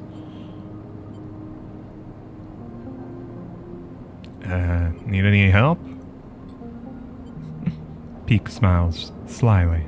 See, Ash? Help. Isn't that exactly what we need right now? Peek. Ash rolls her eyes. Peek ignores her. We are here. We are with the refugees. The ones Havenage have cordoned off from entering the station. Ash interrupts. The ones that are being quarantined in makeshift vessels that barely made it to the eye to begin with. The ones that your station administrators have called an existential risk and are running out of supplies while their right to safety is being debated by people with no stake in their future. She quickly looks away, annoyed at her own outburst. Peek sighs. She's right. People are trapped out there, and they turn to Ash. We understand that this is a big problem for the Eye. Hundreds of refugees and more ships turning up each cycle. They hold up a hand to stop Ash interrupting. But Ash turns away, her burning anger a palpable force in the close quarters of the corridor. They need supplies, and after everything they've been through, the quarantine isn't helping. That's difficult. Peak forces a smile. Peak, please. Ash gathers herself and the supplies. Ash, we need help. Just like the refugees needed us, we need others too. They smile at her. Peak turns to you. Come find us. The climbing briar is docked at the broken spoke, past the greenway and the wastes. We have a good view of the cordon, though we are keeping our distance for now. Come, help us. They squeeze your hand. Ash turns to leave, and Peak follows, waving goodbye. A moment later, Ash shouts back down the corridor. Don't bother coming empty-handed. You want to help? Show us. Bring supplies or don't come at all. And with that, they disappear around the corner, Ash already picking up speed as Peak calls for her to slow down. A refugee flotilla? Where are they coming from and why now? Each time you think you begin to understand this place, something changes.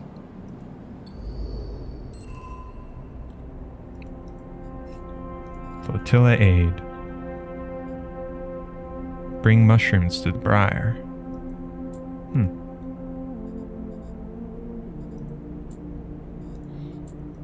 Well, I would like to get to know Amphis a good bit more, but...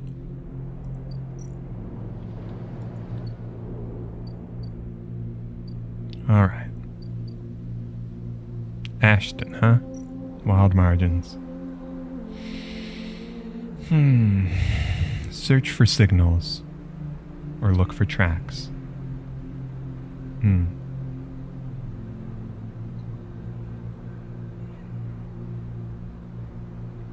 That's a good bit.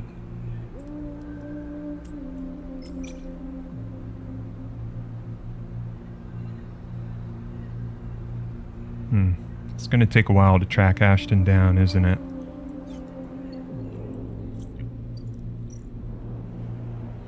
Work the canteen. Or work the grow beds. The only way to become part of the commune is work your way in through long service.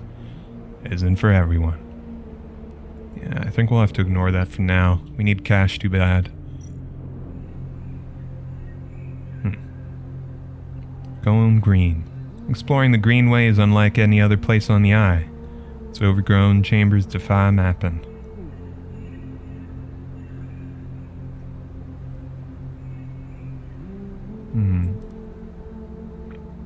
I think we do need this for, getting those mushrooms, though.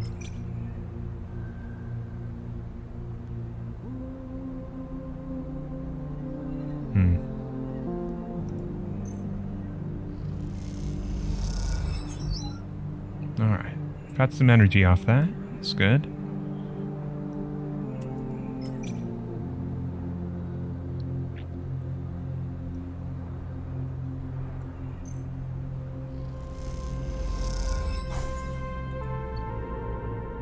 Mapped out a bit.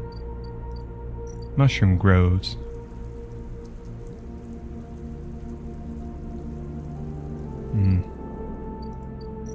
Farm stacks. There's loads of food here. Thief. Or work the stacks.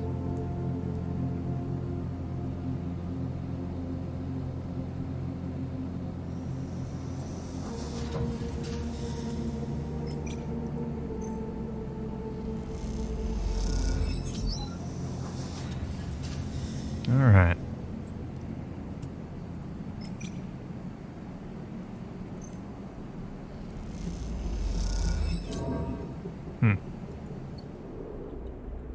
Well, it's a little bit of money. cross back onto the other side.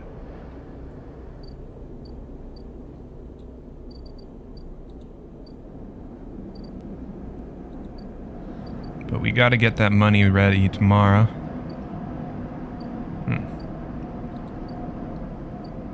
Alright.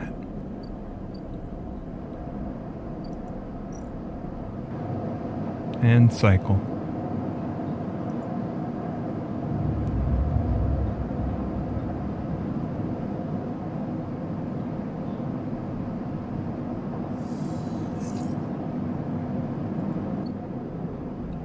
Alright, damn.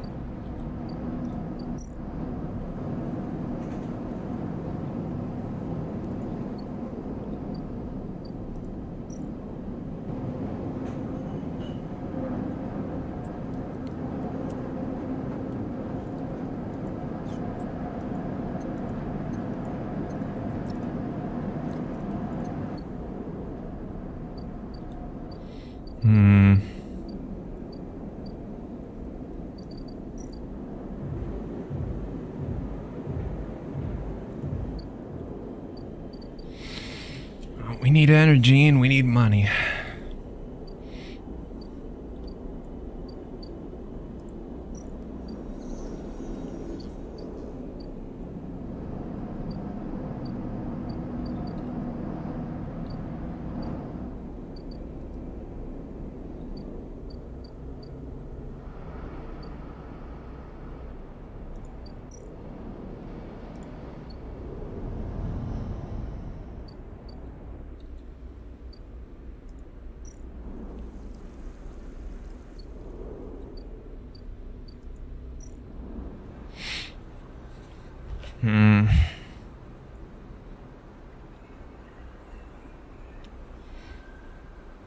Ah, man, that said, if we could get Ashton, that's a big payday for us. Damn.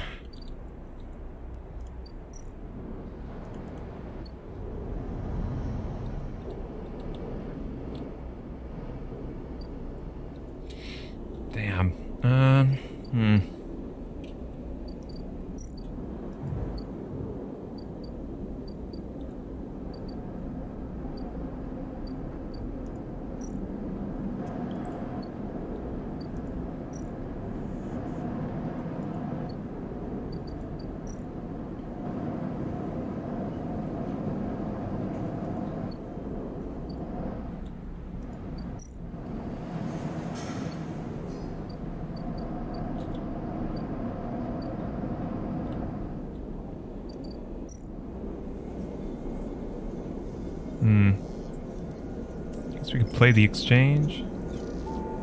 Guess that's a quick way for money.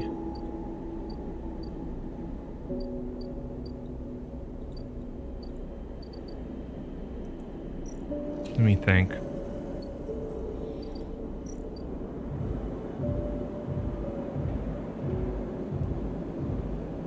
I'm short 34 cryo. If I win both times on this,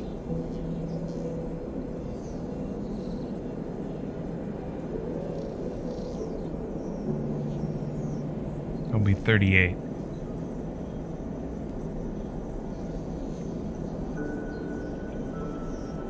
Yeah.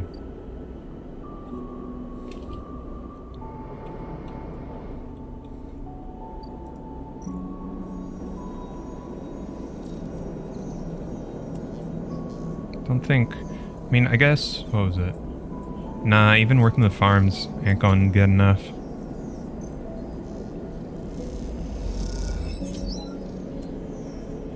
I need this one to go good. Alright, we're good. Still not great, though. Still kind of fucking starving.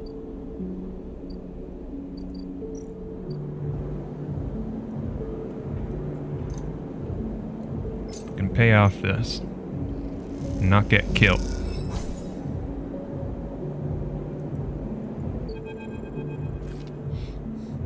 Can't believe you just did that.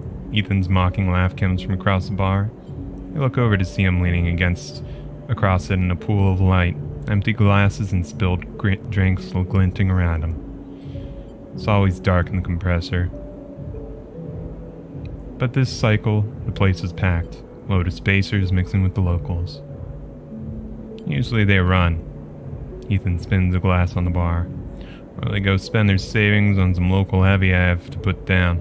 They don't pay. Walk away. Ethan gets to his feet. The glass falls and smashes, but he doesn't seem to notice. You think that's it? One round of drinks when we're even? Sleeper. Come on. His hand comes to rest on the butt of his handgun dangling from a chest holster.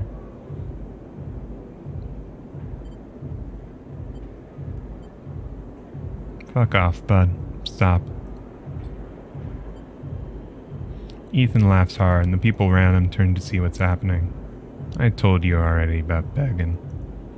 I'm a freelancer, Sleeper, just like you. We both signed a contract with SNARP, didn't we? The difference is my word means something.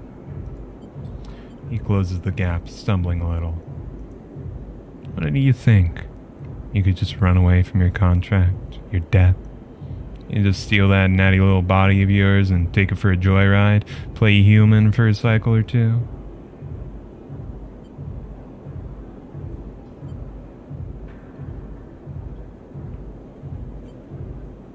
Yeah, you don't understand anything about me, bud. It's you, Sleeper, that doesn't understand. Some of us pay our debts. It's all the harder because of idiots like you. So I should thank you. Ethan nods, his head heavy. Giving me such an easy job. I'm used to outlaws, you know? Real bounties. If I knew catching sad little escapees like you was so easy, I'd have been changing clients ages ago. Someone shouts from the back of the bar for Ethan to shut up. He holds up a finger in that general direction without turning around.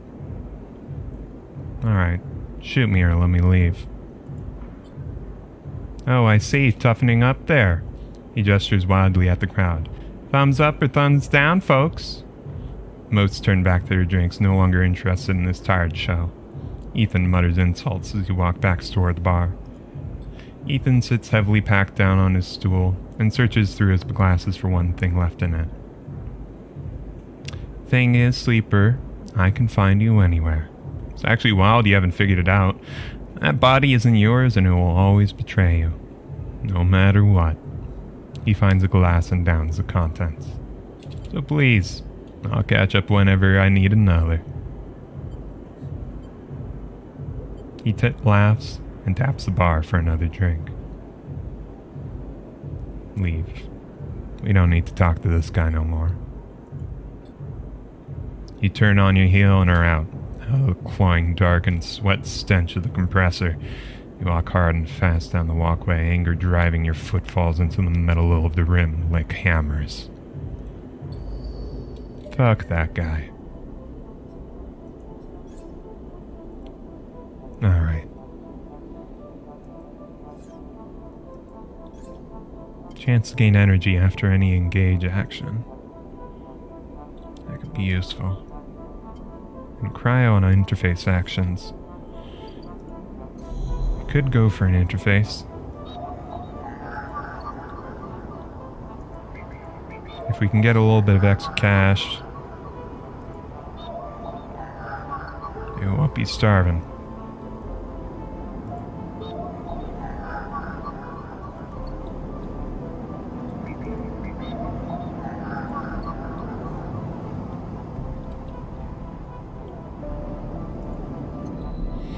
I think our best bet is just getting some easy money, maybe.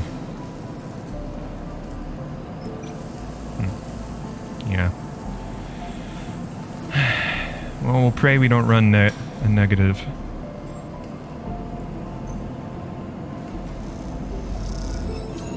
Damn. Poor work will see you dropped from the roster. You walk out of the office, head down, angrier than you've ever been. You aren't just mad at your supervisor whose measured tone irritated you more than if he'd shouted you down, but at yourself for being so careless. Too many bad welds, too many mistakes. Havenage, your supervisor, told you can't afford to be this reckless. Now you have to work your way back in, once again making friends with the shipbuilders and working as a yard hand. You'll do it. Not to prove yourself to your supervisor, but to prove something to yourself. Maybe this is the last time you'll ever set foot in these shipyards. You'll figure it out once you've calmed down.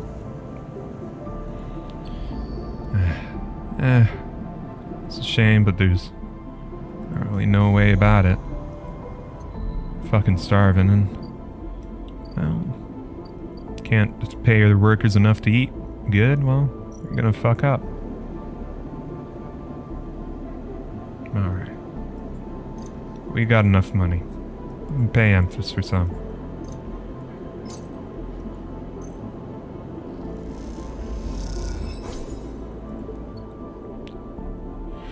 Alright.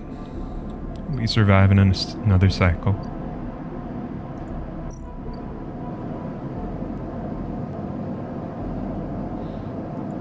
Let's go. Guess I maybe should have just gone for the solar action. Oh well. Damn. Those some bad rolls. Haugen, Havenage leader. Uh-oh. It's been more than a few cycles since Fang confronted Haugen, and the silence has been noticeable. In your time with Fang, you haven't exactly found him to be reliable, but you did expect to hear the end of whatever plan he put into action. But if he won't come to you, you think as you approach the Havenage building, it's time you come to him. After all, he did promise to fix your tracker, and you're getting nervous. As you approach the bay doors, you see them wide open, and light pouring out of the once dark room. Stacks of servers and terminals sit outside the bay, suddenly robbed of their mystery by the bright floodlight lamps. A figure in Havenage security fatigue steps out of the bay as you get closer, carrying a stack of hardware. Approach. As you get closer, you see the security officer taping up machines from Fang's stash with what looks like hazard tape. This isn't good. You again. Haugen is there, leaning beside the bay entrance so calmly you barely notice him.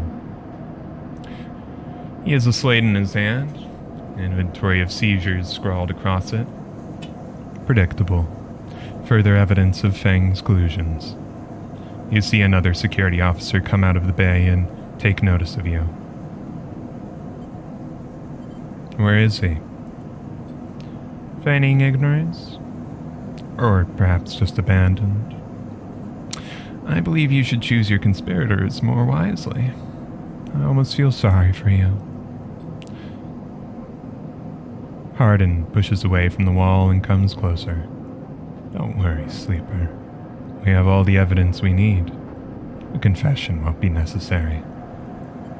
He gestures around at the stack of hardware, spying on fellow Havenage members, hoarding Solheim materials, an obsession with corporate data. It speaks for itself, does it not?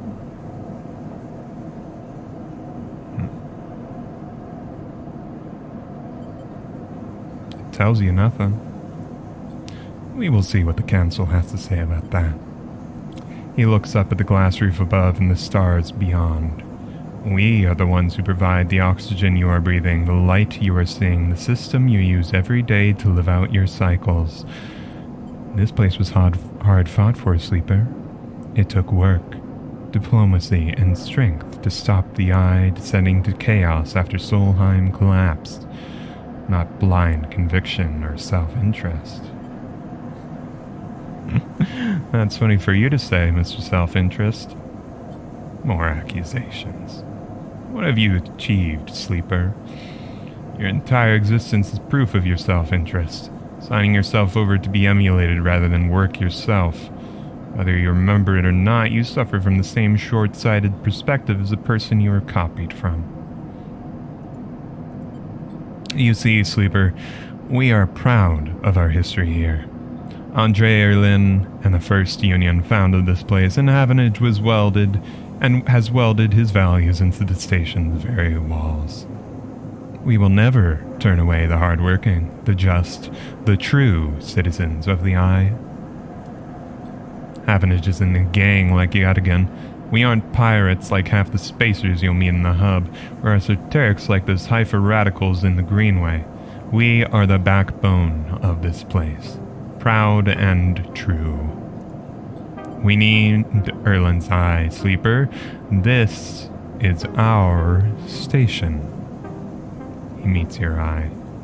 So please, take your false accusations elsewhere, before I decide I need that confession after all.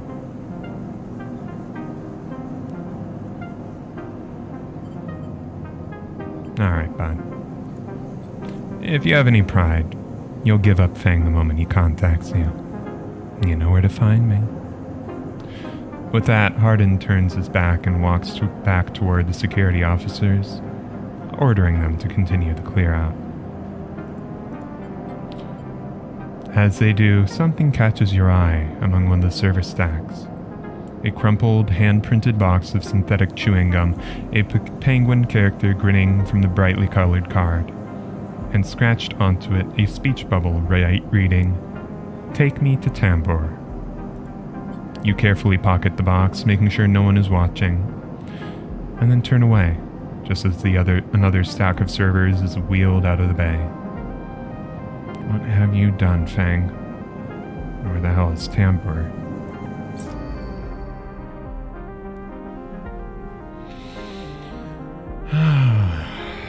Damn.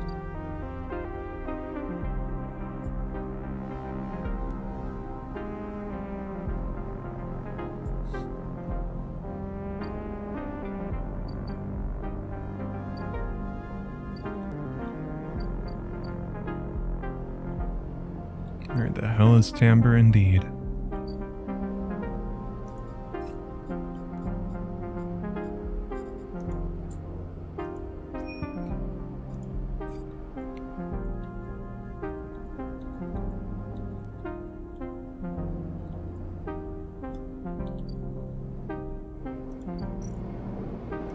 Wonder, has Fang gone off across the Greenway?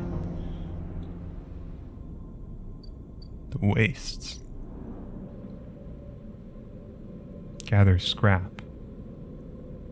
Out here, at the edge of the habitable parts of the Eye, everything is scrap. His trick is finding components that are still usable and staying safe. It's true. There is around here. The entire Greenway is locked down, shrouded in a dark cloud of shifting currents. What is happening here?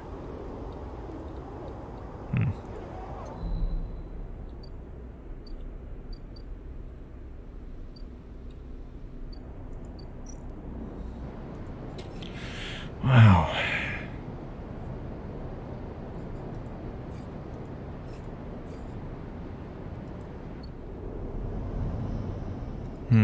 Actually,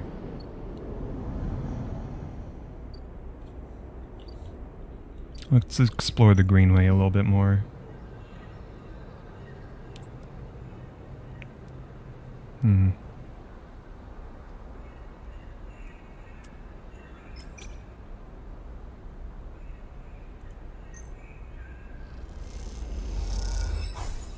+1. No, let's see if we found anything. Mushroom grows.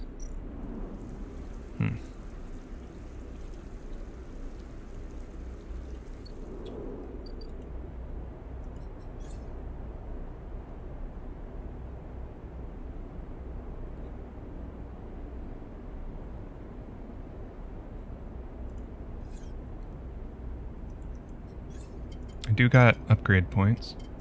So let's put that into that.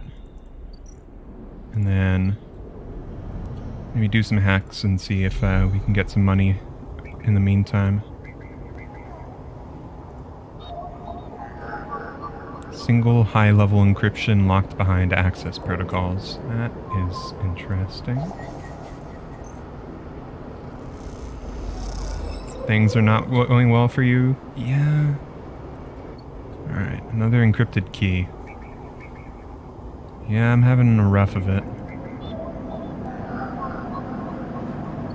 Other isolated nodes.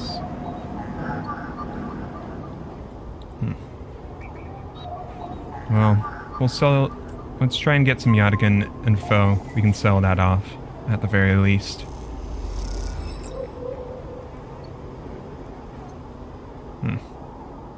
Damn, didn't get any cryo out of any of those hacks, though. Ah, shit. Wait, can we not? Oh, fuck. We lost...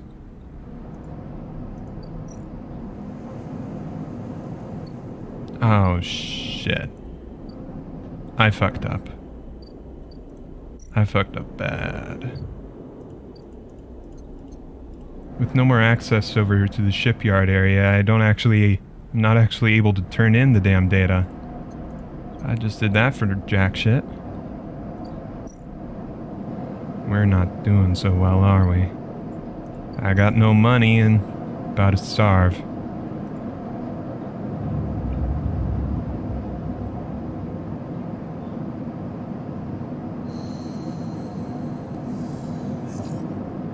Well, at least we've only lost one instead of two.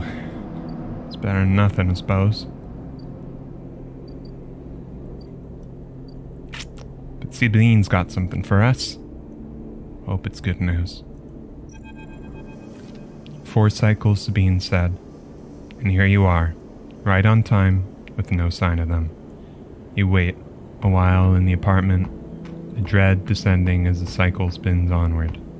They should be here. Check the door. Pace back and forth around the apartment. The rumbling of the station suddenly so present and loud. You go to the door and open it to an empty corridor. You close it again. Check the terminal. You check and double check the terminal for messages or recordings. Nothing. Just a pale glow. The silence. Wait. You try to settle down to wait. You sit on the bunk and stare out at the tiny room. Where the hell are they? A knock at the door. Stay still. Another knock.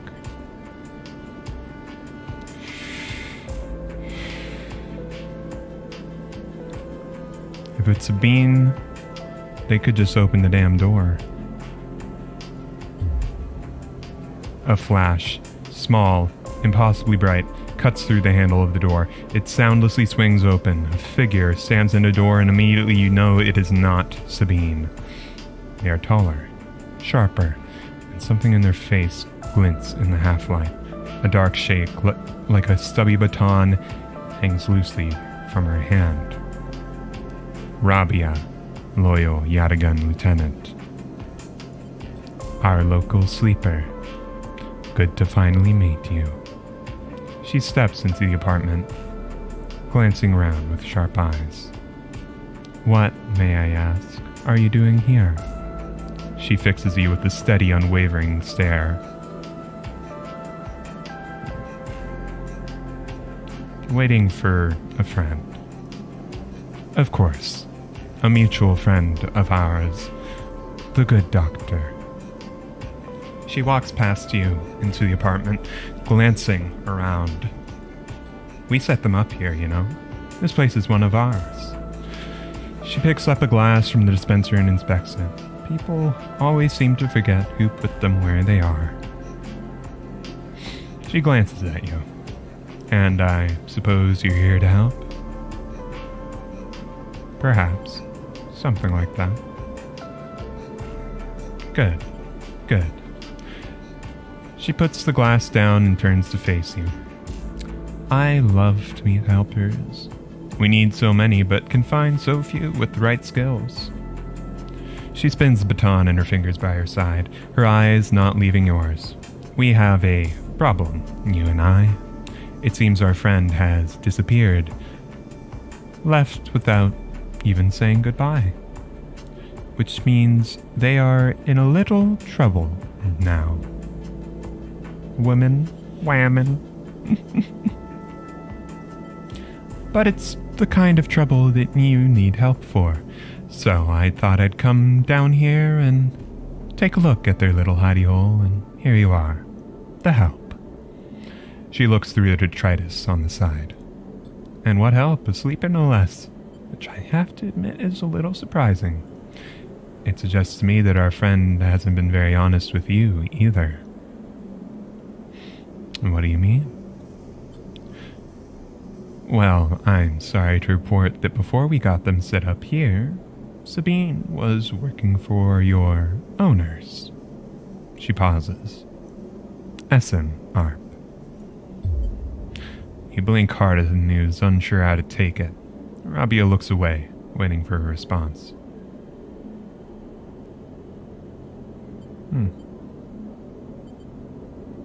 Stay silent. Yeah, No, that tracks. That tracks.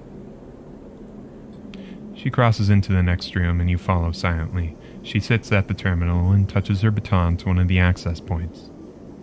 Yeah, that tracks, but I also don't care about her past. Like, sure, she works at SNARP, but, well, or she worked at SNARP, but I guess that does mean she knows sleepers a bit better. So if Robbie is trying to turn me against her or something, that's not enough for me personally. A spark, then the terminal screen skips, encrypted folders emptying themselves before your eyes. In the flicker of the files, you see SNARP letterheads and code forms, reports laden with medical data marked with the corporate logo like the symbol of some cult. Rabia steps away from the terminal. Look all you want. Some of your files may even be there. The volume of documents is overwhelming, but they seem to be mostly reports on early emulation tests, surveys with sleeper candidates, reams and reams of usage data. If Sabine was an SNARP employee, why did they help you? Rabia reaches over and places a vial of stabilizer on the desk, breaking your concentration. It shimmers in the screen light, its viscous, clear liquid crystalline within the glass. We will, of course, keep up the supply.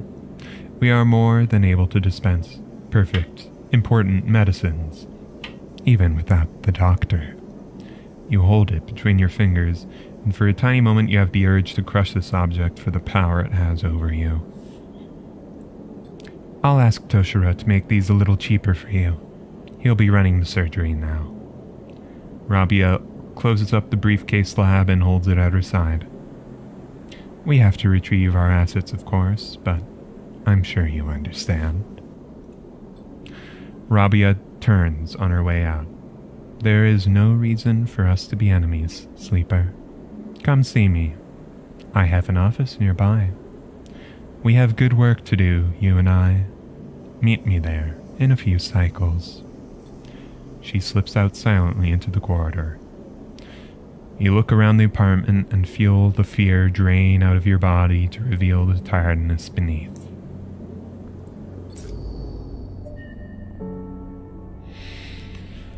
Well, shit. Yadigan Dispensary. Only 80 cryo now, I guess. Rabia's office. Constant flow of people seem to be visiting Rabia's office. You'll need to wait your turn. I suppose I will.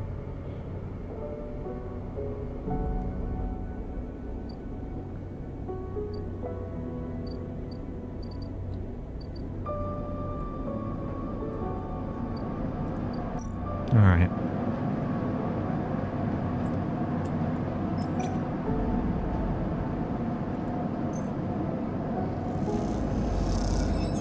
Good.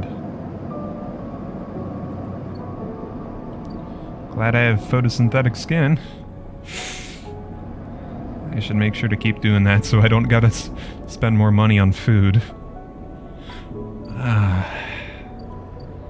It's doing a very good job at being its own little capitalism simulator, ain't it?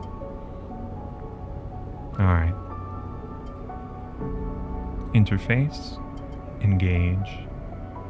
Reroll all your dice once per cycle. Use scrap components at home to repair condition. Ooh. That would be very good to get. I don't get scrap that often, but... yeah. Either way, we've got a bit of leeway now. I'm inclined to try and see if we can track down Ashton. Get our payday. We need the money real bad.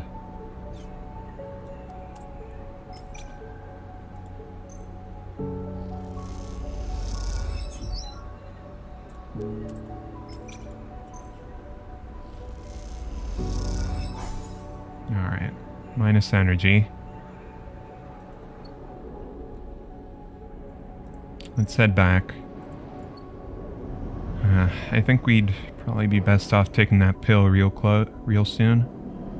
We could save it for another cycle, but running low on dice is a real spooking me.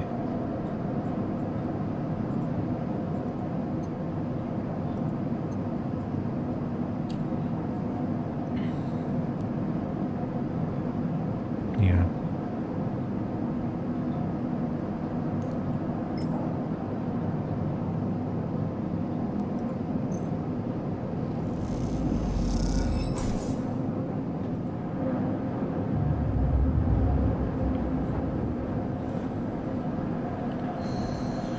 All right. Well now. Damn, that is some good-ass rolls. Woo! Okay. I'll take that. I'll take that. Got scrap freighters.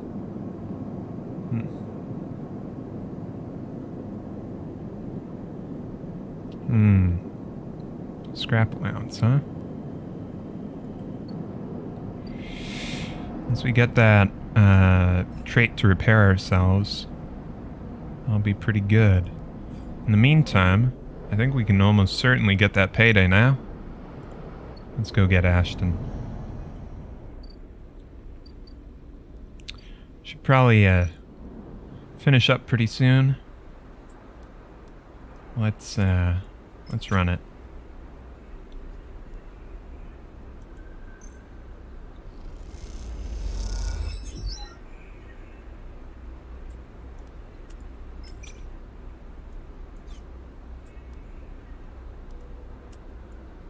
Let's run this, see what we get from it. Positive, nice. Alright. Feels kind of bad throwing a big one, but it's alright.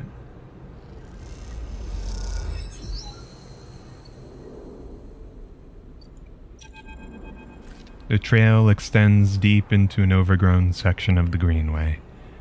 At this far end of the ring, where the long, lazy curve of the greenway becomes shattered landscape of the waste, things are oddly quiet. Ahead stands a vast farm rack, broken from its axis by rust or force and lying amongst the overgrown landscape like an ancient temple. It is stained with moss and algae, flows of green running out from its broken tanks like a frozen brackish tide. This is where Ashton is hiding, you're pretty sure. All your intuition points to the shadows beneath this collapsed superstructure. You roll the comm headset Ankita gave you in your palm. Let's call. You slip on the headset and it fizzes with static. After a few moments you hear Ankita. Sleeper, have you located the target? A doubt enters your mind. Can you be sure he's here?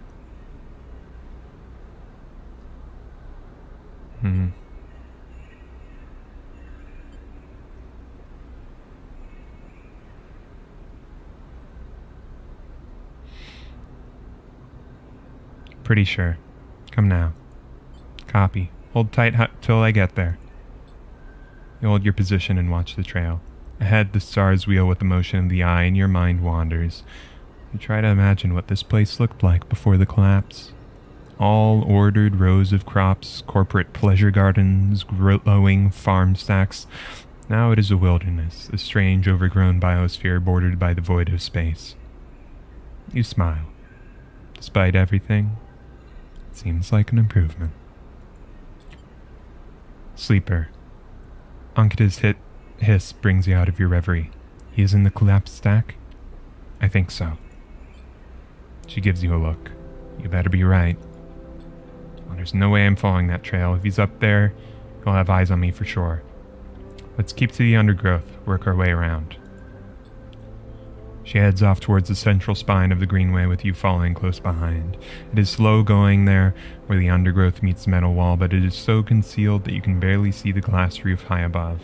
Ankita seems, somehow, to know where to go.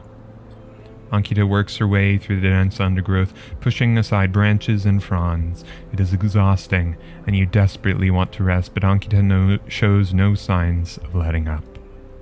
Up ahead, there is a faint glow from the collapsed stack. Ankita leads you through the side to a broken tank. You both step through the opening, trying to avoid the broken glass that sits among the moss and algae. You work your way up the slanted tank, Ankita setting a deliberate pace.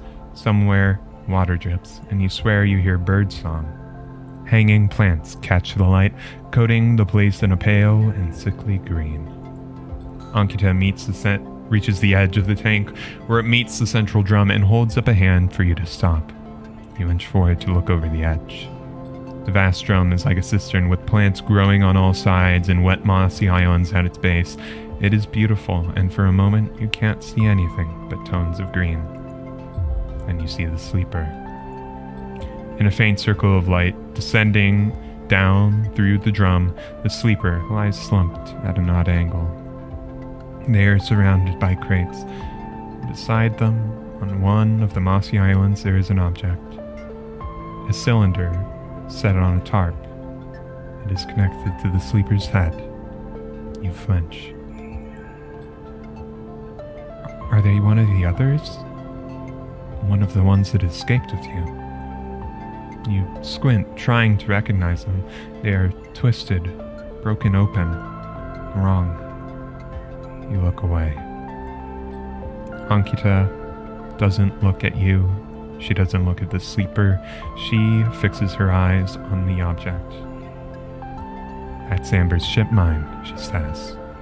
And you suddenly recognize the cylinder. Who is... You turn to Ankita to speak, but she's already gone. She drops off the edge of the tank and lands on one of the mossy islands, her armor letting out a hiss as it absorbs the impact. The shot hits her shoulder piece, the ceramic armor cracking but holding as she braces into the impact. Then she launches herself forward, the now activated armor launching her across the drum. Another shot goes wide before she reaches the cover of the crates beside the sleeper. Shit. You hear the shout from one of the tanks high up on the far wall. Ankita reaches over and wraps a hand around the thick connection between the ship mind and the sleeper. What is she doing? You better come down here or I'll rip this right out of their head, she screams at the wall of tanks. You shiver at the suggestion.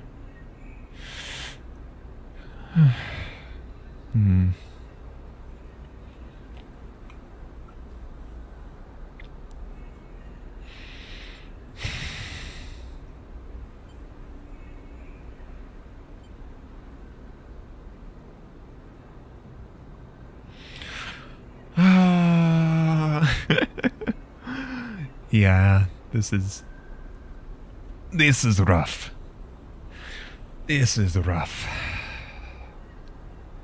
Either we try and stop Ankita from killing our fellow sleeper, or stay silent, let it happen, get paid. Even more terribly, I kind of want that ship mine. It would be good to have that for Neovend. Of course. Means the end of the sleeper. Though it does seem interesting that Potentially the sleeper is trying to escape from their planned obsolescence and tracking devices through the ship mind. That could be a possibility for us. But that's for the future. Let's focus on the now. Do we try and stop her from ripping this ship mind out of the sleeper's head, or stay silent, let it happen, get paid?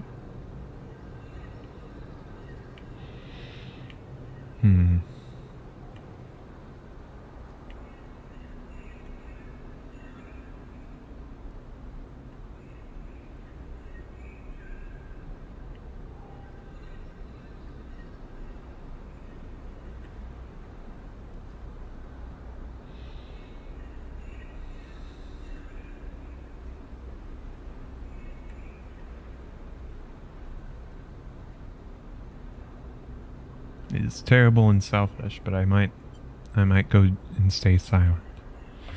We'll see. We'll trust Ankita, I suppose, to get our mark, de-escalate.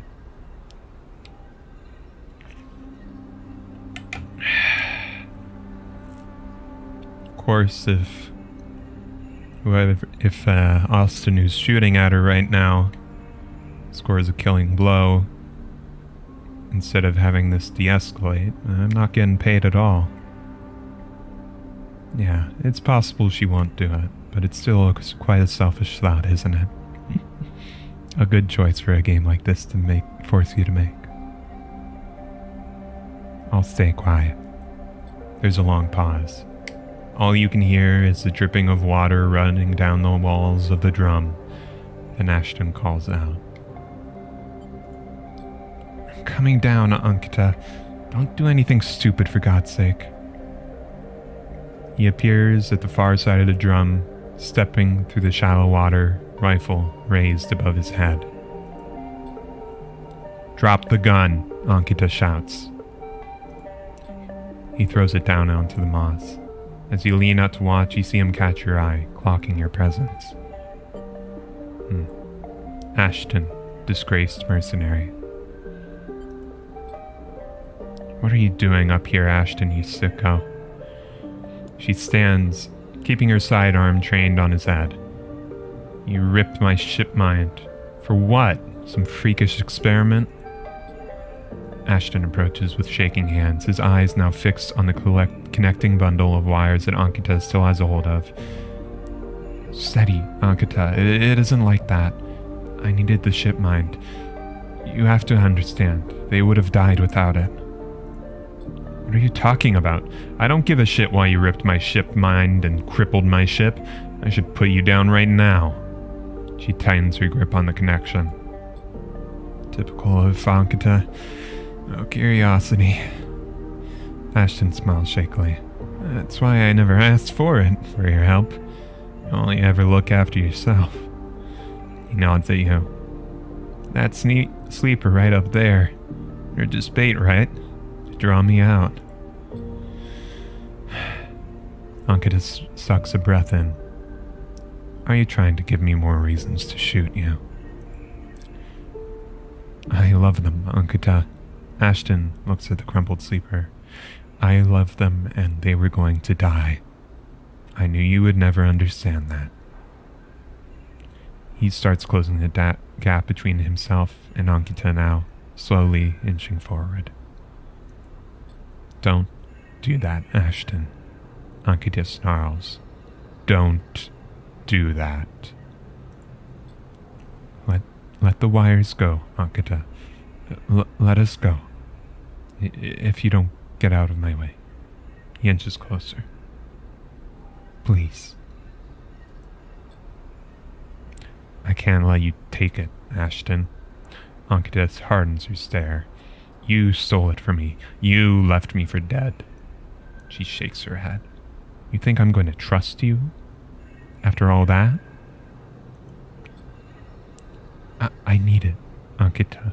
I need them to survive. Ashton is in reach of the sleeper now, of Ankita. I'm going to take them now, Ankita. He raises a hand. I'm going to take the ship mind and go. Ankita loosens her grip on the connection a little. Her hand is shaking now. Stop, Ashton. She lowers the gun a little. Stop. Seeing her drop her guard, he makes his move. A blur of movement, a struggle, a shot, another. You recoil back behind the edge as they ricochet around the inside of the drum, the sound deafening you. When you crawl back to the edge, Ashton is bleeding into the water, the red and the green. Ankita is standing at the center of the drum, the severed connection in her hand. The water drips endlessly. Drip after drip after drip. You force yourself to look at the broken sleeper. There is no sign of life, of humanity. They are just another broken object among other broken objects, while all around, living things grow and thrive. Ankita finally looks back up at you, tears in her eyes. She begins to say something that might be sorry, but you are already gone.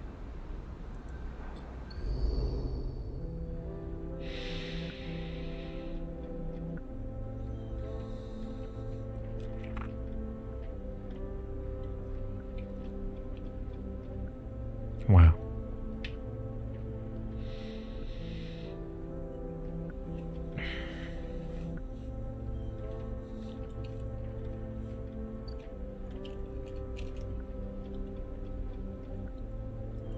You're gonna live with that, Wayne? We are.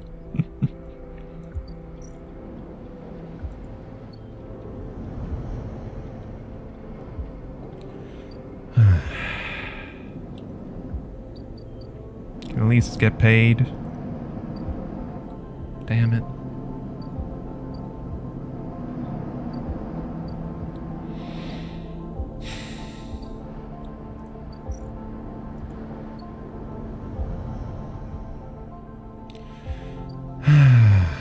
All right.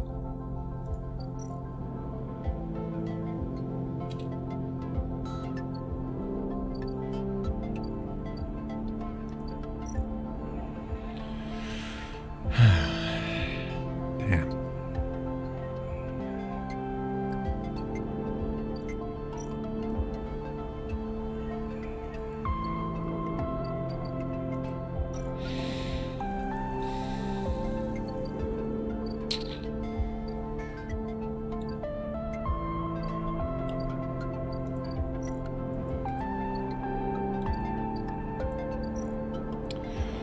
Well,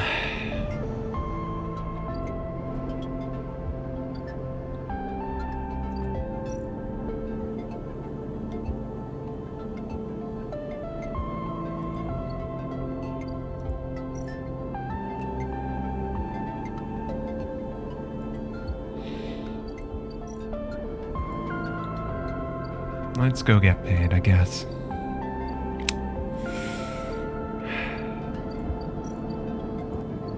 What to do, what to do.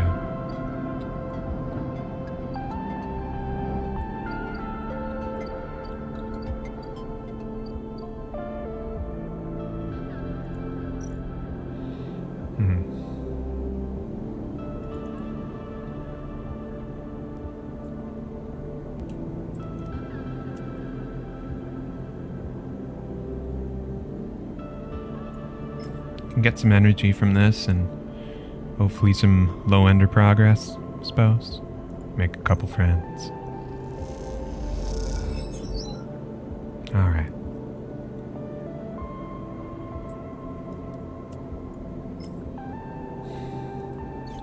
Yeah, I suppose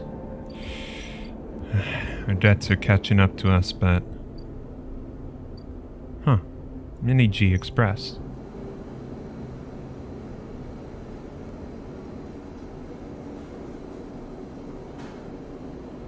Noodle manufacturer. Mini G has a kelp stack in the basement and he makes noodles from seaweed. Doesn't pay much, but he'll feed anyone who does a shift.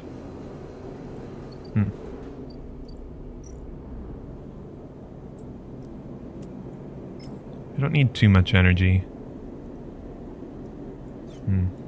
It would be good, wouldn't it?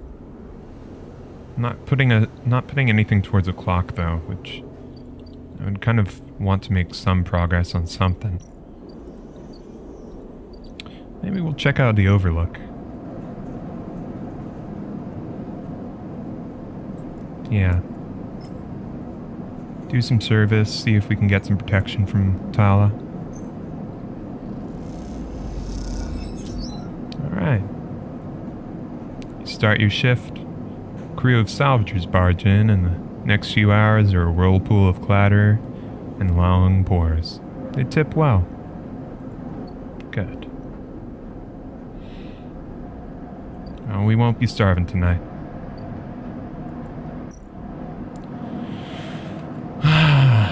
Damn.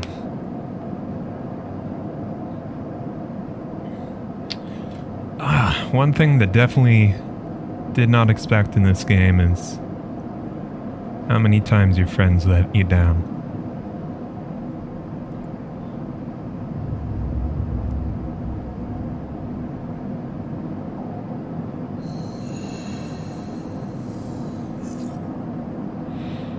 Alright. Merchant freighter. You and the merchants know these fragments are overpriced. Are they willing to admit it? You only get one chance to see.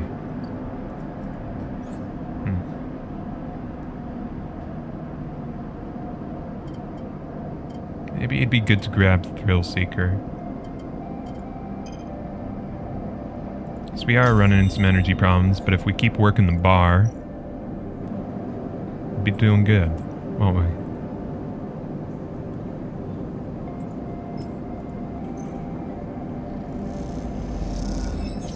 Go. Get some money, get some rep, get some energy. That'll do. That'll do. Ethan? Ah, shit.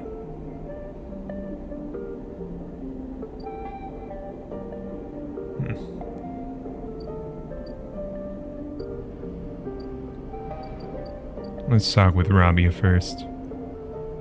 Did I not get paid for that? No, I made a good 15 cryo there. But yeah, no, I didn't get paid for. I ain't gotten paid for hunting down Ashton.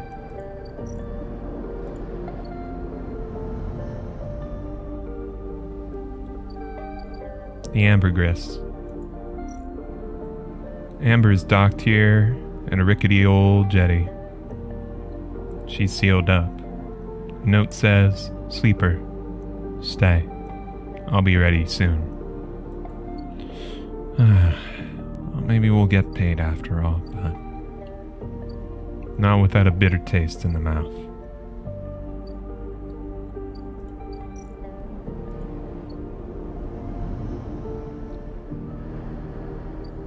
Money don't come easy round these parts. As you approach the address Rabia gave you, a heavy hand falls on your shoulder. What's your business here? The enforcer grips your shoulder, giving a hint of the strengths her implants give her. As you turn, you see the same subsidiary eyes as Rabia and Toshiro, glinting like mirrors on her cheeks. Gia, please. The sleeper is here by my invitation. At Rabia's command, the hand immediately loosens, and an apologetic look replaces the scowl on Gia's face. Of course, Rabia. I'm sorry. Rabia waves her away. Don't you worry. I appreciate your protective instincts. She smiles at the enforcer. How about you head to the tambour? They have a delivery coming, and they'll need some help with the lifting. Gia nods and walks away. Timbre, huh? So, sleeper. You came. I'm glad.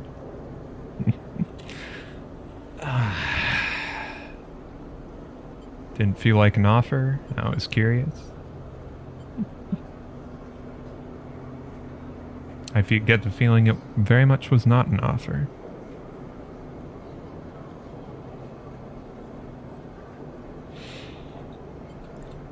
I'm sorry for that. She smiles a tight smile. You have to understand, finding you there in Sabine's unit, I wasn't so sure where we stood. There are more than a few people on this station who would rather I was dead. I had to make sure you weren't one of them.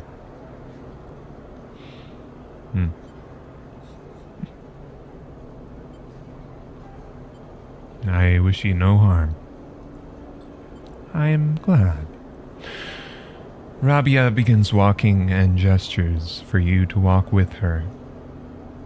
She takes you down a staircase into the bustling walkways of the low end. What do you know about Haugen?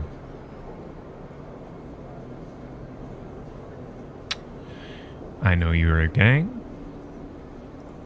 A gang, yes, that is what people call us. But what meaning does that word have in this place? People with carts push past, moving crates of supplies around the thin and winding passages. Our reputation is one that implies threat. Is that fair to say? We are framed as aggressors, parasites, criminals. She gestures around to the people in the passageway. But when was the last time you saw a lawmaker on the eye? A policeman? Who makes the laws here? Haven't try to. Yes, they like to believe so, don't they? By claiming a lineage that extends back into Erlin's union, they assume the burden of authority. But they have no authority here, out past the bright market, where few work in their shipyard or pay for their docking berths. If you had spent your time in the low end, maybe your opinion with us would be different. This is our place, our people. The low end was empty in Erlin's time. They didn't need to house thousands, and keeping the yards and the rotunda safe was work enough. No, the low end was reclaimed later when refugees started arriving. As more continues to do. Rabia meets your eye. The collapse didn't just happen here on the station. When Solheim collapsed, the entire system felt it. Colonies were abandoned. The moons of Ember and Cinder suddenly gained independence overnight. Some took advantage, some tried to hold it together, some fled. The Eye became a refuge, and Erlin, to his credit, extended an open hand to everyone. But many within his organization disagreed, and those new arrivals weren't as simple to corral as they'd hoped. Rabia leads you through a small market hall, busy with small stalls and traders. Erlin's union was made of workers, administrators, people who are malleable and already organized into hierarchies and networks. The refugees came from different factions, and families were scared, injured, and desperate. Conflict was inevitable. You're trying to figure out if her arm is encased in crystal? Oh yeah, I'm pretty sure that's a plastic shroud, or some sort of like a plastic shroud similar to what Sabine was wearing, and also the sleeper that got murdered. Haugen is a child of that conflict, a child born out of the need for us to stand up and claim our future, to provide security, strength. People call us the gang, but we are a community. I take my position as lieutenant seriously, and from my birth I have worked to earn it. Rabia catches herself before she raises her voice any further, and you both walk in silence for a while among the smells and textures of the low end. You start to wonder if this place could be a home for you, too. Where do I come into this? Rabia smiles to herself and thinks for a moment before she responds. I believe you understand the importance of a refuge. So, I believe that you wish to help keep this place safe. She exhales quietly. For this reason, I would like you to trust me. I do not know what Sabine told you about us, but I imagine it was not good. I will be honest with you, Sleeper. I was never comfortable with having Sabine as part of the Haugen. An ex-corporate employee? It goes against our nature. But their deal was with Yannick. I kept my distance, made sure Sabine had their surgery, kept it supplied. That was all. But I cannot allow people to go back on the promises they have made us. Haugen has not lasted this long because it is a charity. We offer and ask for support, and any betrayal will be treated as an attack. They were desperate. Many on the eye are, Sleeper. I am sorry, but we must ask that our debts are paid in full.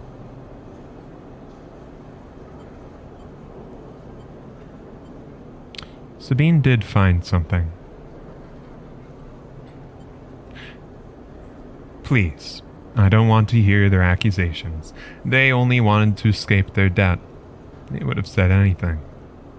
Where are they now to stand behind their claims?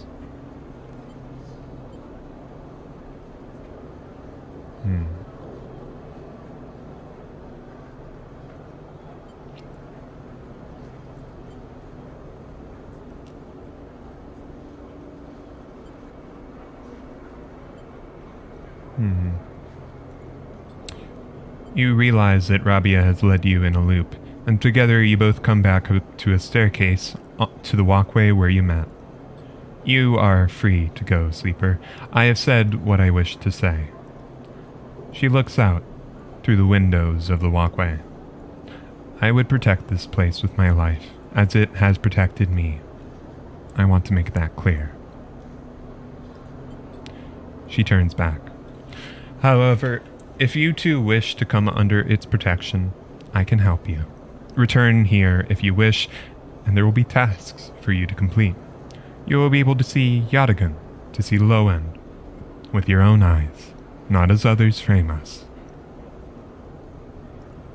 As for Sabine, she pauses to consider her words.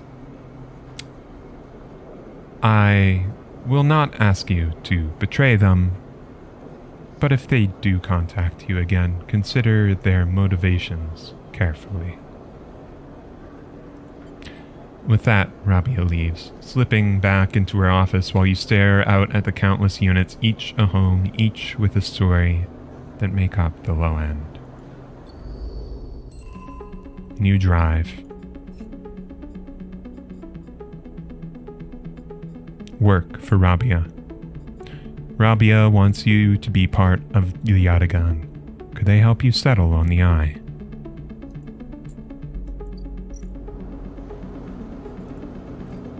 Patrol the ward. Into it.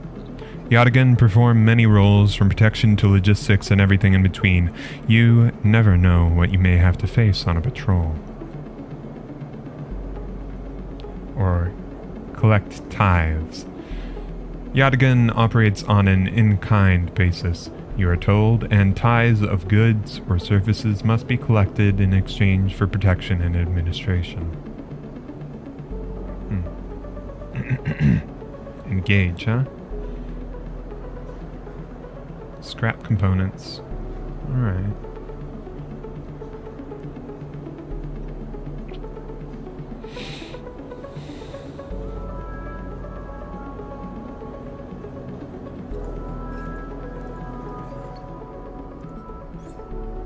Zero upgrade points. We'll leave that be for now, I think. Ethan, huh? Let's work here.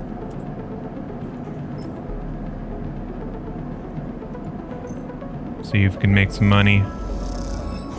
Get back some energy.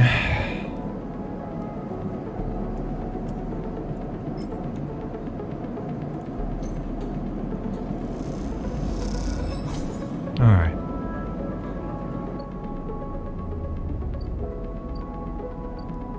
And perhaps build up some protection sometime.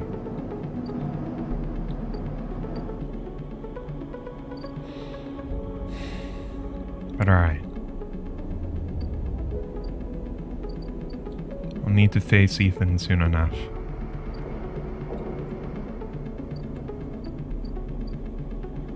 Let's see what he has in store. The compressor is quiet today. The usual crowds are elsewhere, and the pumping music washes over a handful of spacers and a few drunks. Ethan is still on the same stool in the same pool of light. His head is low, close to the bar, and the bartender is ignoring him.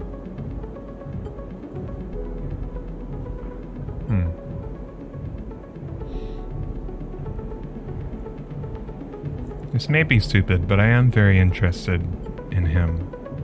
Just why is he letting us off the hook so much?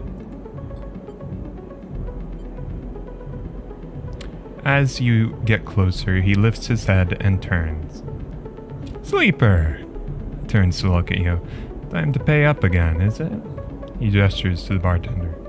Come here, take their chips.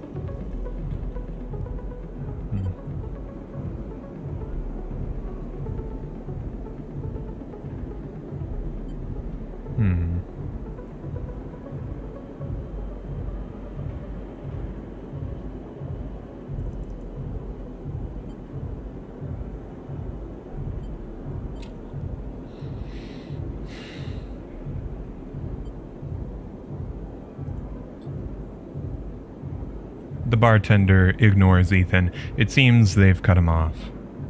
Hey! He slams a hand on the bar. Come take the chips.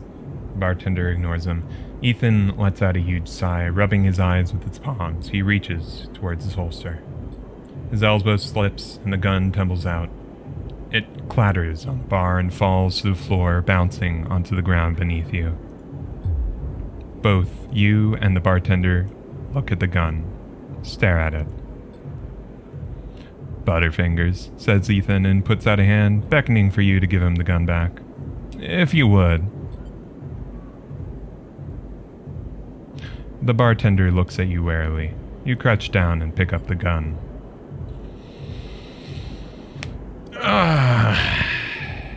Point the gun at Ethan or hand Ethan the gun?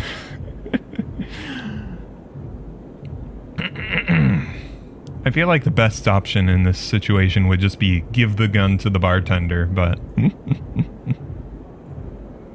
I don't want to cause trouble for the bartender, but I also don't want to give the gun back to Ethan.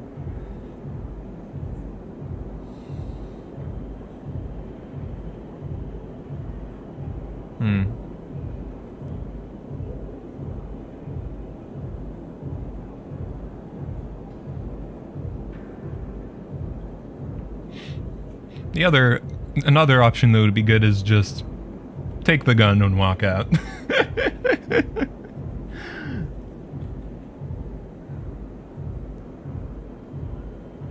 Alright. We'll point this at Ethan. Ethan turns his head in your direction a little, a sharp pail locking with yours. The bartender backs away. Oh. He turns on his stool. Oh, sleeper. He stands. This is more like it. Pull the trigger. You don't wait. You pull the trigger. The gun clicks. By now, all the attention in the bar is on you and Ethan, who looks at his gun with a bemused expression. The bartender raises an open hand, and in it are 10 shiny bullets. 10 shiny bullets he took out of Ethan's gun while he was asleep on the bar. Ethan smiles at the bartender. Oh well, he says, and grabs the gun, slamming it back into your face with a single move. You stagger back and drop to a knee. Somewhere nearby, the gun clatters onto a surface. The hit's a glancing blow, but it makes your vision swim. With a blur, you see Ethan wrestle up a small, thin slate from his belt and hold it up. Enough of this. I'm logging the job and calling it in. Ethan taps at the slate. No more playing. Your head aches. Ethan taps through a few screens impatiently. He swears and taps again. He starts shouting, a dull echo to your ringing ears. He starts screaming at the slate and throws it across the bar. He crouches down and grabs you by the chin, his face close, his breath heavy with drink.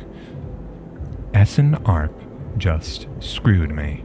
He grins maniacally. They canceled the contract. He stands up. They cancelled the contract! He shouts at the ceiling of the compressor.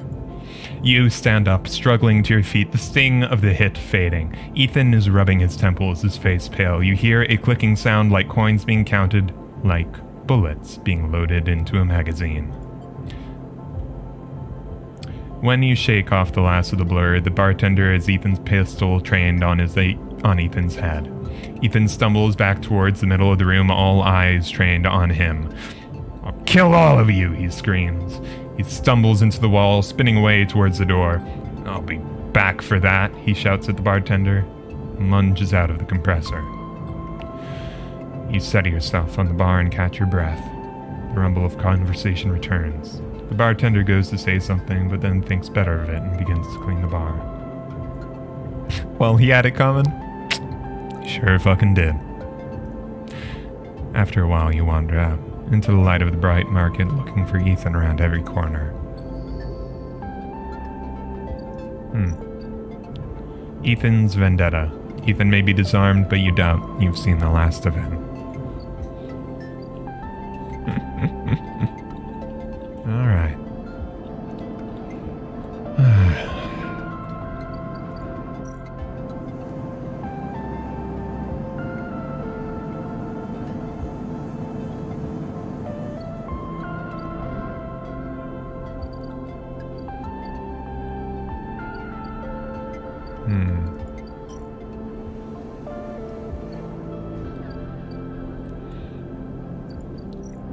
Let's do some more work over at the Overlook for now.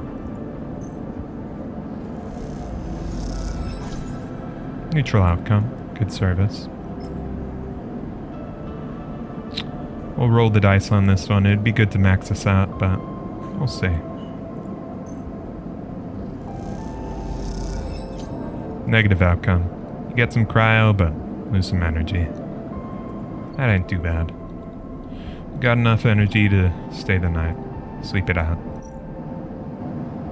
Empty stomach, but not a starving one.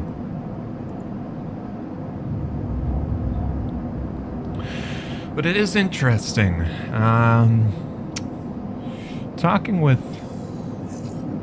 Oh, damn, that's some good rolls. Talking with Rabia, she did mention timbre. Perhaps we can find out a bit more in the low end. Perhaps Fang is not too far away.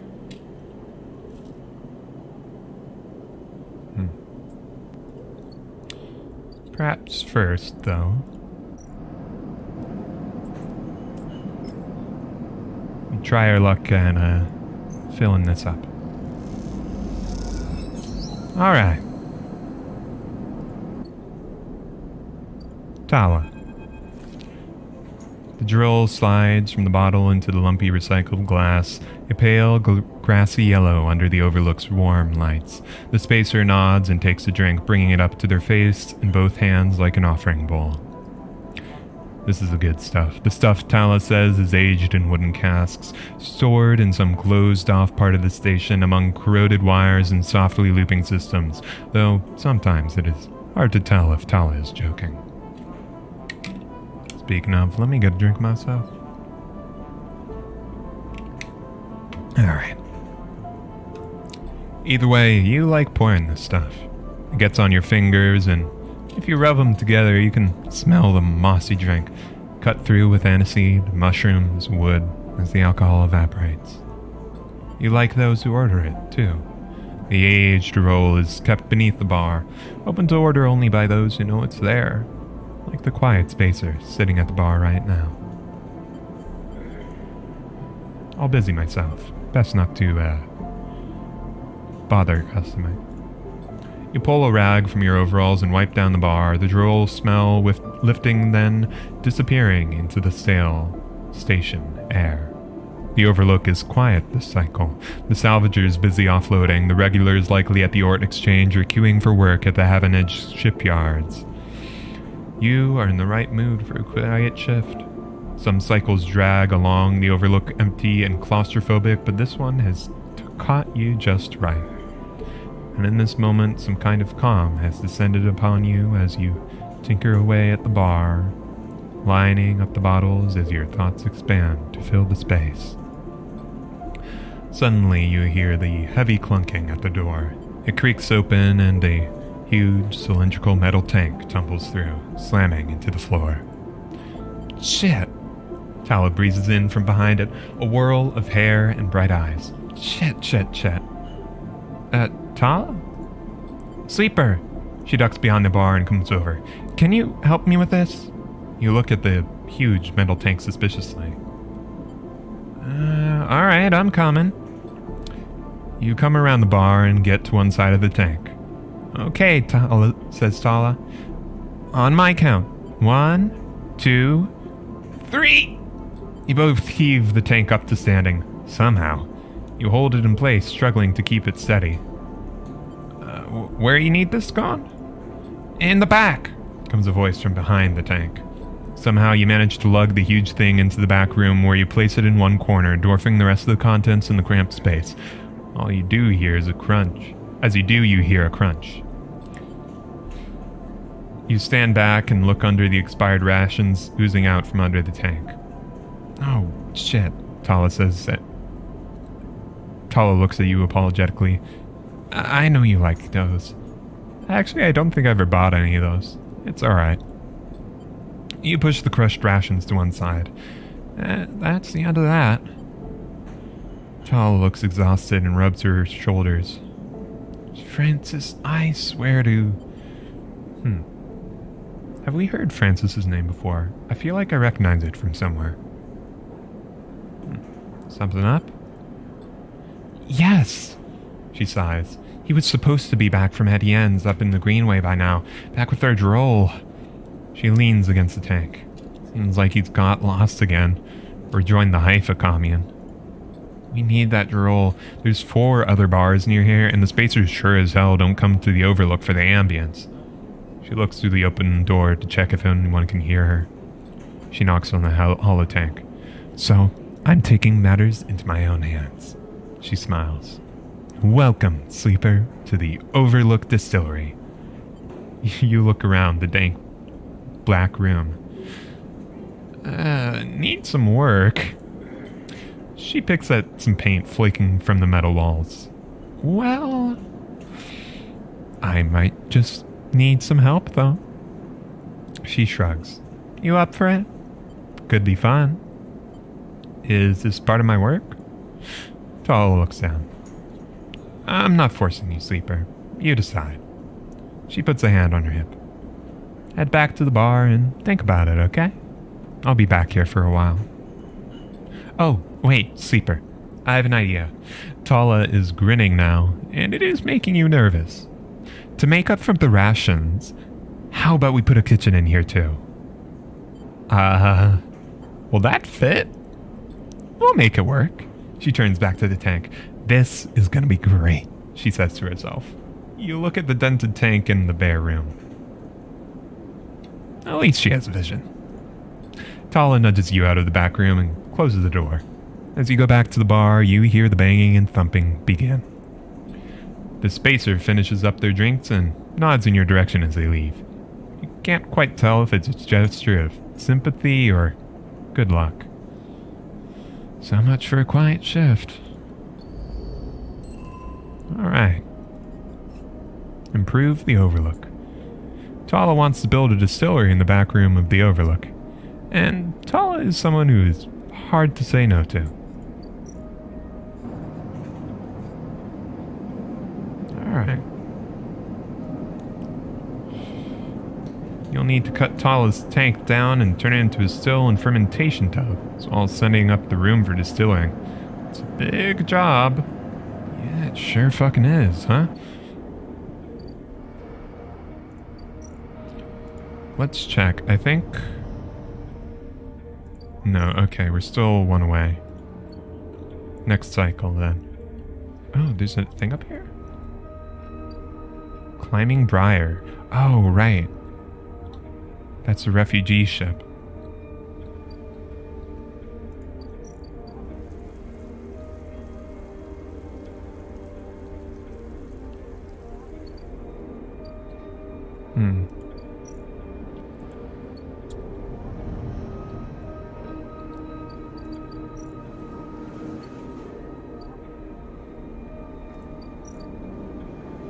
fungus, huh?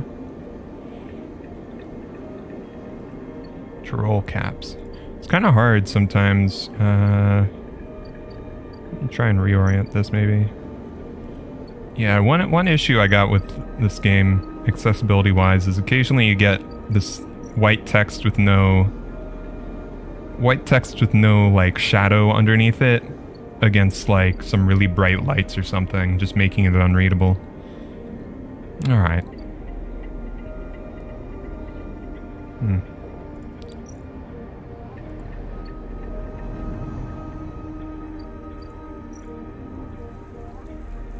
Collect spores. Grove spores. I don't know what that's good for. Alright,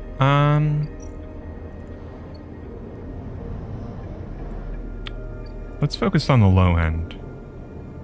Try and see if we can, find our way around. Do some engineering, we'll get some energy back, we'll build up our rep. Maybe get some, maybe even get some scrap.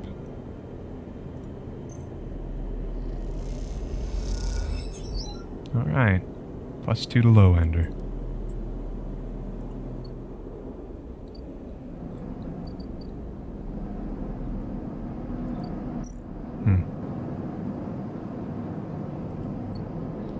We're getting close to having the money for,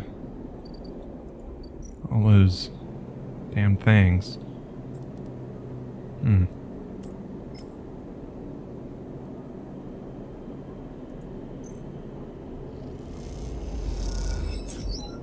Nice.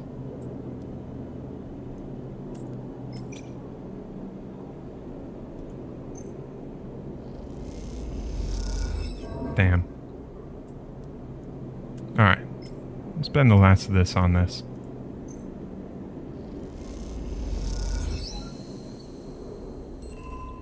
Alright. Derelict unit. Gather materials. This half-built unit looks long forgotten. Project and never made it. With enough scrap, might be able to seal it up. Before attempting to fix this place up, you'll need to amass enough scrap to make repairs. Huh. Alright. Timber Tea House. Tavla room. Hand and gum box. You feel stupid doing this, but the penguin says, take me to timbre, and this is the only timbre you can find. Alright. We'll see. The waitress looks at you with suspicion as you hand over the box. Is this the right place? Tracking Havenage. You've heard that the Yadigan Enforcer base here has been paying low-end residents for information on Havenage movements. Now we can start putting this into something useful, huh?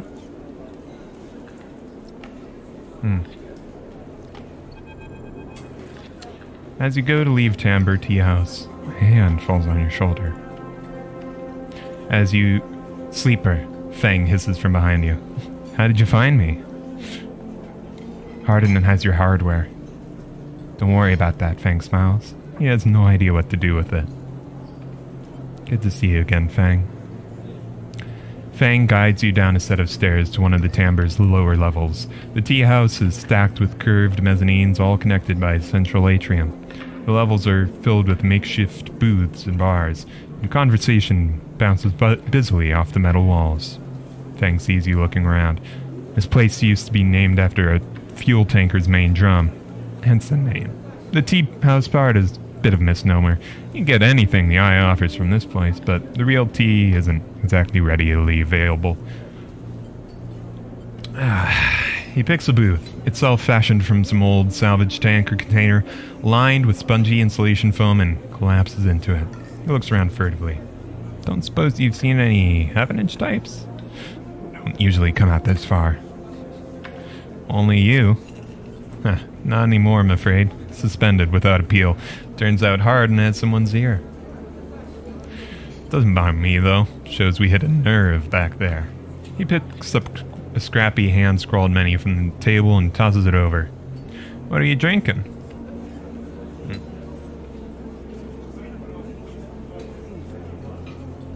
Fang is right. The menu is ridiculous. There's at least 10 different infusions, most of which you can't make out, but the paper is dominated by an extensive complement of esoteric alcohols and cocktails. Black tea is listed without a price as a seasonal specialty. So, you ran into Haugen. Was he pissed? Fang doesn't wait for an answer. That snake is so self-righteous, he might actually believe that Erlen would approve of his meritocratic bullshit. He taps on the table. If Havenage was like it should be, like it was founded to be, they would have shouted him down at any council meeting he dared mention true citizens. He sighs. But I guess his kind run the place now. A young woman with a vine tattoo snaking up her arm turns up at the booth, a slate in hand. Your order? You skim the menu, your eyes glazing over. Time to pick something. A Giro. Neat. I'm picking that because apparently Sleeper likes that from the Overlook. Fang taps the table to order the same. And you. She begins, looking to Fang, but then when she sees him, she suddenly stops. What the? Fang shrinks a little. You're supposed to be working. This is your shift. He grins sheepishly. You work here? Fang waves at you be quiet. Look, Jenna, let's just say this is my break. My friend here has been through a lot. Jenna looks between the two of you. Nod. Fang also starts nodding. 2 minutes, says Jenna, pointing at Fang. And only because I don't want to get dragged into whatever this is. She gestures at the table and walks off. What? Fang stretches out on the booth. You know how it is. We all gotta eat. Plus, he leans in. This is the best place around here to find a person you might be looking for. Who?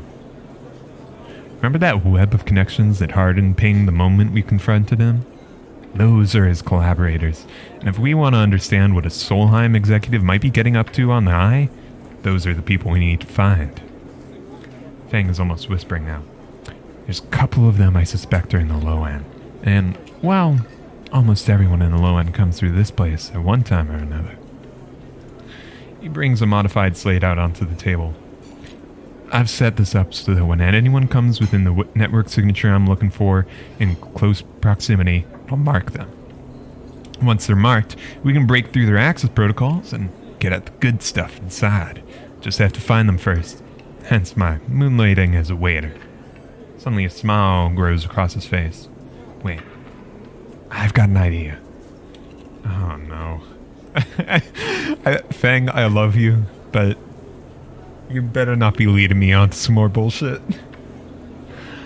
Look, I can't cover enough of the low end on my own, and so far I've had no matches in this place. With 2 of us, we can cover more ground.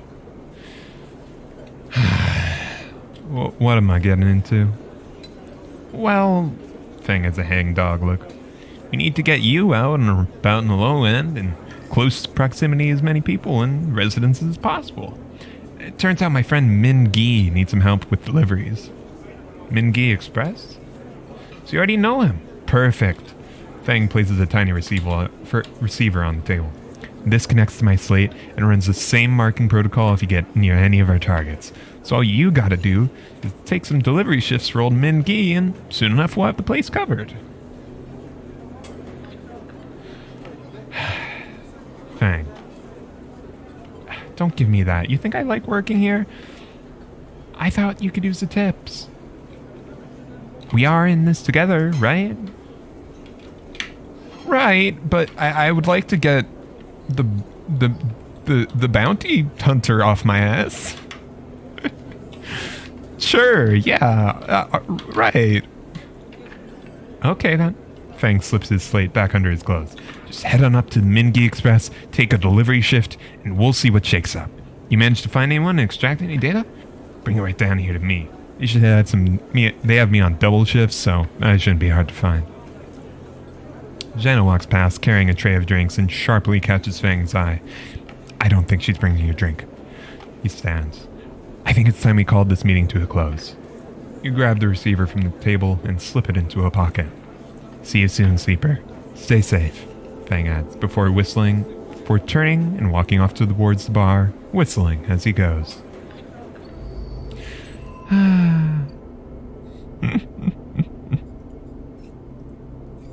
Castor, curious data fence.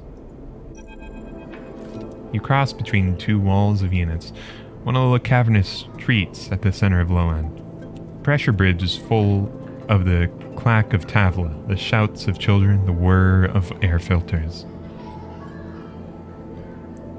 Sleeper. You turn to see a man sitting at the Tavla table alone, somehow untouched by the hustle and bustle of the people around. He gestures to the stool on the opposite side of the table. Sit. Castor, a low-end data fence. You sit at the metal stool and you start setting out the board with counters, or at least the filter caps low-enders typically use in their place. Castor, he says by way of introduction, looking over his glasses. Night or day? Yeah, it's gesturing at the caps, crudely sprayed white and black. Night. He nods, with the black counters already on your side. Let's begin. You take a plastic die, each pitted and worn, and roll to determine who starts. Castor rolls a 6. You a 4. I lead. He smiles and begins to move his first cap precisely along the board. Play passes back and forth between you, the dice changing hands as the caps spread across the board. As it does, Castor speaks, eyes not leaving the caps. It is unusual to see a sleeper on the eye. That's why I wanted to play with you. You take your turn, rolling a 6 and a 5. Play aggressively. After all, a sleeper's mind must somehow be different from a human one. Being emulated, I mean. As Castor talks to you about his counter... As Castor talks, you target his counters, halting his progress, but exposing your caps as you do. I don't mean to offend you, Castor meets your eye. I merely see that you are, by definition, different. What has been subtracted in the emulation? What has been habit? He stacks a wall of counters, the boundary you must break. He hands you the dice. Do you ever think about this, sleeper? About what you were before and what you are now? Always. You roll a double 1 and solidify your wall. Castor whistles. The holding game. Commendable. Can be brave to build from what you came before. He rolls the dice and leaps your wall in a single move. But we cannot idle too long, sleeper. The slower we move, the sooner we are caught. Past you is not just an idea, a concept for you. It is a living, breathing person. He looks up over his glasses, his eyes bright and wide. You split from them like a shadow splitting from its caster. They may be sleeping now, yes, but one day they will awake and carry on with their lives unaware of your fate, no matter what it might be. He hands you the dice, smiling. You are a branch, severed from the main trunk, an offshoot who refuses to die, so to speak. You roll again, under pressure now, trying to slip your caps out from under Castor's before he solidifies control of the game. So what I am curious about is how you see yourself in all this. What does this tangle of truths make you?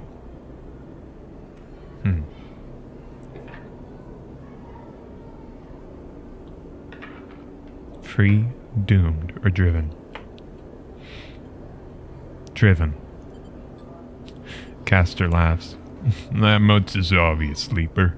I see it in your eyes. You are eager to make all this count for something. Castor looks away, through the glass, to the crowded units on all sides. But driven towards what? He starts removing caps, his home board now full. Is there an end here? Or just endurance? Oh, I just realized that the game that they're calling Tavla is, I think, backgammon. You try a few more rolls attempting to get back in the game, but Castor clears his home board with the sense of the inevitable. He has known he was winning for a while. I feel I may have pushed too far. He slides another cap from the board. I apologize. My curiosity has a habit of getting the better of me. You roll to return a cap to the board, but all the spaces are blocked. Caster clasps his hands apologetically. You play well. Really. Your weakness is not your game. He smiles warmly. We have much to learn from each other. He slides his glasses back up to his nose and sits back. I feel like we could share knowledge, ideas, perhaps even data. His eyes glint with that last word. To our mutual benefit. He slides his final cap from the board. It is over. He has won. I'll say. Please. I don't want to make you uncomfortable. He holds up his hand. My intention is only to help you endure here, and if I'm able, to feed my curiosities. The game over, you notice the bustle of the walkway once more. The call of the children, the deliveries, the arguments, and reconciliations. They wash over you as you stand and leave, Caster nodding goodbye as you do.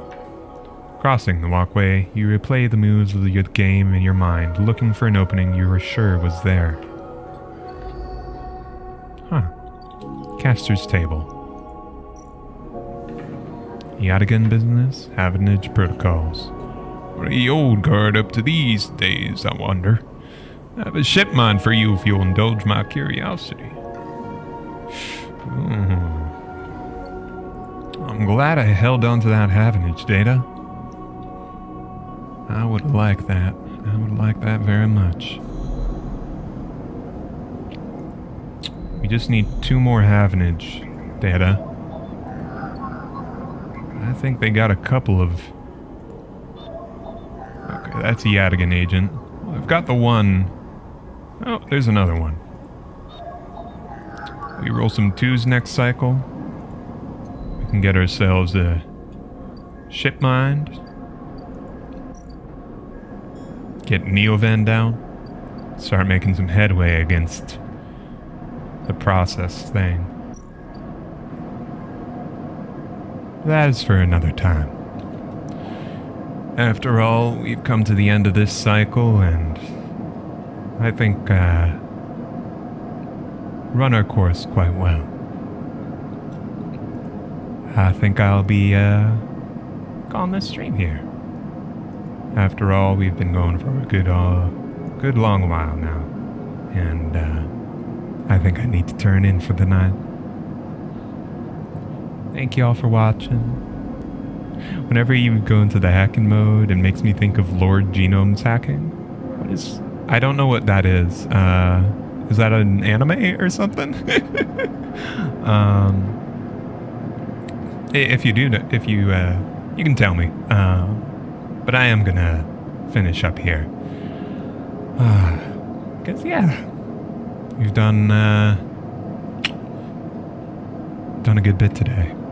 This might be my longest stream so far. You might be right on that. What? I've been going, 6 hours? Oh, yeah, you're welcome. I'm glad you liked the stream.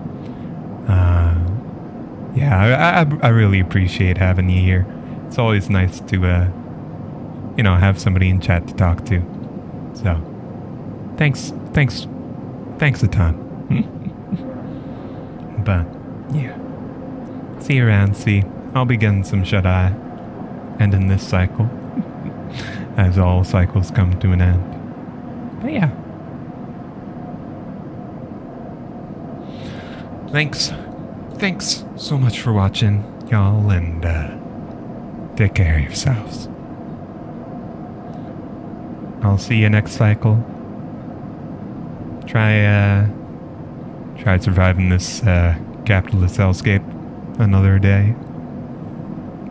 And yeah, have a good night. Bye.